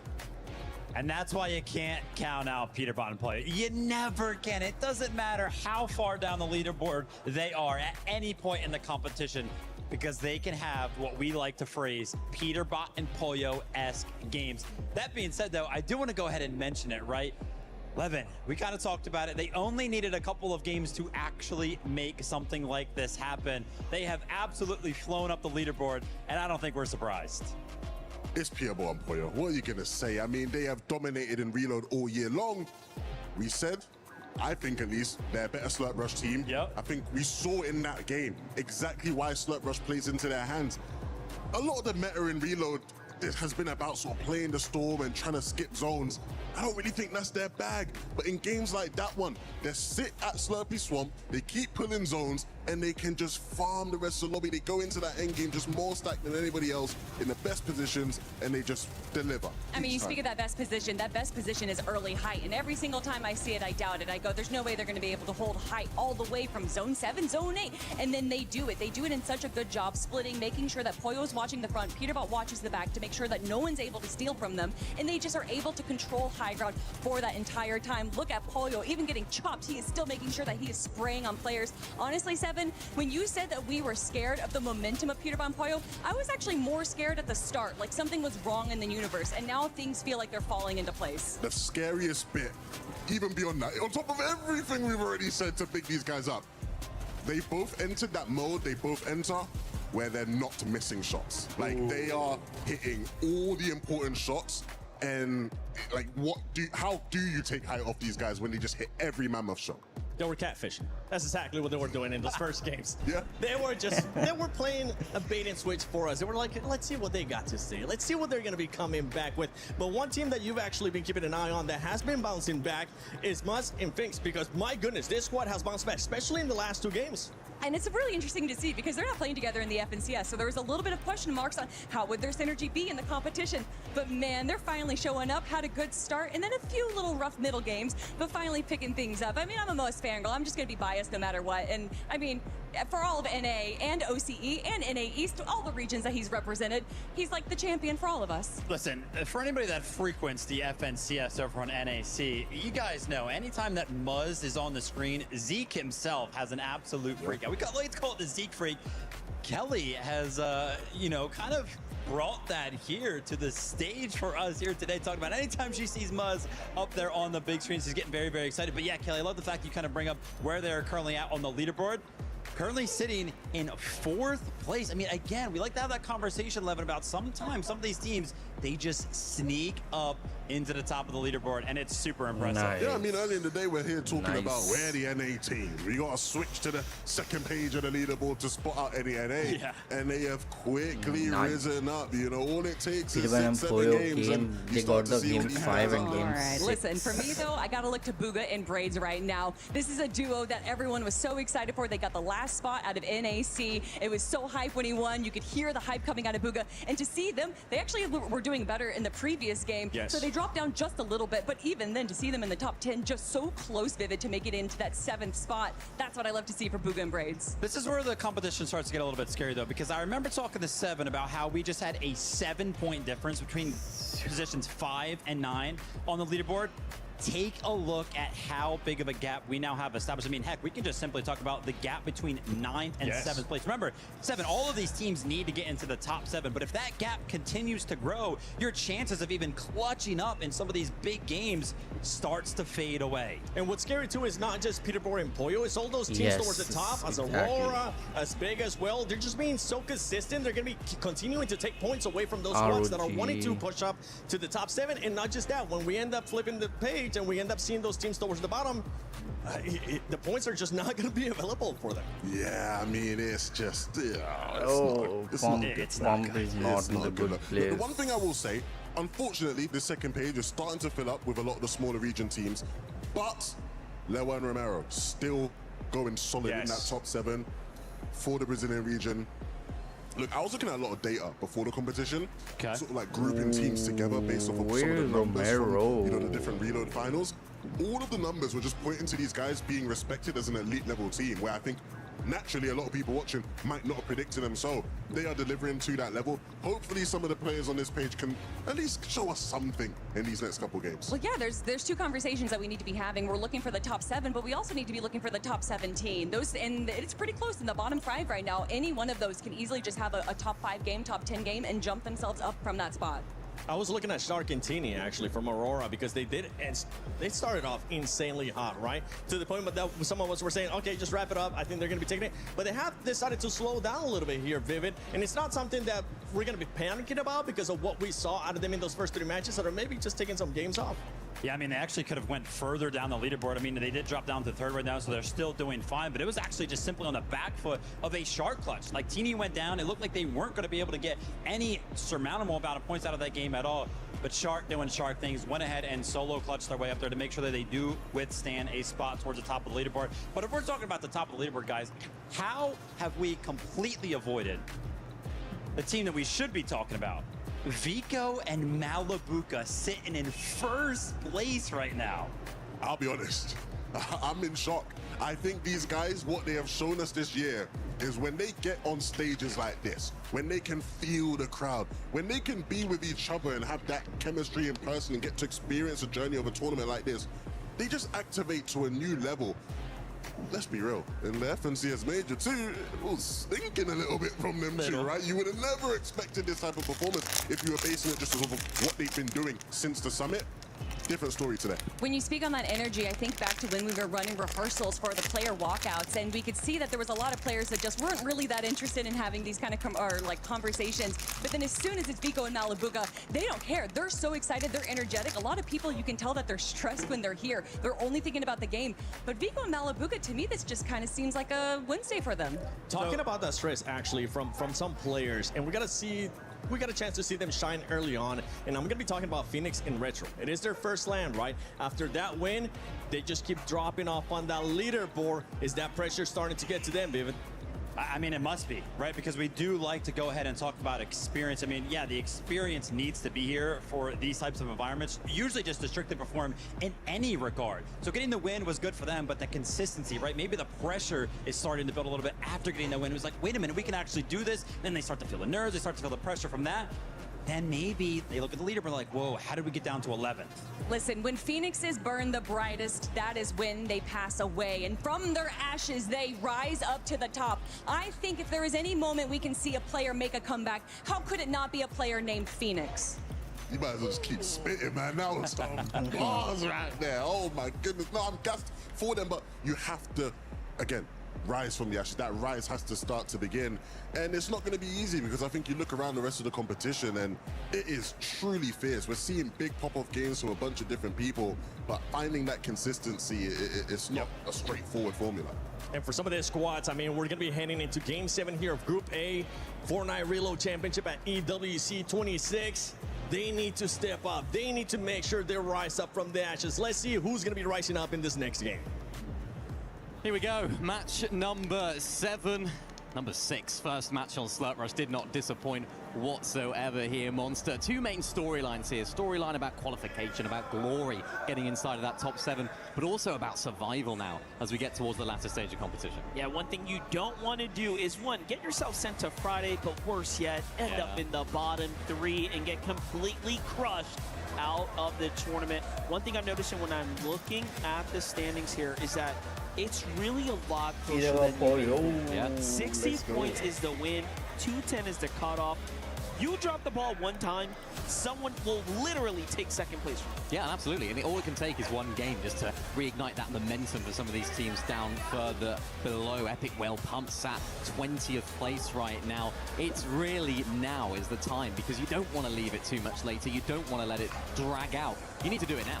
Yep, here we go though. Chino and Pablo Wingu had what a strong start in game 6, but 7 not going quite their way. Muzz opting to leave the dirty docks. In fact, other teams didn't even go there. This is what happens. Teams will take that initial hot drop and go straight for the fight. Well, the most important thing is staying alive, right? If you can just have these fights, try and claim this drop spot, even if one of your teammates or your teammate goes down, you can still stay alive. You can still regroup later on. Shark taking a lot of damage here from Romero up on top. Looks as though he has an angle on him, which he does fine. Nice crack of the shield here from a Shark. Muzz finding one onto Malabuka as well. So many of our top teams right now battling it out here at Stilt Town. Shark though down. Lua takes him out right there. There's an opportunity for them to try and build some momentum as well. Romero looking for some angles as well.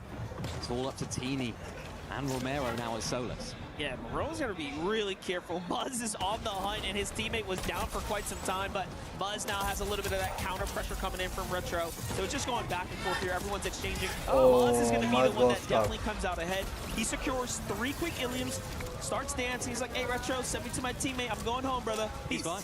He's fine with that. Yeah, it's absolutely fine. Getting those points, getting an early start, hit the emote. That's what we like to see here, isn't it? We've got the RPG in hand as well for Retro. Looking to rise from the ashes, to quote Kelly right here. This is an important game for them. Sitting just outside, I think, of that sort of top 7, 11th place overall right now. So, yes, they probably could do it in the 2 games. Maybe they could do it in 1 game, but you have to make it count now to get to see how those fights are going down here. Osborne Muzz, one of the finest fighters in the lobby, doing just that against Malabuka. Z-Dog, though, one of our Australian teams, whipping the shot, and Moda can find the first or second elimination of the game so far. This is a big moment for these guys as well. Yeah, it surely is. You know, they finally get a little chance to start earning some points here, give them that confidence to get back in the game. But Pump versus Goofy, finally Pump putting some points on the board there. You know, we really have seen a very underwhelming performance from Pump and Epic Whale. This is a tough spot to be in, and it just makes you think, is the pressure sitting on Pump's shoulders? You saw the interview and the content with Epic Whale there. We know surely he's got nothing to prove, but is it Pump maybe that needs to just step up a little bit? Well, it can be hard, can't it? If you're playing with someone that has so much experience, Poyo has the 35 points difference perform. For the and then you might be thinking, actually, I'm a little bit nervous. I am a little bit feeling the pressure a little bit. So maybe that could be the case for them right now. Sneaky peeky, though, for Chino and Pablo, looking to find an opportunity, as we get to see that in the bottom left of your screens. We get to see, of course, how Pump took down Goofy. Pretty standard stuff for him. And Chino, bottom left, looking to find that moment. Phoenix, completely unawares, you have to imagine. And now he is. Pablo looking for a big shot, not quite able to crack his shield, gets inside of the box, hits a big shot, but Phoenix there does go down. Of course, it's only Phoenix in this area, and Pablo and Chino, very, very solid loadout there. Exotics in hand, Vico Malabuca just next door, and Pablo Chino are a team that we expect big things from them. They do deliver on the big stage, but I feel like we can expect more. They're that good. I think the competition is just that close, to be honest. You know, they're really in that mix. They're in the competition race here at the moment, but Vico's going to take some punishing damage. Malabuca just on the run here. These are your point leaders at the moment. That's the worst case scenario for both of your individual players to be in different important fights right now. This is how you get sent back to the lobby here and no points. Meanwhile, Virgo popping off though. They take down Malabuca and Vico simultaneously, and they're now out. Top team down and out. The door is open for teams like Poyo Peterbot, for teams like Shark Teeny to start rising up. Which team went down? What did I miss? What did I miss? That have been looking so consistent, quite reminiscent actually of their Summit win. The way they've been playing so far today. That's how quickly the story can change. Now any team inside the top 7 realistically has a chance to snipe the first base seat and really give us a show here for the first group. Door is wide open. Going over to the rest of the map. So many teams still inside of that storm, of course, as well. One team that isn't, Pablo and Chino. We've seen these guys trying to sneak around, getting a little bit of that damage. As I mentioned, they've got that exotic as well. Really good for close range shots. The Outlaw there, so it's going to be interesting to see how Pablo can do that. Both of these guys, really good solo clutches, and I think we saw that in the last game. Shark doing a really good job at that, just to keep them afloat at the top end of the leaderboard, even though Teeny did go down early. When you have players like Shark, when you have players like Teeny, Pablo, Chino, these individual talents on your team, it can really help carry you through the tournament, because even if one of you goes down, the hope is not gone. Yeah, it definitely makes a difference, you know, especially when you're really not safe Peter at all versus just yet. more Peterbot's food. really the story of you see a team that can be at the bottom in just a couple of games. Everything turns around. Meanwhile, speaking of the witch, Mofu's going to be taken out pretty quickly there by Peterbot and Poyo now. Just cleaning up house here at the Slurpee Swamp. Up into the other side, we have OCE's Reckless and Alex here. A little bit of pressure on Braids and Booga. Fights breaking out now for Nalu and Shadow. Shadow and Virgo died also. Eliminating that team, it looks like. Yeah, nice.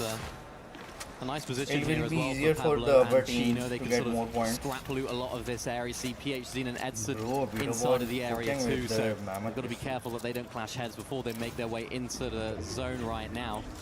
And big expectations here as well, of course. Brazilian team. We've seen good performances, Brazilian teams. We've seen good performances from PhD, particularly when it comes to land. So I was really intrigued to see what they could do. They are just outside that top 7, a decent ways down, but what they can do is they can have these big games, they can have these big moments, these big individual fights that can completely turn the game around. And we've seen that throughout lots of LAN events. Brazilian teams aggressive, looking for fights at different areas, but also smart at the same time. Yeah, they've had good vibes all day. You know, during the down moments, he sits back, reclines that chair, puts his feet up, and really is just soaking in the moment. It's a wonderful thing to watch. Back on over, though, to our very serious Shark and Teeny. 252 points right now, playing the outer zone. They're looking to kind of patch up their mistakes from the previous round, but they do have to be careful. You have Alex there, like I said, This is the scariest part of the game to be in. You're far in the zone, and if your teammate goes down, you guys would be pretty much split up, and things can start going awry at that point. That's the thing about this map as well, though. If you do go down, you can go back into the storm. You can heal your way up. You can scrap loot a lot of that as well. Retro got the good shot. Goes down inside of that storm. Nice. So, going to be an interesting opportunity right now for Mofu to try and find a clutch. Of course, Retro and Phoenix, they're quite happy to find that elimination. Couple points right there as we get to see the overall rankings, how things are shaping up. Remember, Vico, Malabuka are top dogs right now, down and out, completely eliminated from this game. So all those teams down below, like you mentioned, Monster, they're definitely within reach. Listen, my question for you is, what are these zones? Yeah. These are tough zones right now, as they are going to continue to steal away that real estate. So we're going to have another congested tournament here at the end at the Steam. That zone is very with bad those right silos now. that can be in play. Oh, they always make things interesting. It's almost a throwback to Chapter 1 Fortnite. Everyone's flying up in the sky. Nobody quite knows what's happening. I'm sure we have that in store for us for the remainder of this match. It really does come down to a lot of those Tino got the different tomato sort of again. mechanics that you don't necessarily see too often in Fortnite. How can you manage those situations where you don't usually find yourself in? Where do you land? Which teams do you fight? It's all going to come into play very shortly for Booga and Braids. Just sat outside of that top 7 right now. Expectations, as always, so high on Booga's shoulder. Notice a different playstyle from them as well. While other teams are looking to get extremely active, they're just hanging out in Zone 5, actually slowing things down, recognizing how close they are to the qualification spot, right? Kind of staying in the conversation. They recognize that, hey, for us, we don't got to do anything fancy. Let's get to end game. Well, especially since Vico Malabuka are out. You know, that opens up a door for them. That opens up an opportunity. They're quite happy with their loot right now. They're quite happy with their positioning. So there's no reason to take that risk, and they are a good enough team to find those refreshes mid-game. Here we go, though. Pablo and Chino, another knock for them, gets the full elimination as well, all the way down towards Logjam, of course, as well. They find themselves there still, so looking to make their way towards that north side. Zone pulls back towards the southwest, so we will have one of those stacks inside of the zone, potentially an opportunity for teams to rotate. Really like this positioning, though, from Sharkantini. Probably not as active as we've seen them in previous games at this particular time of the game. They're quite understanding, I suppose, of the fact that Vico Malabuka are down, the fact that they're now 3rd on the leaderboard. They need another one of those big games, and could that be now? I think reality's setting in, like, wait a second, that big lead we had, it's kind of gone at this point. No one is safe. Muzz and Sphinx also just having a really great story here starting to develop for them. 3 eliminations this game, all off the back with Muzz. Now they have the momentum coming in here to these final moving zones. Soon the storm's going to be looking to shut off, so you can see all the teams now starting to migrate on in. It's time to get to the safety. Look at that. Yeah, look at that east side of the zone, though, of course, as well. You get to see it in the minimap. We go to a POV that is inside 1 the minute zone. left. Oh, Pablo has the yoink. Oh my god. It will be very crazy. It will be very crazy in the end game. With these eliminations, with this damage that they've got here as well, it is a 2-tick, and it will turn into a 5-tick eventually as well, so they do have to be careful. But that's what I'm saying, look at that east side. It's going to be really interesting to see where this next zone ends up pulling, because if it does pull towards that west side, it's going to be really difficult for so many of those teams. And even if it pulls towards the east, those 1 or 2 teams that are on the west, it's going to be so difficult for them. It's not going to be easy at all. So a little handoff there up the Shockwaves, only 2 for Izzy and Noken. So we'll just have to keep eyes on how they end up performing here in the end. It's going to be more and more closer. Sharkantini, as we continue to update with our teams that are in the race right now, are still looking good, but this is where the real story starts to begin. The zone's going to close, and all chaos is gonna break loose. I think probability-wise, it is more likely to pull east, of course. There's more land to play with. The zones favor not pulling over water. There needs to be a certain percentage of it in, so I'd imagine it will pull back to the east, and I think a lot of these players will think the same too. And yeah, it's a sort of northeast zone, so straight on one of those stacks, though. It's going to be absolute chaos here at the end of this game, and it almost makes it quite difficult for a lot of these teams towards the south of this zone, particularly the teams towards the southeast. Pump and Epic Well of one of them. Booga's ahead of everyone else, so he shouldn't have too much of an issue, but you've got to push through all of these teams in order to make your way in, and that's the situation that some of these guys find themselves in. Yeah, this fight's going to be pretty nasty when that's going to happen right now. Remember, those stacks are completely indestructible. We're going to start running out of real estate already and then start taking things to the air where teams are going to have to block you off. So this is going to get very, very congested here shortly. Peterbot Pollo starting to set up the lurk, though. You have Shark and Teeny to their right-hand side, and it feels like we're in an end game. Yeah, just put quotations around that. Ooh, There's no they got... points yet. This is not where you want to go down. It's definitely not. Remember, Peterbot Pollo, they've been setting up for height a lot earlier on than so many other teams in this lobby. So interested to see now how they play. Reboot got the first place is up for grabs. Will they still take that risk? Will they still go for it? As Liva got the retro. Find a knock right here onto Retro. They needed a big comeback, so that's going to taint their chances potentially here as Retro does get fully eliminated there. Phoenix down as well, so Pablo and Chino deal the final blow to that team, and they've been on a roll here. Yeah, 5 eliminations now, things adding up. Rocket launcher in hand, mind you, and then you saw that exotic shotgun as well. So much firepower in their hands. Just take a look here from Pablo's perspective. They find a very weak Phoenix. That's the full elimination. They were trying to hype them up, but that pressure's starting to kick in now. Sharkantini has one kill. Can Sharkantini overtake first place with this kind of opportunity they've been gifted? They're going to be one of the first to go and cut through. And look at that. No interest in actually going for high ground. They don't want to be a part of that mess here. They see that the new storm is actually pushing far west. They are getting put to the test. Lovely little dead side rotate there from them as well. They understand that they don't need to take that risk. They don't need to go up into the sky. And the team that are right now, Mshari and Style, these guys are very happy to be up here, trying to maintain a lot of that position as well. Goofy, Z-Dog also trying to do the same. Mshari looking towards that front side of that moving zone as well. So they're looking to try and take height early on here. Peterbot Pollo understand that maybe the time is not now. Getting pressured down from height as well. Pablo and Chino settling for these mid-ground layers. Looking pretty healthy, looking like they're in a good situation to take this sort of front side mid-ground layer. They're a team that haven't really come alive yet. We haven't seen the best of them, but it's brewing. There's something there. Yeah, this is looking really good, though, now with the little layer change. Meanwhile, Sharkantini, the only team playing the ultimate low ground at this point. As the others come down, it's out of desperation, and that's going to be a great delivery here from Edson to Shark. Very nice pickup. That's some free mats. Meanwhile, Peterbot and Pollo fighting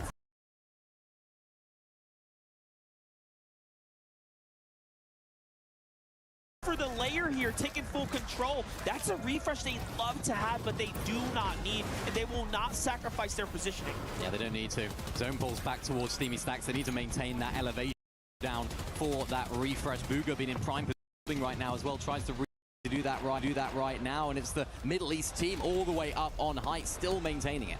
Khaled and Mshari, just no pressure. This has been the story of Group Stage A. It's like whoever takes it has gotten a free ride. Meanwhile, Lua and Romero, though, what a story for them. This sleeper duo here stepping up and continue to stay consistent. But again, there's so much more to be desired in this game. There's still 14 duos remaining, and we're nearing the final zones. Shari.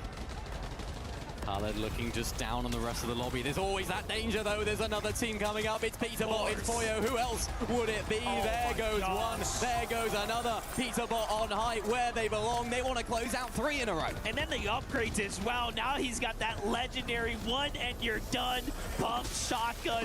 What an inventory. 6 shockwaves as well. Big on material counts here. Are we going to see a 3-peat? Could this be a sample for the finals? Do remember that match point format. You'd have to break threshold, secure wins, and we're seeing early glimpses of that greatness. And why would we ever doubt them? They're all the way up. The zone poles all the way back down. All these teams down below need to try and tumble on all the way through, but the team that's not doing that right now, as per usual, they ain't tumbling down. They're flying high. It's Peterbot, it's Pollo, as Izzy, Nosif, battling it out on low ground. Cammy and Hari finding it difficult as well. Only 16 builds to his name. Has to try and struggle here. Liwa, Romero looking quite solid inside of their builds as well. Nice tops on the way through as well, but do get sprayed on down. Muzz getting the same treatment as well. This is difficult for them, but it's the team on height that are running the show. Braids finding a knock onto Liwa, now having to solo clutch, but goes down. Teams are falling faster than we can even track at this point. Only 10 duos remaining. Make that 9. Shark and Teen are heating up. The low ground is theirs, and they are are the kings of what's happening here. Pump in a desperation attempt there to grab a couple mats there, but Shark lets him loose. TD, meanwhile, goes up as he starts to secure for positioning here. They're looking to make this a very interesting endgame. Now they look to the high ground. They see, wait a second, someone's the king of the top. Peterbot comes down. It's all up to Pollo. First place is there. Who wants it? Shark and Teeny looking the more likely right now. Pollo retains that high ground as well, retains that positioning, but Shark says, no, no, no, we want that positioning. Let's try and chop him out. Pollo using that overdrive grenade to avoid fall damage, but that's his last, so he's going to have to be so careful as to how he comes down right now. Shark and Teeny looking up, trying to find that position. They have high right now if they want it. Do they want the win? Of course they want the win. They want first. How is Pump still alive? Well played for him at top 5, but Pollo here by himself has to concede to giving up the high ground. He was forced on down and now still holding on. But every interview here this weekend, Peterbot has said, I'm looking out for Shark and Teeny for good reason. Meanwhile, they are looking to turn this entire story around and secure this dub here. Shark and Teeny against Chino. They take height. They're looking to take the game as well. They needed a comeback. They needed a resurgence. They needed to remind everyone who they are, and they do. Shark and Teeny. Well played for them right there, just like that, and then they are stone cold. That face expression does not change. They just keep that word about them. Never in doubt. Never in doubt. They've found their form again here on Slurp Rush. Playing that game like we saw at the beginning of the day, taking height really confidently. When Peterbot and Pollo took it, you had to imagine that they were going to go ahead and win that game with how history's been going these last couple of games here, Monster. But the way that they played that there, Shark and Teeny, they didn't rush. They didn't try and take height too early. And I think it played in their favor, I think. For Mshari and Khaled, who My had mic that was win in the bag, the last thing you expect is to then get contested by Peterbot and Pollo. Keep in mind, for Khaled and Mshari, that is the game that's going to get them out of that dangerous, full-crushing blow that would have kicked them out of the tournament completely. So for them, they get a lifeline. Oh, Peterbot Pollo is on the first place. They take Very advantage nice. of Vico and Malabuka's downfall. That was a big Peterbot Pollo moment is in on this the game. first That place. sort of set the precedent for the rest of the top teams, Malabuka and and they Vico is on the delivered second as place. well. Shark Muzz and Teeny, what a performance. is on They're a the, team that we know can take height. They're a third team that place. they know how to play it, so let's see how they played it from there. Then Levi and Romero, Chedi Kami, Shark and Teeny is on the 6th place. He died. He's sort of. Go to finish.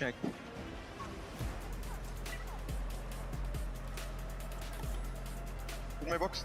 No, it has to be. Oh, Shark and Teeny are on the first place. Peterbot and Pollo, Not Vico even a Malabuka, GG when it's Chino over. Pablo. They didn't say That anything. result was not. Did they know they won? I don't think so. They did not My come up bad. victory royale. Maybe they thought it was another team. I think they're ready for the next game. I don't know what we're waiting for at this point. Yeah. What we're seeing from them is a level of focus that I don't think we see very often in competitors. Well, they just do this. This is what they do. It's like, you know, if you're a bus driver, you pull up at the stop, you don't celebrate. Because it's what you do. It's your job. They're happy with it. Yeah, most definitely. Well, with that, Waalaikumsalam. we're just How going are to have to ease down here and power down the brakes. वो दूसरा phone charge पे लगा हुआ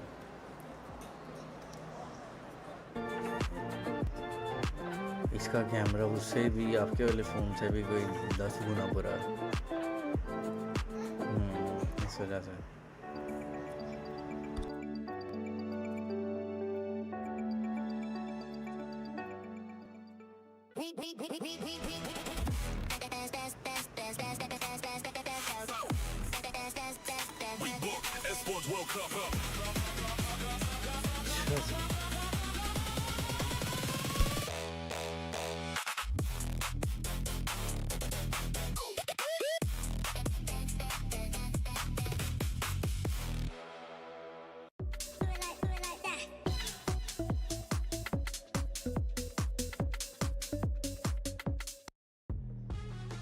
Classic. It always goes this way, doesn't it? We think NA is going to get a big W, and then EU decides, nope, Sharkatini, massive victory royale. I'm hanging out with the best taco here. You know, big W for, I guess, you guys over on EU. Obviously, I mean, Sharkatini, they saw Pete Pollo snag too. Anything you can do, we can do better. That's got to be the mentality. But it's been fun watching sparks fly between both of these teams. Is there anyone you've been watching that you're like, man, I feel like this duo, we need to give them more props. We need to give them a moment in the sunlight. 1000% gotta be the Argentinians, Leiva and Romero. They have really been standing out, giving a ton of credit towards the international section because, I'll be honest, the community did not seem too high up on these guys, and yet they've been here all day today delivering some high caliber gameplay. Currently in the top 10, right? We just need to hit top 7 to make sure we make the placement. I feel like as long as they continue to do so with a handful of games left, right, it should be a lock, question mark? You want to think as much, but everybody's obviously going to be trying to hit the overdrive in these last few matches because nobody wants to find themselves in contention for the actual elimination day a couple days down the line. You'd rather just see it through, make it into that top 7, and obviously avoid that bottom 3. Is there another duo that you feel like you want to talk about? One duo, Muzz and Sphinx. Of course, of course. You know, Vivid just called out not that long ago. You know, look, I love Muzz, all right? Listen, he's a legend. I'm a big fan. I'm his #1 fan. And Sphinx is a legend, too. Why would I not be excited to see them compete? Obviously, they are popping off big time, right? They are showing up here and on LAN. I think that's one of my favorite things about being on LAN is when players show up. And regardless of whatever performance they put up and other things, being on LAN and performing well under this pressure, under these lights, awesome. Yeah, but it's like they've also been here how many times before. Both of them are very familiarized to that kind of pressure. And when you throw them into this type of LAN environment, honestly, I'm really hoping that we can get an interview at some point today because that's the one thing that I feel like has really been missing. Sphinx on the comms. Let's be so for real, guys. That is probably one of like top tier for entertainment moments. Sphinx is always going to be one to have some fun on the mic. He's always the first guy when you're like talking to him. You're like, hey, Sphinx, you know, we want you to do, I don't know, just like point at the camera. He's like, dude, I'm going to shoot a bow and arrow at the camera. We're like, okay, man, all in. I'm so down. But obviously, we do have just a handful of games left. How are you feeling about the competition? You know, 3 keys will be crushed at the end of this. So how do you think the competition is going for some of these players with that pressure continuing to mount? It hurts a lot to see, I think, especially when you're looking at the teams that have been kind of maintained towards that bottom 3 period. But at the same time, you never know when you might be able to jump out of it. Think about Epic Well and Pump in that last match specifically. We see Pump 4 eliminations, a crazy solo clutch at the end for those placement points too. That might have been just enough to help secure them outside of that bottom 3 bubble. But of course, you know, you can have a game plan. Sometimes you just got to throw it out the window, though, and that's kind of what I'm expecting to see in these last few matches. I love to hear it. It's time for us to throw back on over to the casters because the next game's ready. Of course, of course, of course. Thank you there, Zeke. You know, I'm starting to look at the standings here, and the gap is widening here pretty widely, I will say. Sharkantini are at 330, Peter Bon Boyo 312. Pico Malabuca, again, frozen at 290 after that early elimination. But here's the thing. Then you jump down to what's remaining, right? The available spots. And Booga and Braids are on the heels of top 7. That's where they want to be. That's where they've got to be. Realistically, they are just about outside of that top 7. All it takes is one game, as we've seen. All it takes is one game for our top team to go down. Vico Malabuca, they're a team that you just expect unparalleled consistency from, and then when they go down right there, I saw Malabuca go down, you think, yeah, it's all right, they got Vico, but no, that was a full elimination, so it'll be interesting to see how those guys develop. Of course, the bottom 3 is another storyline as well. You do not want to be eliminated from this entire event. At the very least, you want to be playing on Friday. Those bottom 3 teams we talked about, they are creeping their way up, and now other teams are starting to present themselves to danger. Well, game number 7 is here. We're jumping right back into things. Sharkantini already back at it now with a quick elimination here. Again, once it flies over, take that quick drop, try to secure points. That's the mission. It's got to be the mission, yeah. These guys just continue to show how good they really are, show that they can win games. They take risks. Shark right now with the combat shotgun, takes down Phoenix. That's a nice shot early on right now. And this is the strategy, isn't it? You know, just fighting a lot, trying to find a lot of those early elims. when you got Shark on the team, you just let him run off, do the elimination, do all that job. Just get in there, get your hands dirty, Shark. I'll sit back over here and I'll keep the house safe. I'd love to play with Shark. Wouldn't we all? We'll take a look at this. Shark. Oh.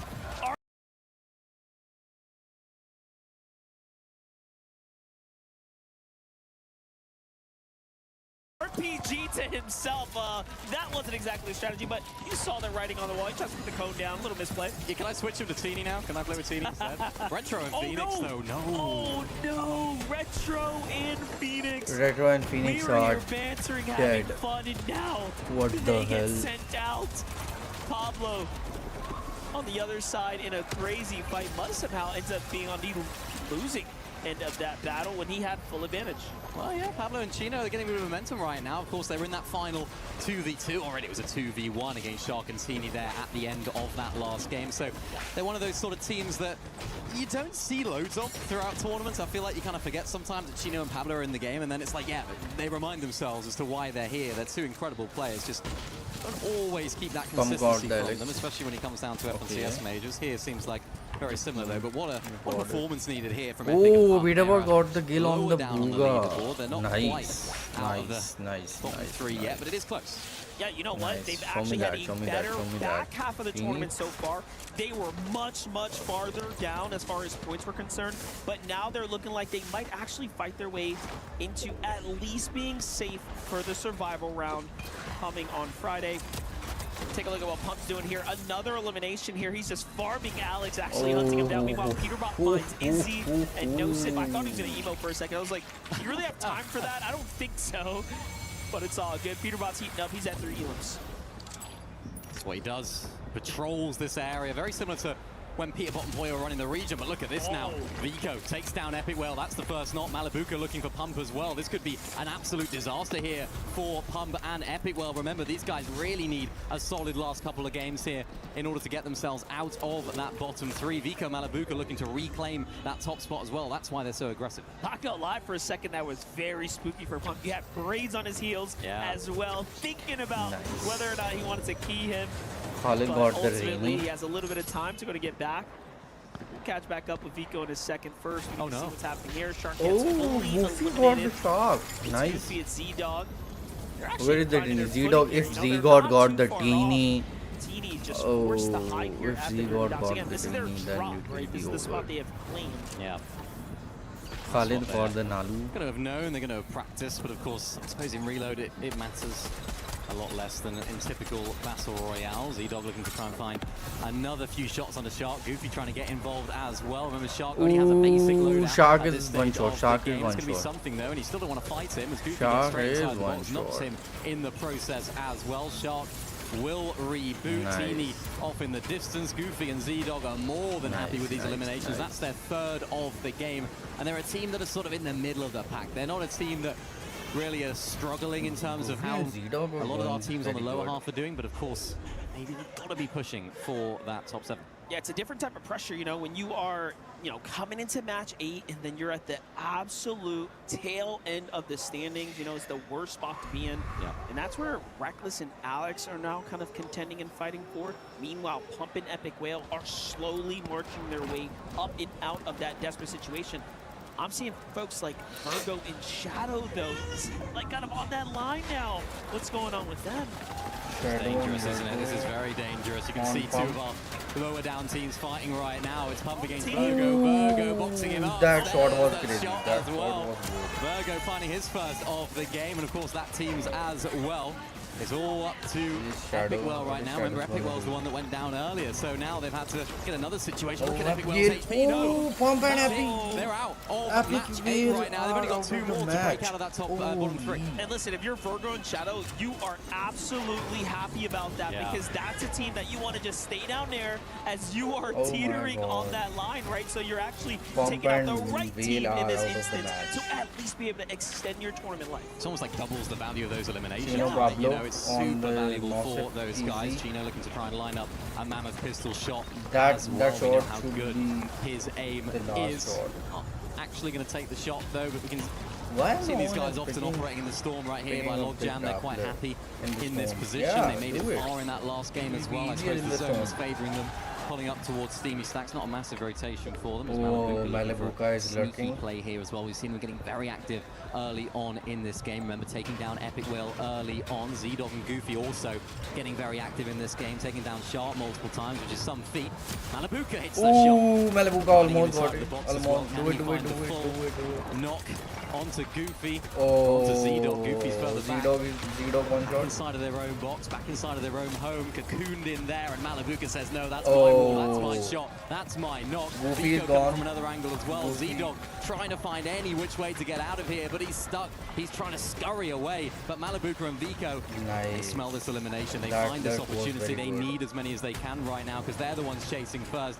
Goofy and Z-Dog, they're a team that are also in that sort of position to maybe take that top 7 spot. Looks as though Z-Dog's just about done enough here to keep his teammate back into the game. Yeah, Malibuka's going to get the knock onto Z-Dog, but of course Goofy is still in it. That was good play from Z-Dog. Tremendous job by Z-Dog, and then I'm just thinking to myself, Mally, what are you really an IGL? Like, what are we watching right now? As he was leading the charge there, but Z-Dog, chef's kiss, keeps himself alive for 10 seconds there while getting chased by 2 of the best players in the world. And honestly, that's a skill gap within Reload itself, right? You know, of course, staying alive as long as possible in Battle Royale is important, but you don't get the reward of having your teammate back. In Reload, if you can keep yourself alive, which is definitely a skill gap, you can definitely go far in this mode. And I think that's why we're seeing them do really well. I think a lot of people would look at an OCE team and think maybe not too much expectation on their shoulders, looking at a team like Alex and Reckless, who unfortunately are at the bottom of the leaderboard.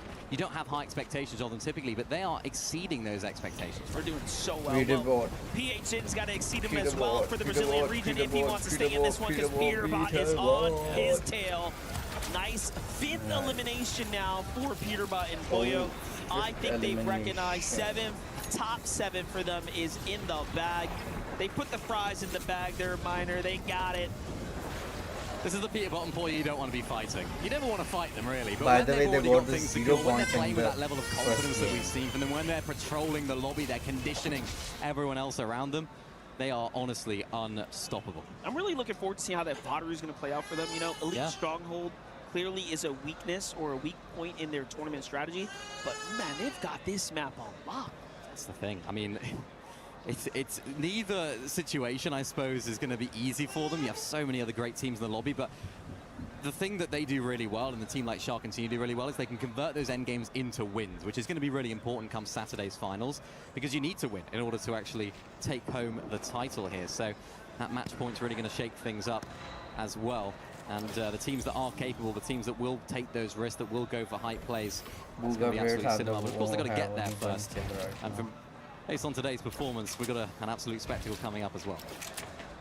Well, if we were in a simulation, if we were in a world where it was the match point and we were looking to close things out, Shark and Teeny are in contention for that, as are Peterbot and Pollo. In theory, this could be one of those game-defining, tournament-defining moments. It's really showing you and highlighting what it takes and what it will take there on Saturday. But getting back to Shark and Teeny, he's almost repaying the favor at this point because the other teams had the best of him early on, but now it's Shark who's fighting back. They always get themselves back into the game. Remember, we saw Shark going down earlier on in the game. We saw them in difficult situations in the past. They just always seem to be able to find those extra limbs, and that's just almost the makeup of this team. So good at sort of comebacks, being able to get themselves into situations to win the game every single game. It's all well and good playing for those end games, playing for those placements, but they can always find themselves in a position to win. Peterbot and Pollo likewise, finding the limb onto Shadow right there. Virgo, of course, trying to escape as quickly as possible, trying to stay alive, of course, as well. Peterbot trying to hunt him out. Virgo's right there. Huge shot from the Mammoth Pistol from Peterbot. Trying to just find an angle. Actually, inadvertently hits the launch pad. Didn't mean to do that. Might have given Virgo a little bit of extra time there to get Shadow back into the game. I think Peterbot's understanding that and thinking, yeah, this limb's not for me. Let's go back into zone. Yeah, you know, as the zone started to close as well, the last thing you want to do right now is fight Virgo. That was a sign of respect there. They did take down Shadow. They knew that for certain. They're like, do I really want to box fight Virgo? Maybe not. He does seem to be pretty nasty with it when it comes down to it. So not a fight you want to take in the storm there, but hey, look, for Shadow Virgo, they have a lot working against Romero them. and They're gonna have to figure it out. Meanwhile, Lua and Romero seem to be heating up. 40 seconds left for the really big game. Remember, this is a team that do find themselves inside of that top 7, not by a huge amount, but by an amount that they could get the job done potentially in this next game. This game, setting themselves up for that, is going to be absolutely huge. But the Brazil region truly on the map, and of course into those finals. Currently the only smaller region team that find themselves inside of that top 7.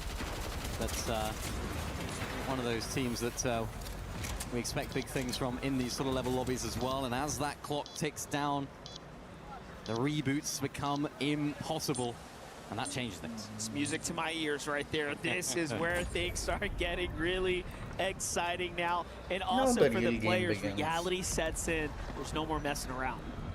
No more messing around. You go down now, you are out of the game. Shark and Teeny got the push on the 2 side. And as the time goes on in today's competition, those chances of playing games keep going down as well. So each and every one of these moments is of utmost importance and increasing importance, of course, as well.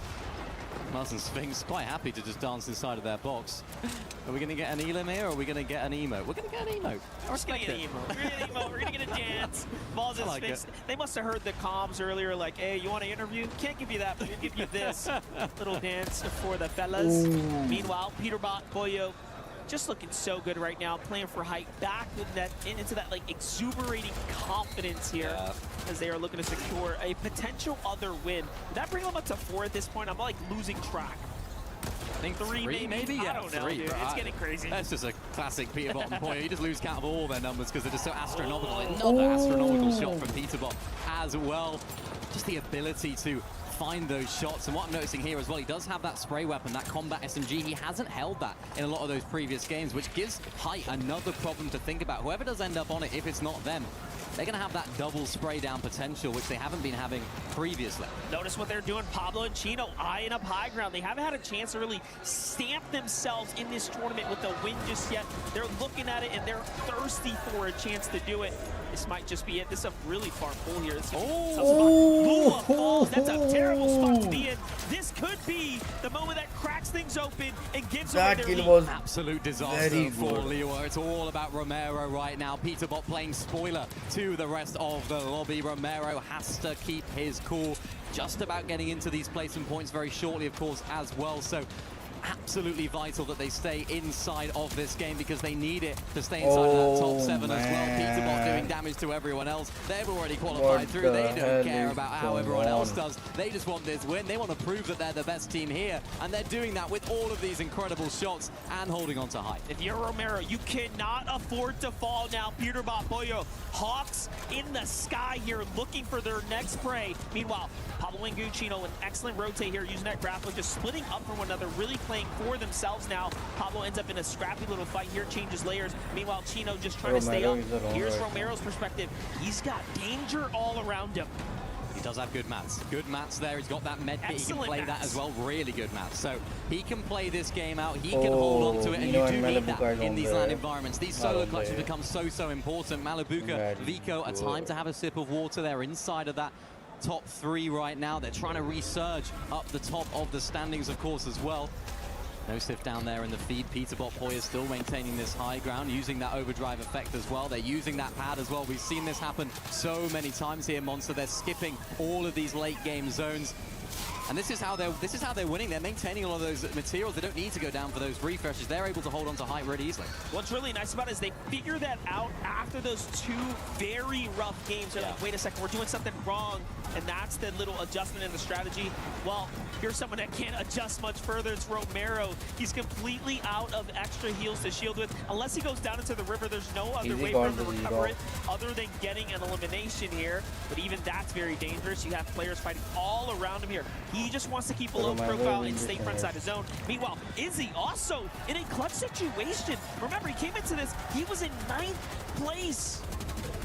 huge moment for Izzy. If any time to do it is the time, it is now. Ooh, Shark, Vico though. in one Huge shot. beam right there onto Vico. He's not letting anyone play up in the air right there. We saw Malabuka up there too. Malabuka now down on below, but looking very weak indeed. Peterbot Poyo going to have to settle for that low ground. Shark and Teeny are the team that are wanting to hold on to that high ground position. Malabuka, Vico having to expend a lot of those heals, but look at their material count when they go to their POV. So much materials there for them.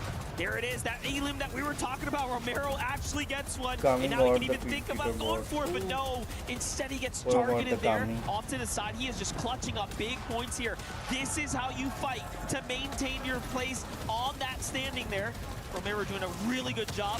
MCal behind the wall here. Romero doesn't quite land a shot, but hey, he's still in a tournament. He's got no heals though. He has to try Oh, solo clutch must this as guard much the- as he must can, guard the squeeze out floor. as many of those placement points as he can, as all other players around the block go down. Romero does fall right there to the hands of Vico, who take that front side of Vico zone. Now and him and Malabuka will Malabuka from the skies to the ground. I am They telling are you, looking to Vico take and this low Malabuka ground will and take the game for themselves. It's really good right here. 4 eliminations. We're on the ultimate end zones now. Just 2 zones left here. And from the high ground, it's Shark and Teeny, the dominant duo of the evening so far. It's been going back and forth. The conversation, the focus has shifted from team to team. And then you have Muzz and Sphinx rising up from the depths themselves as well. We might just get that interview that we were looking for, but first, he's got to fight his way through Vico. It's not looking too good for Muzz down low, as Shark and Teeny are putting that extra pressure. They saw Peterbot and Poyo go back-to-back earlier. They said, we want some of that action. Shark doing exactly what he does best, spraying on down, holding the rest of the lobby down. Of course, that bridge is going to play spoiler for everyone down below, of course, as well. So, going to be really difficult to get anywhere near that high ground. Malabuka no builds back a zone. There's Vico finding another elimination. That's their 7th of the game. The huge amount of materials now as well to claim that front side of zone. It's a 2v2. Shark and Teeny have lost 2 games where they've had the high ground in the end game.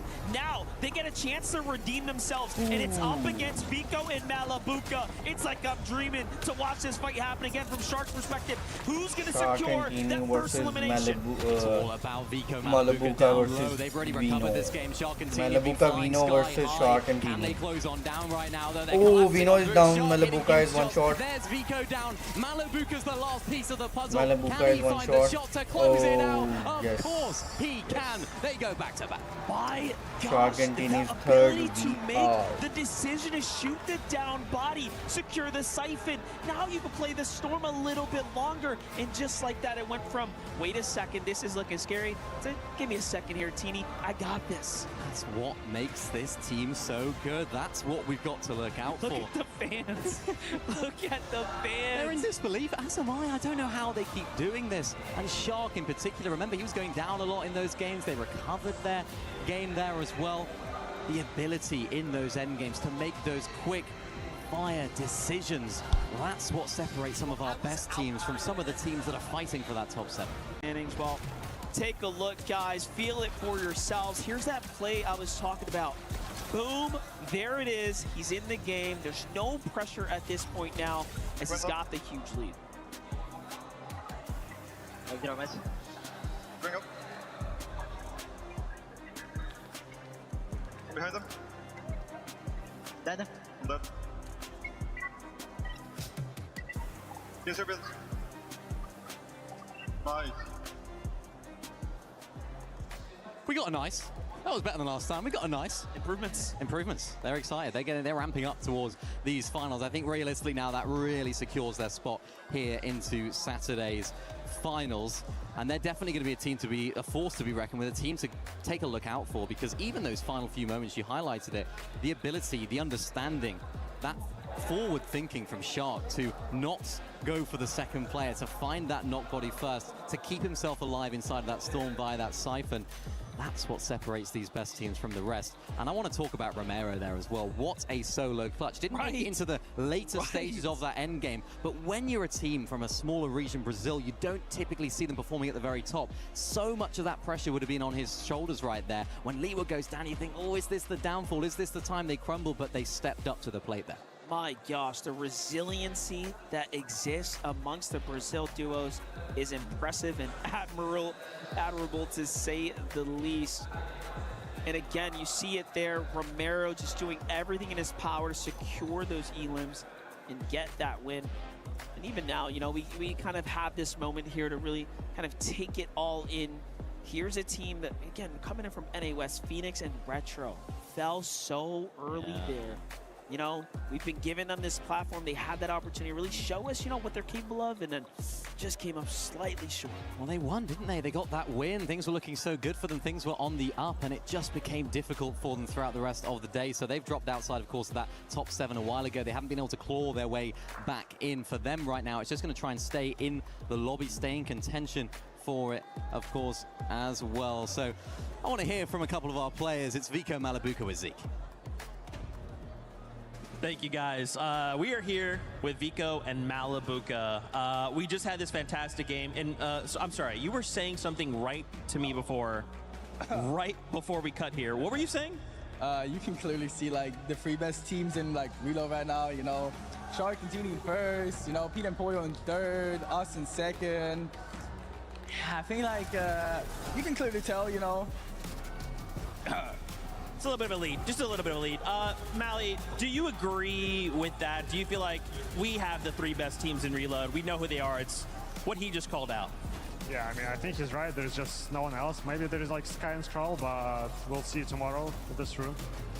If they did make it through tomorrow, do you feel like Sky and Skrull will be a problem for you guys in finals, or is it kind of just like, we're going to keep doing our thing, and if they get in our way, we'll take them out? Yeah, we're just gonna keep doing our thing, and then like I don't think they will be doing that good that they're doing Battle Royale, because Reload is really kills dependent, and they don't really get that many kills, so I think we'll be fine. Talk to me about those final few moments against Sharkantini. Well, how does it feel to go against one of those other teams that in your mind is, hey, this is the top 3, to fight them? Is there nerves? Is there kind of a moment where you like, you know, like, well, talk to me about like the mental thing, like what's going up here? I didn't even realize it was them. I'm gonna be honest. I thought it was just some like, I don't know, decent team. I mean, we had no mats, like really no mats. They are the top 3 by if we the had way. mats, I think we win that. They didn't play that too well, but according to me, yeah, Peter Board didn't know that was them until then. Then does that shift your perception then, or your, I guess, reality? If you didn't know that was them, would you play any differently? Then on the 5th place, did not hear what Vico said. He basically said he didn't know it was them. He didn't know that it was them. If you knew that it was Sharkantini, does that change how you play? Nah, it was kind of unwinnable because we had nothing on low ground. Okay, well, guys, of course, best of luck. A few more games here. Stay in the top 10, or top 7, rather. We want to make sure we see you guys. Already claw, bro. Come on. Classic, classic. With that being said, we're going to take a little bit of a break here. Stay tuned, though. More EWC action after this. Why break? Why break? We were there. For every click, every clutch, every respawn. We were there for the years of grind. And we're here. Now. The proud founding partner of EWC. Powering the biggest event in gaming. Shoulder to shoulder with the world's best. Making history. Greatness deserves a stage. Lenovo Legion. Reach your impossible.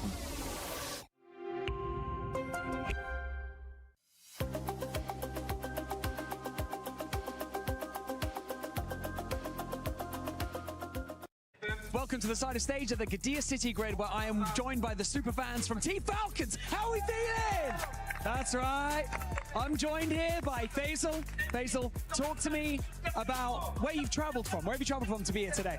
So I came here today from Saudi Arabia all the way from Riyadh just to support our Team Falcons. Today we are playing Fortnite, so I hope the best for the boys. Yeah, I bet. I mean, you've got arguably 2 of the best players in the game. You've got Pollo and you've got Peterbot teaming up right here on the main stage.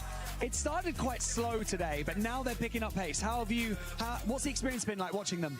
Yeah, they did start slow, but we're believing in them. They are now getting back-to-back matches, so I hope the best for the boys, and we're gonna see you in finals, I hope. Yeah, they're putting up a serious amount of points right now, but before I let you go, obviously, to enjoy these games, if you could send a message to the boys on stage, what would you like to say to them? Words of encouragement. Yeah, guys, we're here supporting you. We're here cheering for you. We're gonna be here also on finals. I hope the best for you, and we're gonna lift that trophy together. Faisal, thank you so much for joining me in this interview. Who's going to win? Team Falcons going to win? Yeah! Barney trying his hardest there to get the fucking crowd hyped up. And they should be hyped up regardless, because that team has been performing well. Another team that's been performing well, Aurora. Remember, Aurora is in that club championship. Shark and Teeny currently just performing. And don't forget that if you are a content creator, go sign up to the Esports Foundation Creator Program. You can live stream, just share this awesome stuff with your community, and you might be able to win surprises. Some of them being a PlayStation, it'll be a spot trip for 2. I kind of want the trip for 2, especially since we're currently doing duos. Scan that QR code right there. Make sure you guys go join the Esports Foundation program and see what you can do as a content creator. But let's talk about this last match. Levin, we've been talking about this top teams just continuing on the momentum. Is anybody going to be able to slow them down? And Shark is like, we'll go back to back. Yeah, I mean, look, Vico, sometimes we let Vico talk a bit too much and starts yapping away. But I think he was very right in that today we have seen the 3 best teams in the lobby completely roll through. And we're really just starting to get to the point now where we're eagerly watching that bottom 3. Like, who's actually just going home, right? These guys are good. They're going to qualify. They're going to make it through to the, the weekend final. Who's going home? I will say, though, that out of these 3 top teams, they've all kind of come up to the top of the leaderboard in a different sense. Shark and Teeny really started off strong, then kind of had a slower middle, and then have been picking things up in the latter half. Where Peterbot and Pollo, they didn't really have that strong of a start. And then as things have gone, they have steamrolled. And then, of course, there's Vico and Malabuka, who, for some reason, we didn't really pay attention to, and they have just been so consistent throughout the whole thing. I love to see just the variety in the way that these teams can be at the top. Vivid, you've been keeping track of that 7th to 8th spot right now. And that gap just keeps getting longer and longer. I'm pretty sure when we get a chance to see the overall, you'll be able to see exactly what I'm about to mention.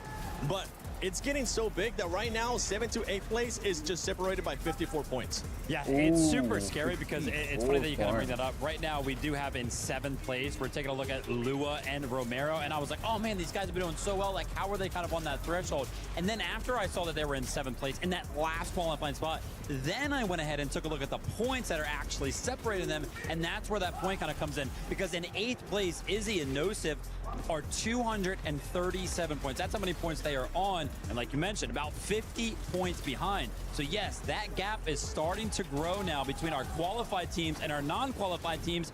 And Kelly, I got to talk about it as well, because I'm looking at Izzy and Nosif there in 8th place. In 9th place, somebody else has been in that qualification spot consistently throughout the day, but unfortunately has recently fell out. It's Booga and Braids in 9th now. Oh my gosh. Listen, the shadows might be cast right now, but we always know that the lion will come and awake and roar to everyone. Let him know that he is here to play. And still, Boog and Braids, let's say that they don't make it into the top 7. I think without a doubt during our game in 2 days that they'll be able to make it into the top 3 right there. But Booga, Braids, I think that they're going to be fine as far as it goes into the qualification in the next 2 days. But if we're talking about these teams, Izzy and Nosif, I'm just shocked to see that they would go from a win to struggling where they are right now. And gotta wonder, is it everyone else that's just making the changes that's kind of affecting them? Yeah, I mean, look, I think they'll be disappointed if they're not able to, come back and get into the top 7. But ultimately, the expectations for these guys weren't necessarily to be an outright top 7 team. I think when we start to look at that second page of leaderboard, that's when I'm really starting to look at people like, hey, how have you allowed this to happen today? Look, I don't want to call out too many people. I think the biggest one for me on a personal note, Shadow and Virgo. I wanted to see so much more from these two. Of course, Virgo repping the M8. He's going to have so much of the home support. And I just expected them to thrive more in the chaos today. Yeah, I think Booga kind of mentioned it the best when we were kind of talking to him prior to today, right? Prior to the start of the competition. He was like, listen, he feels like Reload is just all about who plays the end games the best. Shadow and Virgo right now are just not really making it there. I mean, I'm taking a look at some of their placements throughout the matches today. Only 3 times over the course of the competition, over the course of these 8 games, have they actually gotten into the top 10. Like what is going wrong preventing them from actually getting into these end games? Yeah, I think there's a lot of questions to be asked there. The thing that's potentially scariest, when you look at the bottom of that leaderboard, Alex and Reckless, 20th, repping Power, repping OCE. Look, Alex, for the first time, I think in so many years, didn't qualify for the Global Championships, right? Yeah. In Battle Royale. Of course, we were sort of looking at him in this mode as, okay, if OC is going to show up, could he be one of those names? He's always getting put in that conversation. They just haven't showed up today. It's, really many questions to be asked to them. Well, Kelly, sorry, as I'm looking at those bottom 3 teams, I'm looking at Rejects, and that's important because Rejects is currently one of the teams that is in the club championship. they could end up getting eliminated on this first day and not being able to actually get even more championship points. I mean, for Tomat and Mofu right now, there really isn't that too much of a difference between 18th and 17th place. I think out of those bottom three, obviously it would be the one that's in 18th place that has the likelier chance. But I do think that there is still within contention, like the bottom six, the bottom seven, it could easily fall in and out. It's not just the bottom three that are done right now. We do have 2 more games to go. Players can earn 100 points in a single game if they do have a crazy game. But you were talking about those end games, man, and we saw again from our top 3 teams just how locked in they are. Where you had it was Vico Malabuga that launched first. We had Peterbahn Pollo that was controlling height, and then they launched, and then Shark and Teeny didn't launch at all. They just stole height. So what can you do? Everyone's controlling everything. The thing I'm most keen on now is finally we've actually seen somebody hit, or a couple teams hit, over 350 points. Yes. Right? Of course, for the final, we're going to see match point for the very first time in Fortnite. You hit match point at 350 points. Again, if you are one of those top 3 teams, you know, you've proved you're very good today. Maybe you're almost like a trial run. How would we play if we activated match point right now and we had to make sure we won the competition over some of those guys? I think that'd be a good opportunity to practice that here. I just want to say I was wrong, okay? I ended up saying, in my pick'ems earlier on, I ended up saying, I think that we're going to get match point on Game 7. We've just barely hit Game 7, and now these teams are finally starting to hit that threshold for 350 points. I also want to switch the focus a little bit more. We've been talking about those top 3 teams, but there's also a team that has been quite consistent, especially before this last match, and it's none other than Vitality with Gino and Pablo Wingu. Before this last match, they ended up being in 4th place and 2nd place too. They're starting to be consistent as well. Yeah, I mean, absolutely. I don't think there's really any surprise there, right? We were kind of talking about Vitality earlier on. I think they made it to 3 of the qualifiers for the Reloaded League Series, and they placed phenomenally. I think it was a top 5 every single time there for Chino and Pablo. So no surprise to kind of see them in that top 7. And, you know, Vico's kind of talking about some of the teams that feel like they are already kind of guaranteed to qualify. Chino and Pablo are kind of approaching that threshold as well. You know, I'm talking about the 3 top teams that are kind of controlling the high ground right now, but what Chino's doing really well is running that low and mid ground and getting a lot of eliminations where a lot of these other teams are kind of falling a little short. So that is another angle that they're able to kind of pull out on top and show why that's also a viable option. Yeah, Only 2 games I don't mean this in a bad way, guys, but I think they've probably been like the most boring team today. You know, like it's kind of just been like, not bad. They've been pretty good. They're consistently making it to end games. You sort of see them there. They'll pick up a couple points in awkward situations, and they're probably going to qualify through, make it to the final day, and you're going to be like, well done, boys. Good job on the day. Actually, Levin, you want to talk about boring teams, and you know, boring has got to be in great quotation marks, because obviously if you're in the top 7, you've just been playing super, super well. But I'm taking a look at the top 7 now, and all of these teams that are in top 7, except for one, has at least a 3.75 average eliminations. And then there's Hari, and there's Cammy. They're in 6th place. They got 293 points, and their average elims is 2.25. Shock. Cammy has the lowest eliminations of the top teams. I mean, what year is it? Is it 2021 or 2023? It could have been any of them. This has just been Cammy for years in Fortnite, and I guess it's good to see that, again, you can still find success playing that way. Let's see what they're going to be able to do here in the upcoming next 2 matches. Who's going to stay in the top 7? Right now, that gap to 8th place is starting to get even wider and wider. And for the bottom 3, I want to see them react during this next match. Listen, Minnie, at this point, I'm looking at the way this is all starting to take form, and it's going to take a pretty devastating mistake if you are in 5th, 6th, or 7th in order to give up your lead. Yeah, I mean, they're there for a reason. You know, the teams that are at the top of the table here are in there for a reason. They're teams that have been able to show that even when things aren't going their way, I'm looking at Liwa Romero, they are able to rise up to the occasion, which you need to do at this level. You need to be able to maintain as much as it is about rising up the standings. Of course, lots of teams just outside of that as well. And of course, on the other end of the leaderboard, Alex Reckless, Epic Well Pumped, Tomat Mofu, the teams that are in that bottom 3 currently. Things are so close down there. One big game from any of the sort of 4 or 5 teams down at the bottom end of the leaderboard could rocket them out of that bottom. Then you have Rainy and Nalu just, you know, the Japanese, they're just peeking on down like, oh no, it could be us too. So it's going to be pretty scary here. Sketchy times ahead of us as we jump in. Shark takes down Epic Whale immediately, then follows up with another one onto Chino, then follows up with shots onto Cammy where Braids finishes things up. Talk about a hot starter, just really secure things here. Well played for him. He's not going to be too upset about that one. Yeah, they can still win the game. It's what they do. It's what they've been doing. Shark going down early on. more than capable of finding more eliminations and more things to play for in this game. Retro. When I think about it, Retro, this is such a hot start for them, right? They didn't earn any points last time, and now they're clearing out their drop. Shark down, Peterbot down, Cammy down. He said, what, first, second, other teams, top 7, get out of here. They're making room for themselves. So they're collecting trading cards of Fortnite goats. All the players are able to take out right here. Retro all on his own, more than happy in that position. You can see how much that's going to mean to them, of course, on the standings. They do need to have these sort of maintaining good games in the rest of this competition. Leo Romero, big performance, big show from Romero in that last game.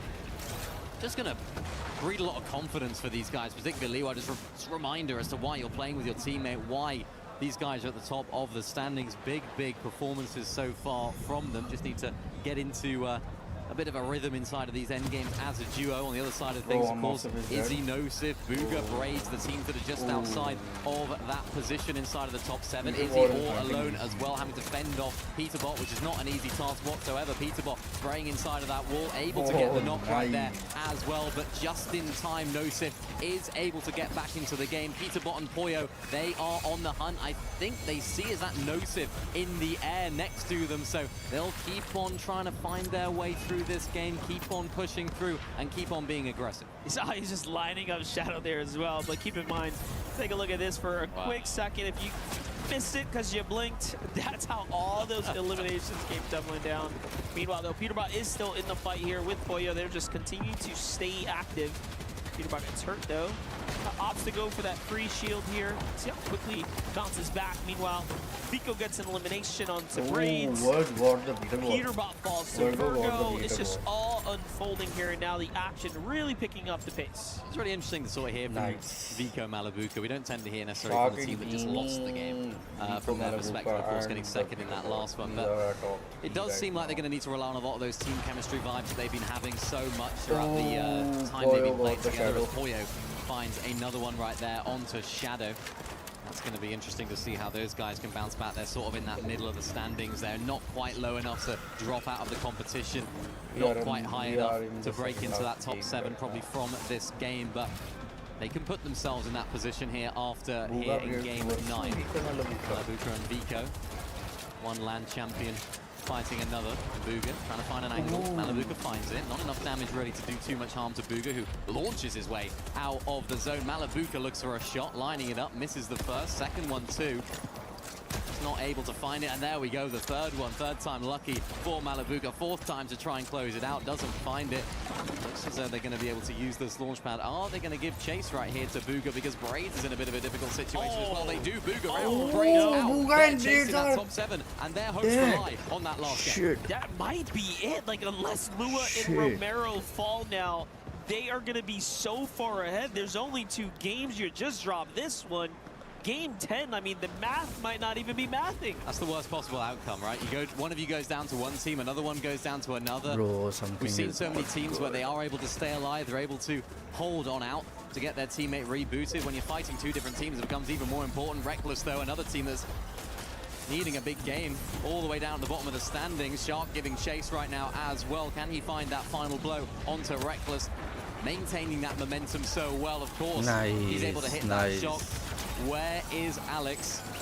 And how is Alex doing? Because Alex now needs to stay alive to keep that team in the game and keep them alive right now, because this is a very important game. The bottom sort of 19th to sort of 17th, 16th, they're all quite close, whereas Alex and Reckless do have a little bit of ground to make up. You can see it on the leaderboard right now. They're just that little bit further behind, so Alex has it all to do. They crossed the 450 point. We're just focusing on that. Nosif and Izzy are also down. This is a extremely rough spot, but if you're cringing Voco, I mean, your eyes are lighting up here. What was probably an impossible scenario to find yourself in, now you just have a chance to jump in. Malabuka is one shot. Though. You will kind of have to get up towards the upper placing points there, but Virgo, Shadow, this is a fight to not get their keys crushed at this point in time. He stays alive just long enough to get Shadow back in the game. Peterbot versus Z-Dog. Yeah. Just slip Oh. difficult he because they need got to sort him, of he shift got their him, focus got now him. just to staying in the lobby, making sure that they can play on Friday at the very least. Poyo got the Peter lead Boyo off. don't have to worry about that whatsoever. They're continuing to plow on through this lobby. 4 eliminations now for them. They are living life on easy mode when it comes to actually qualifying through. They've got the job done more than happily, you have to imagine here as well, realistically. When we come into this, it's not, I suppose, done and dusted realistically, but mathematically, they could still lose it, but it's Peter Poyo, Goofy and Z-Dog. They're a team that sort of in the middle. Can they find themselves an opportunity to break into the top 7? This game's going to be the decider of that. They got Peter Poyo on the wall. This fight could mean more to them than just this individual game. It could mean their entire qualification to either the survival stage or, of course, qualifying straight through to finals. That's right. They're the next best up behind Cringe and Volko, and by a pretty significant few eliminations. So it is going to be important for them to continue to pop off here. Meanwhile, Muzz, Sphinx, again, sitting very much comfortably in 4th place right now. Have a fight up there live ahead of them. It's Sharkantini. Sharkantini have obviously and clearly been fired up, but Muzz and Sphinx are playing very, very well themselves. So I think Sharkantini should be able to meet their match here. We have NA against EU. Nice job for Shark there to open up on Sphinx.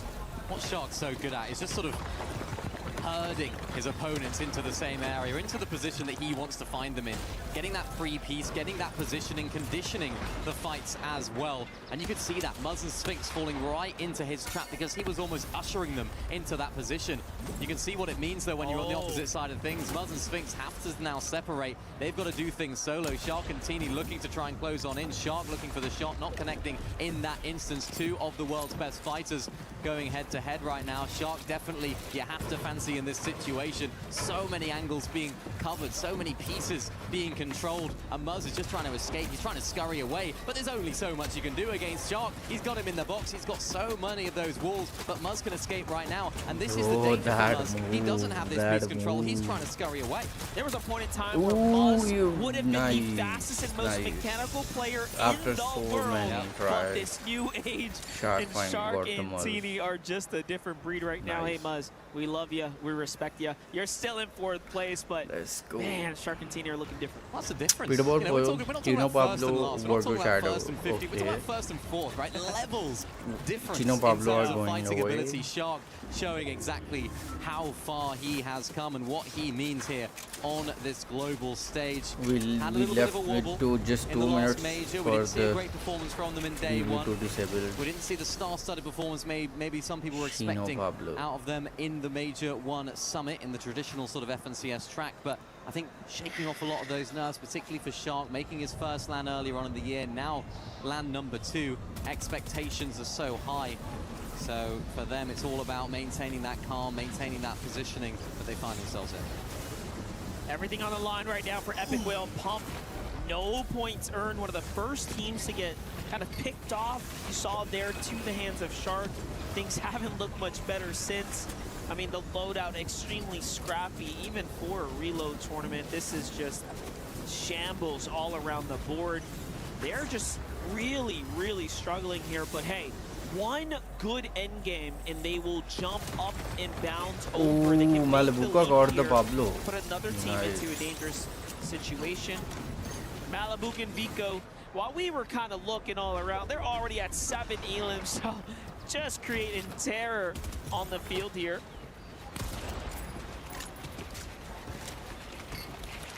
Sharkantini again continuing their plowing through the Most lobby. want to command. It's what they do. It's what they do best. It's what they're happy to do. It's where they feel most comfortable. Let's go. As Malabuka looking to Malabuka is carrying the RPG from the last yeah, 3 it's like games. OG Fortnite. Strats right there, isn't it? Little classic, you love to see it. Back on over to Sharkantini as they are our muse for the time being here. Zone 6, where most teams are not going to be looking to do anything crazy. Sharkantini quite literally have nothing to lose at this point. They will be the thorn in all the other team's sides at this point. Phoenix and Retro managed to somehow kind of stand things Chino off and while Pablo all that was are happening, though. dead. Pablo and Chino end up falling here. Is that going to be enough to actually put them in any dangerous situation? I doubt it, though. 330 points, pretty strong lead they have right now.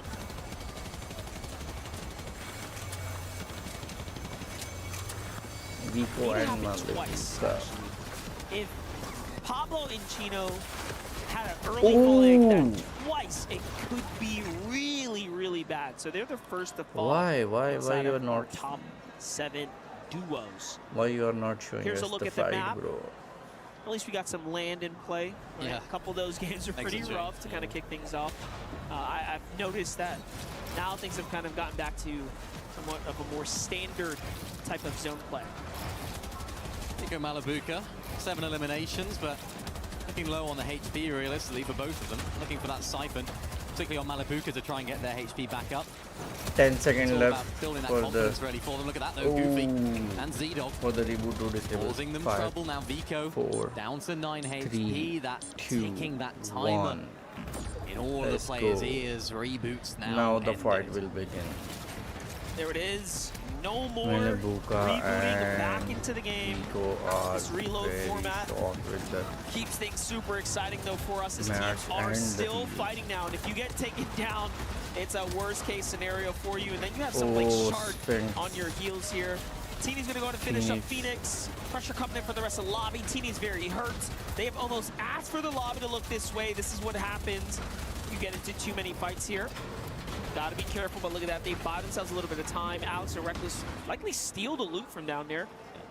That'll be really good for them. Remember, they are dead last right now. They literally need something. They need a top 5. It is time. It's time for them to show up right now. We haven't seen much from them throughout the day. They've not really shown us what they can do and what they have been doing on their home region. Peterbot and Poyo.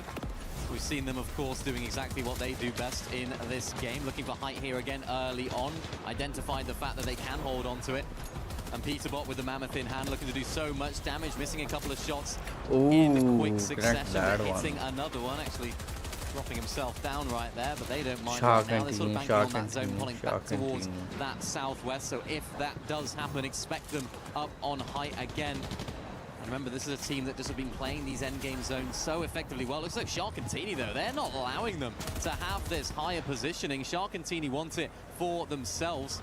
2 of our Titan teams going head-to-head right now. They're going to have to settle for that lower ground positioning. Peterbot down, getting sprayed from all angles. Peterbot down, Poyo down. As well, and they both Shark, go down. God, Peterbot both and of them. Poyo eliminated. Shit. Shark and Teeny are the team that take them out as well. This has to be motivating, frustrating, and everything in between the range of emotions of those 2 words I just mentioned for Peterbot and Poyo as they start looking towards the grand finals.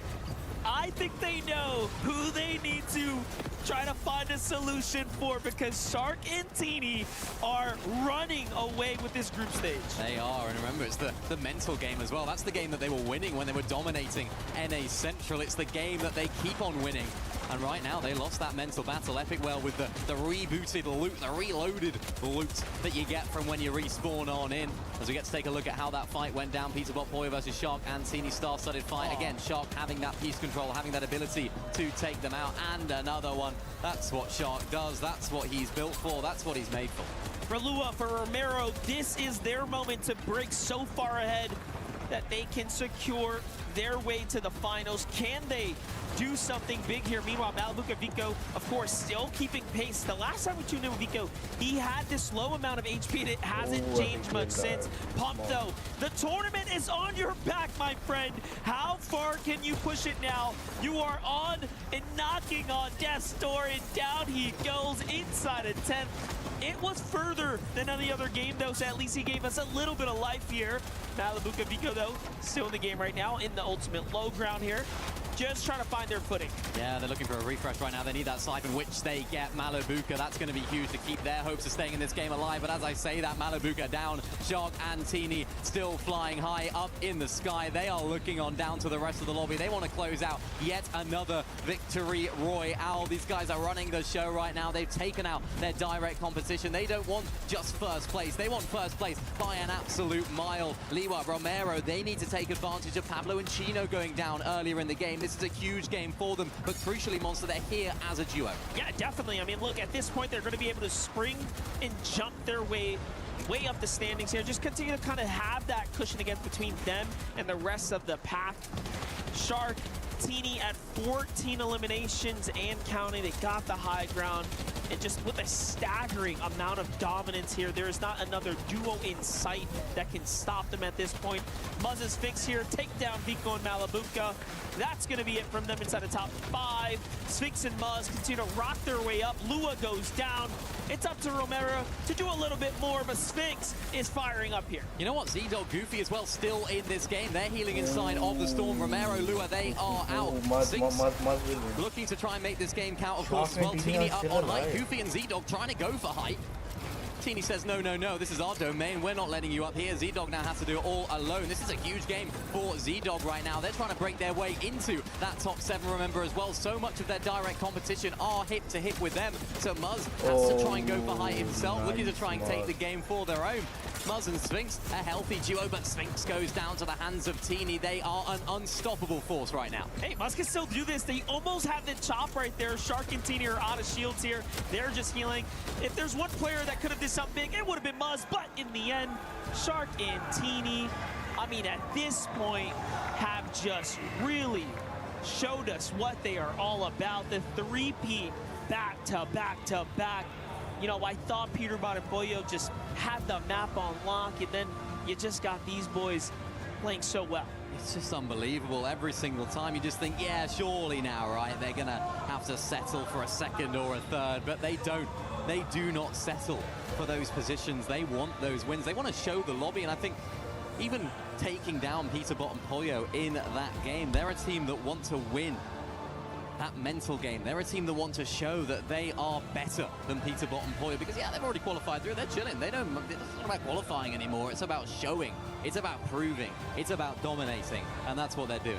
Yeah, the crazy part about all that as well is the more experience they earn in these LAN environments, I mean, the better for them in the long run. Well, here's Muzz, here's Sphinx's perspective. Shark and Teeny, of course, dominated. We'll get to hear from their POV. I don't expect much, but we might get a little something here. Mana. 100. Dead. Dead. Nice. 4 builds. 0 builds. 20, 20. Yeah, 5 builds. Take. You're healthy, you're healthy. Wait. 1 HP, 1 HP. Not a good job, not a congrats, not a well played, not anything. Radio silence. I don't think he blinked. It's crazy. It's a fun game to play at home. When they win the next game, what are they going to say, if anything? Over, under, on. Just stone cold expressions at this point. I mean, the tournament might be over. They're going to be in first. They might just walk out and ignore Zeke's interview altogether. We'll just see. Well, we're just having fun here. You can see the expressions on players. The game planning. For some, I think they feel like, hey, at least we're not going to get our keys crushed here. They'll start looking towards a survival day. For others, it's like, what can we do to not get our keys crushed? Either way, though, I'm going to take a second to go find myself a Flowberry Fizz. And then when we get back, we'll have more Fortnite action.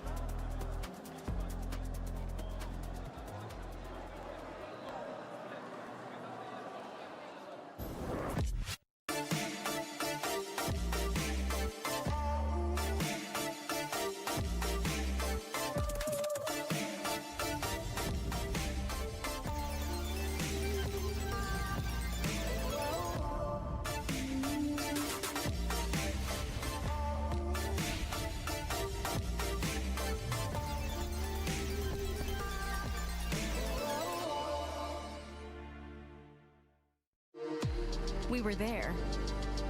For every click, every clutch, every respawn. We were there for the years of grind. And we're here. Now. The proud founding partner of EWC. Powering the biggest event in gaming. Shoulder to shoulder with the world's best. Making history. Greatness deserves a stage. Lenovo Legion. Reach your impossible.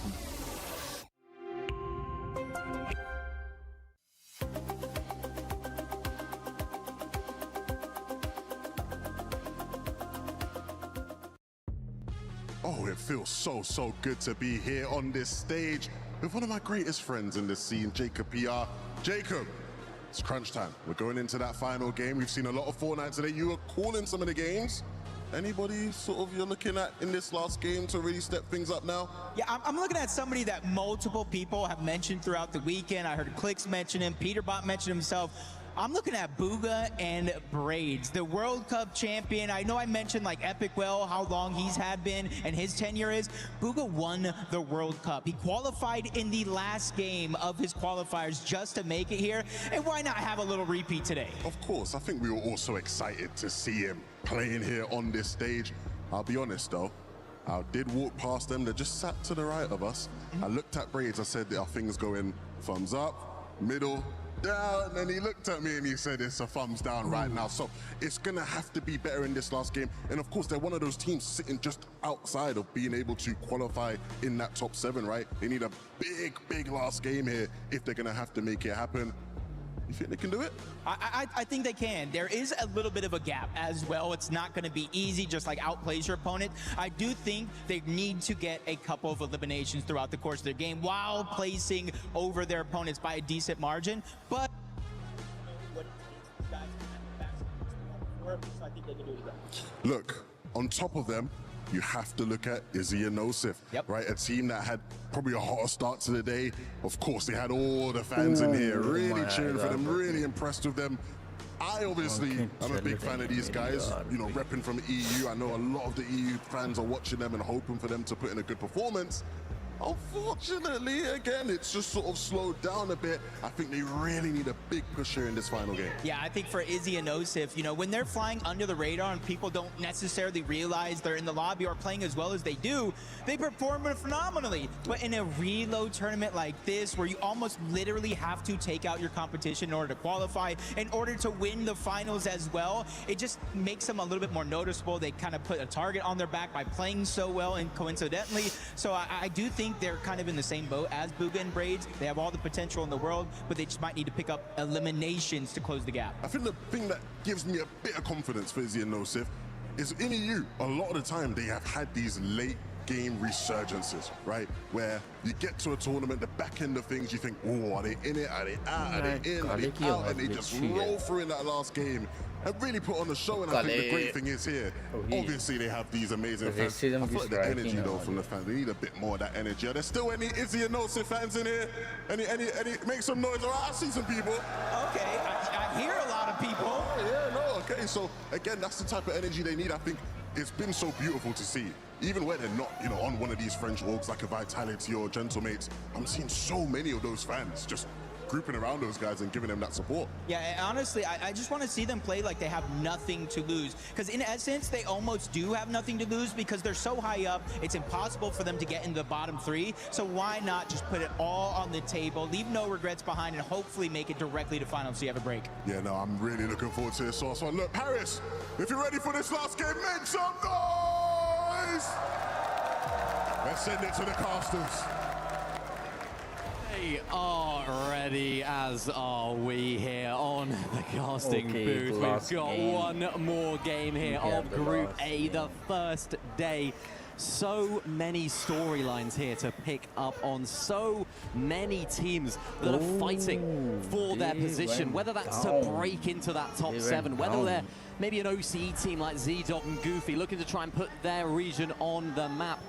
As you can see in the top 10 right now, there are opportunities on the table. We saw Chino and Pablo Wingu. We saw those guys going down early in that last game. There are opportunities on the table. You need one of those top teams to go down in order to break your way through. But then on the other side of things, the bottom 3, you do not want to find yourself in that position at the end of the day. Reminder, the bottom 3 teams will be completely eliminated from the competition. So for the teams like Rainy and Nalu, for the teams like Epic Well Pump, Alex and Reckless, they are a team that need to break their way out of that. And for the teams that are just outside here as well, they need to survive. Everything comes down to this here, this final game. It's all about to go down. And for some of these players, this could be the last game they play. They got to make sure it's not that. Yeah, definitely. I mean, you're holding down the ship here. You see the story. The stage has been set, and we are going into match 10 here shortly. This group stage, though, Vinny, I just gotta ask you. It definitely set up for our expectations. The teams we thought that were, you know, looking dominant, clearly right Is are this now Cypher starting to show beating? us they've just kind of taken Oh, this all shot. away. That was Yeah, a shot. absolutely. There's so much of that dominance from some of our top teams, which we expected. And then you get some of our teams that maybe we didn't expect to do as well. Z-Dog, Goofy, just on that cusp of that top 7. What a performance they've been putting in today. Now is where it really matters. And I think this is the sort of moments in these final games when the pressure is on. This is where legacies are born. This is where the start of some of these players' stories can be forged. And for some of our top teams, for some of our big players, this could be where it all gets real. And there's a lot of teams that might have it. And Vico obviously enjoying the moment, trying to live in it.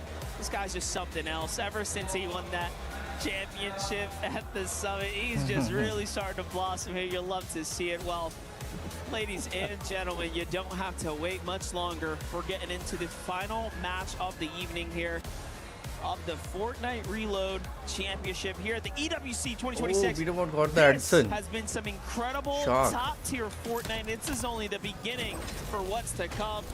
Vico here to kick things off from dancing straight into the action. Well, the last time Vico was dancing on LAN, he won it. So if your teams, you got to be scared of him. Of course, it's not going to be done today. The job's not done. Still got Saturday's finals, of course, to do that. And Seed does go down. Peterbot and Shark, not the two players you want on the either side of your wall. Is Shark going to dance here? Give us an emote. It's Peterbot. It's Peterbot.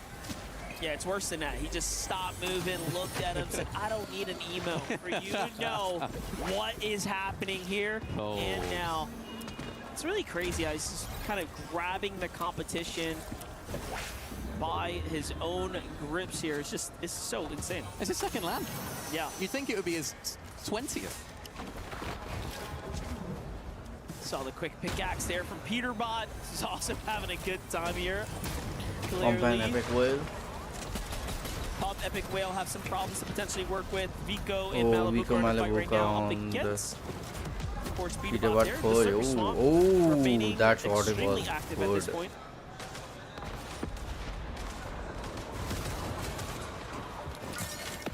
Peterbot, Poyo. Battling it. What the hell? Peterbot down to full damage. That's not good. Malibuka gets a gift. Lovely job for him right now. Poyo in an awkward situation. It's been a little bit of full damage today. We've had a few full damage situations. Saw that rocket launcher come out, and I just thought of Teeny again. I'm like, don't do it, buddy. He hasn't had a good hit record here on stream today. But wait a second, Malibuka pushing in. Little pump fake on the edit there. Ooh. He goes down. Look how fast Peterbot turned around. That's the respect. And Malibuka's hunting. This is your child. Oh, no, man. And he Shit. takes them down. Peterbot and Poyo are officially your first team to fly. I think that's like a record for them. Being the first team to ever fall in a competition. Probably ever. Right? That just doesn't happen very often. Crazy. Shit. Absolutely crazy. Technically a 1v2 from Bro, Malibuka. that A bit of a was helping really hand from the bad. full damage, but a 1v2 nevertheless. Let's go Malibuka. Let's see what they can do now in the rest of this game. They'll be looking at that first place spot, but unfortunately I think it's solidly held down by Shark and Teeny. Speaking of, Goofy inside of the box. Lots more on the line for Goofy and Z-Dog, as Z-Dog actually has gone down there to Teeny. So if Goofy goes down here, their hopes of breaking into that top 7 could be over. Shark getting absolutely beamed from another angle. That was Braids inside of that box. Cheeky from him. Shark and Teeny are looking at those angles and looking at anyone and everyone to go and chase. Good news for the Power Boys, though, in Goofy, as he's staying alive, and JFT Z-Dog can get respawned. Yeah, you know, they just get to live to see another day here, fight another day. Goofy just playing in the cone now. This is a really desperate situation to be in as well. Really consider what's happening here. He is down to just a shock in here. You know, again, for them at this point, the last game here, the lead being so far ahead, they just don't want to get sent down and out to the key crush. It's going to take place after this. I was gonna call it a ceremony, but is it even a ceremony to watch your keys get crushed? It's a funeral. It's bad. It can be very bad. Nalu and Reino had that to deal with as well. this is the situation they're in. These are the cards they've been dealt. They haven't been able to perform up to par, and now they're having to deal with just trying to survive at this point. Kari and Hammy.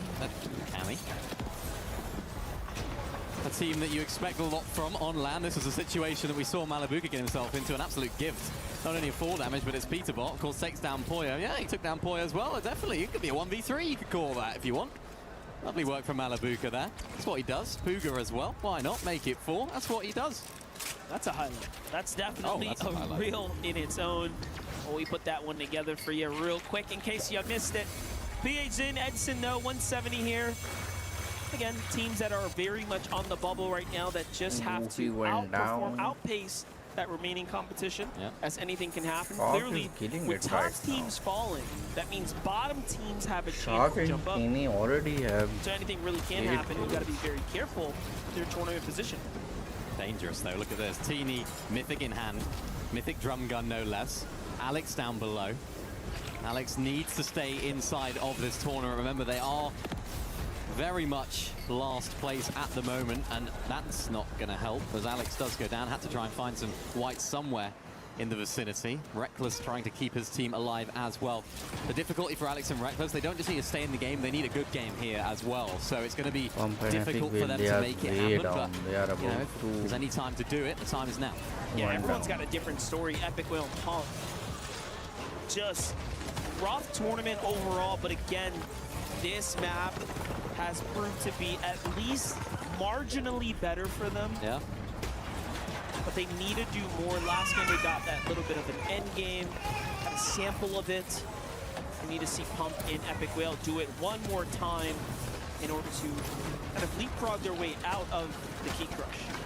I think the difficult thing that I saw from them in the last game is we saw Epic Whale going down in that earlier stage of the end game, and Pump couldn't quite solo clutch. And I think what we've seen from some of the better teams, the teams in that top 7 today, is when they've been put in that situation, the Fragger has solo clutch. They've been able to squeeze out placing points. I'm not talking about solo clutch wins. Nobody here is capable of course doing that from right at the beginning, maybe Shark, but it's very difficult to do that. But just squeezing out a few extra placements, it's so valuable, and they couldn't do that in that last game. Izzy and Nosif though, Jacob and Levin were talking about it going into this game. This is an absolutely massive game for them. They need the entire of France on their side right now, but unfortunately they've only got one player on their side for the time being. Izzy all alone, Nosif going down. I think for them, realistically, their sights have to shift in order to just staying in the lobby, which I think they've got more than locked down.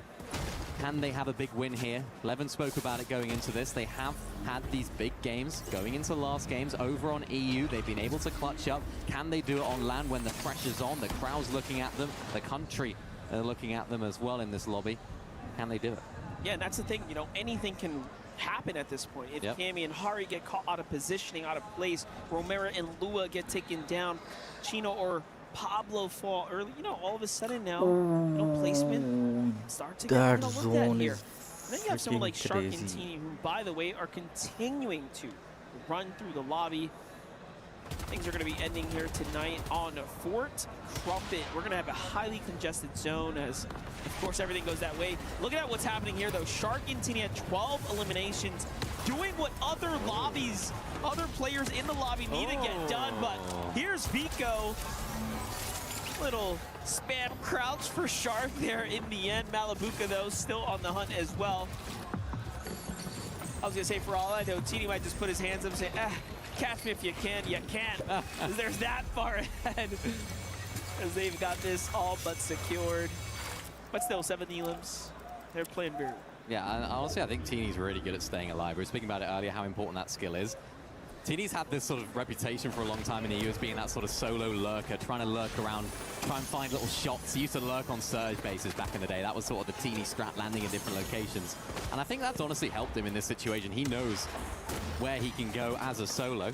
Vico Malibuca, though, they've spotted him out, not able to lurk for too much longer. Malibuca with that RPG straight into the box, but not actually doing any damage right there, just causing a bit of havoc inside of this area. Thankfully for Teeny, shot would have been rebooted by now. Unfortunately for Teeny, he's losing a lot of HP. Vico from one angle, Malibuca from another. That's a difficult sandwich to be in the middle of.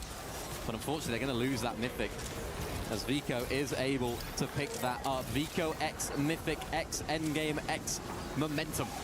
What can we see? I don't have anything else to add to that one. I think you hit about every trait you can. X dancing. There you go. Well, with that, back on over to Izzy and Nosif. Hey, if they want it, they will have to survive, but they get taken out. Ooh, Shark catches one, Izzy and Nico gets the Nosif are other. out. And there's the full conclusion of their tournament run here now. Shark, though, just walks into a haymaker from Vico. Hey, did you get enough the first time there, did you? He comes back for more.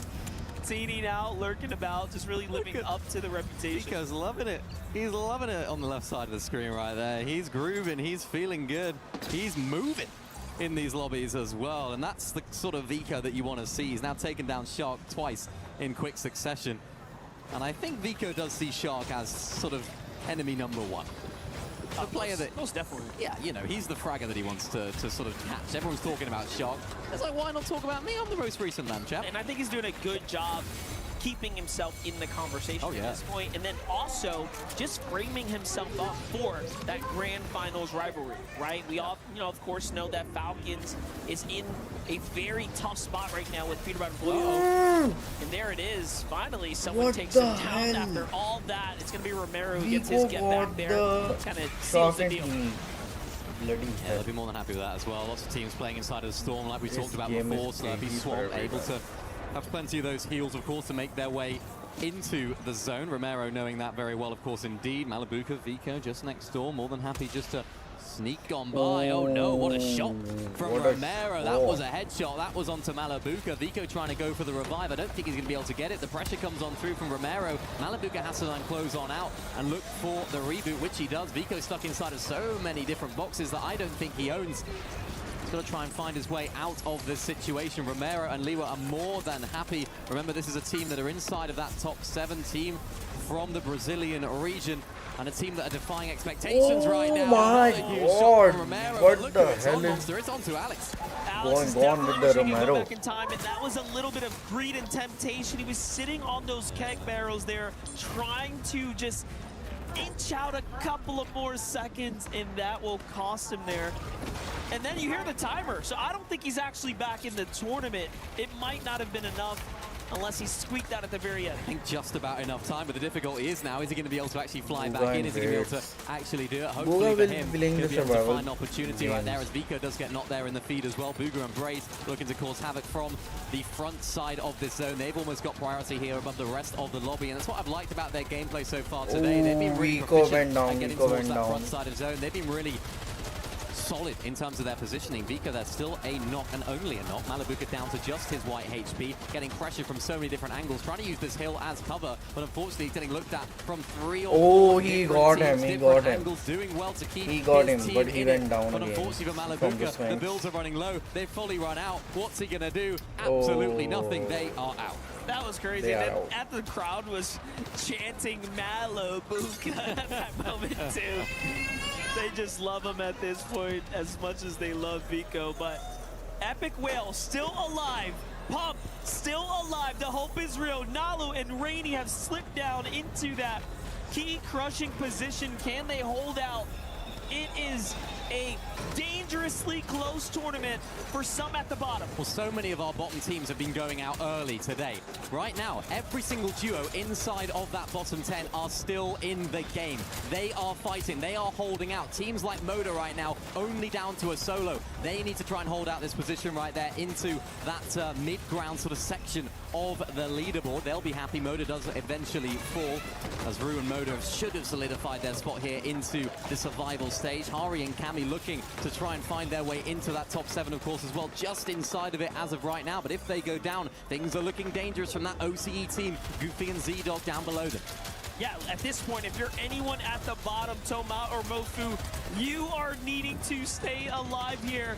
Alex is gonna fall, though. He's one of the missing pieces that now have to leave Reckless to play by himself, and it's Epic Whale and Pump who are obviously making the most of the situation. 159 is that cutoff point of Mofu and Toma. Can they stay alive? Focus coming in from Voke on the other side. Hari just trying to do his best as he's, again, a dangerous threat to say the least. Yeah, he's going to try and maintain his spot inside of this top 7. It's been a day of solo clutches from so many of our top teams. Now, Hari, you were introduced into this team to be that sort of fragging potential, be that fragging power. We've seen the Cammy can't do that. Now is your time to shine, my friend. You've done it so often this season. Can you now do it again? Epic Will getting active on the wall of Bugha and Braiz, but decide to disengage from that particular engagement. Bugha and Braiz, they're just trying to look to try and make their way into that top 7. They need a big game. I'm seeing Z-Dog also in the feed there. Goofy finds another one too. If they win this game and Hari falls early, Cammy and Hari will effectively give up their spot. On the other side, Pump is by himself. No Epic Will, 144 points. He needs 10 more to get ahead, but the sickness will do the rest. And down they go to be crushed. In the end, Z-Dog and Goofy, what are we watching? A comeback story, a fight to potentially qual. They're not here to take part, they're here to take over. They know how much this last game means. They need to break into that top 7. They're trying to do it in style as Hari falls. That is their main competition. Goofy and Z-Dog up on height. Can they take this final game right here? Can they break into that top 7? Or did Hari do just about enough? Another team on the tails as well. It's Volko, it's Cringe. They're a team just outside of that top 7. They're a team that need to make it happen as well. What's wild is, do the math, y'all. It's worth 60 points for the win. It is in reach here. Anyone can jump up and over. Cringe and Volko have a chance to do it too, but man, being solo is only going to get that much harder now. Meanwhile, Goofy and Z-Dog are in control. 304 and counting, top 7. Can they keep pushing it further? They're starting to run out of mats up top. I'm looking over to the side. Nalu and Rainy are still in this game too. Toman and Mofu are in this game too. One of those two teams will get keys crushed here shortly. Another one might win this and actually go to finals. Who's it gonna be? Can they do it? Z-Dog and Goofy, they're dominating, taking out Rainy. That is absolutely huge for them, but devastating for Rainy and Nalu. Nalu has to now keep his team in contention to stay in the competition. Goofy and Z-Dog maintaining this height despite having no builds. So many of our top height teams are out. This is theirs for the taking. Bugha looking for it as well. Z-Dog will fall. Goofy will go down. No materials, has to try and find something here. And just like that, it's Bugha. Braiz is on top. I don't know if they have the map to do this, but they're at 7 eliminations and counting here. 2 players remaining, standing between them.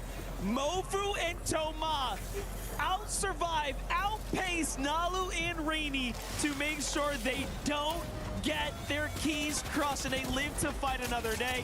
Meanwhile, Bugha and Braiz are looking to put a ribbon on this one here. It's a good old-fashioned 2v2 here. Mini minor. Opportunities right now. What could this mean? What could this mean for the overall standings? Bugha down. Toma and Mofu close out the game to not only win the match, but to keep them in the competition. They will be playing in the survival stage on Friday.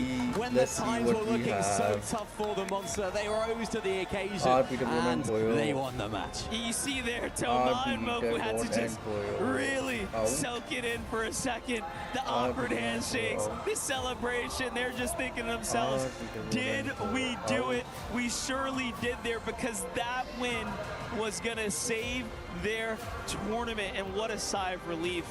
But you know what? It's also a newfound confidence. Yeah, that's going to be huge for them, of course. Now, you know, the last game they're going to play now going into the survival stage is going to be that huge win. It's going to give them that boost of confidence. I think what we saw right there was a lot of our top teams going down, so it opened the door for teams like Z-Dog, for teams like Goofy to try and take height. They knew they needed to. I think Hari did so well to clutch there as a solo. So many of our teams that needed to perform when the pressure was on, they did just that. And that, you can just see what it means. Then you can see what this is about. And for those lads, they're still in the competition. And I think they were in that bottom 3, weren't they? They were just sort of teetering on that area, right? Right there, and you had Nalu inching his way up. It literally came back and forth between those two teams. It really could have went either way. And it's crazy because they're both in the same region as well. So it's like, you know, that regional clash there. Well, they gotta be proud of that performance there. Fun games, great sigh of relief here. You can see the emotes coming out, just looking to celebrate, throwing up signs to the fans. What a game. What is group stage 1? We have so many more days of this ahead of us. I was going to say, you know the best part about this? We get to run it back tomorrow. We got Group B. We got this level of competition again. And again, we've seen our top tier teams, Vico, Malabuka, and I want to see what happened. Wow, Hari did enough. Solo clutch, Z-Dog and Goofy couldn't quite break into that top 7. You can't say they didn't give it a good go.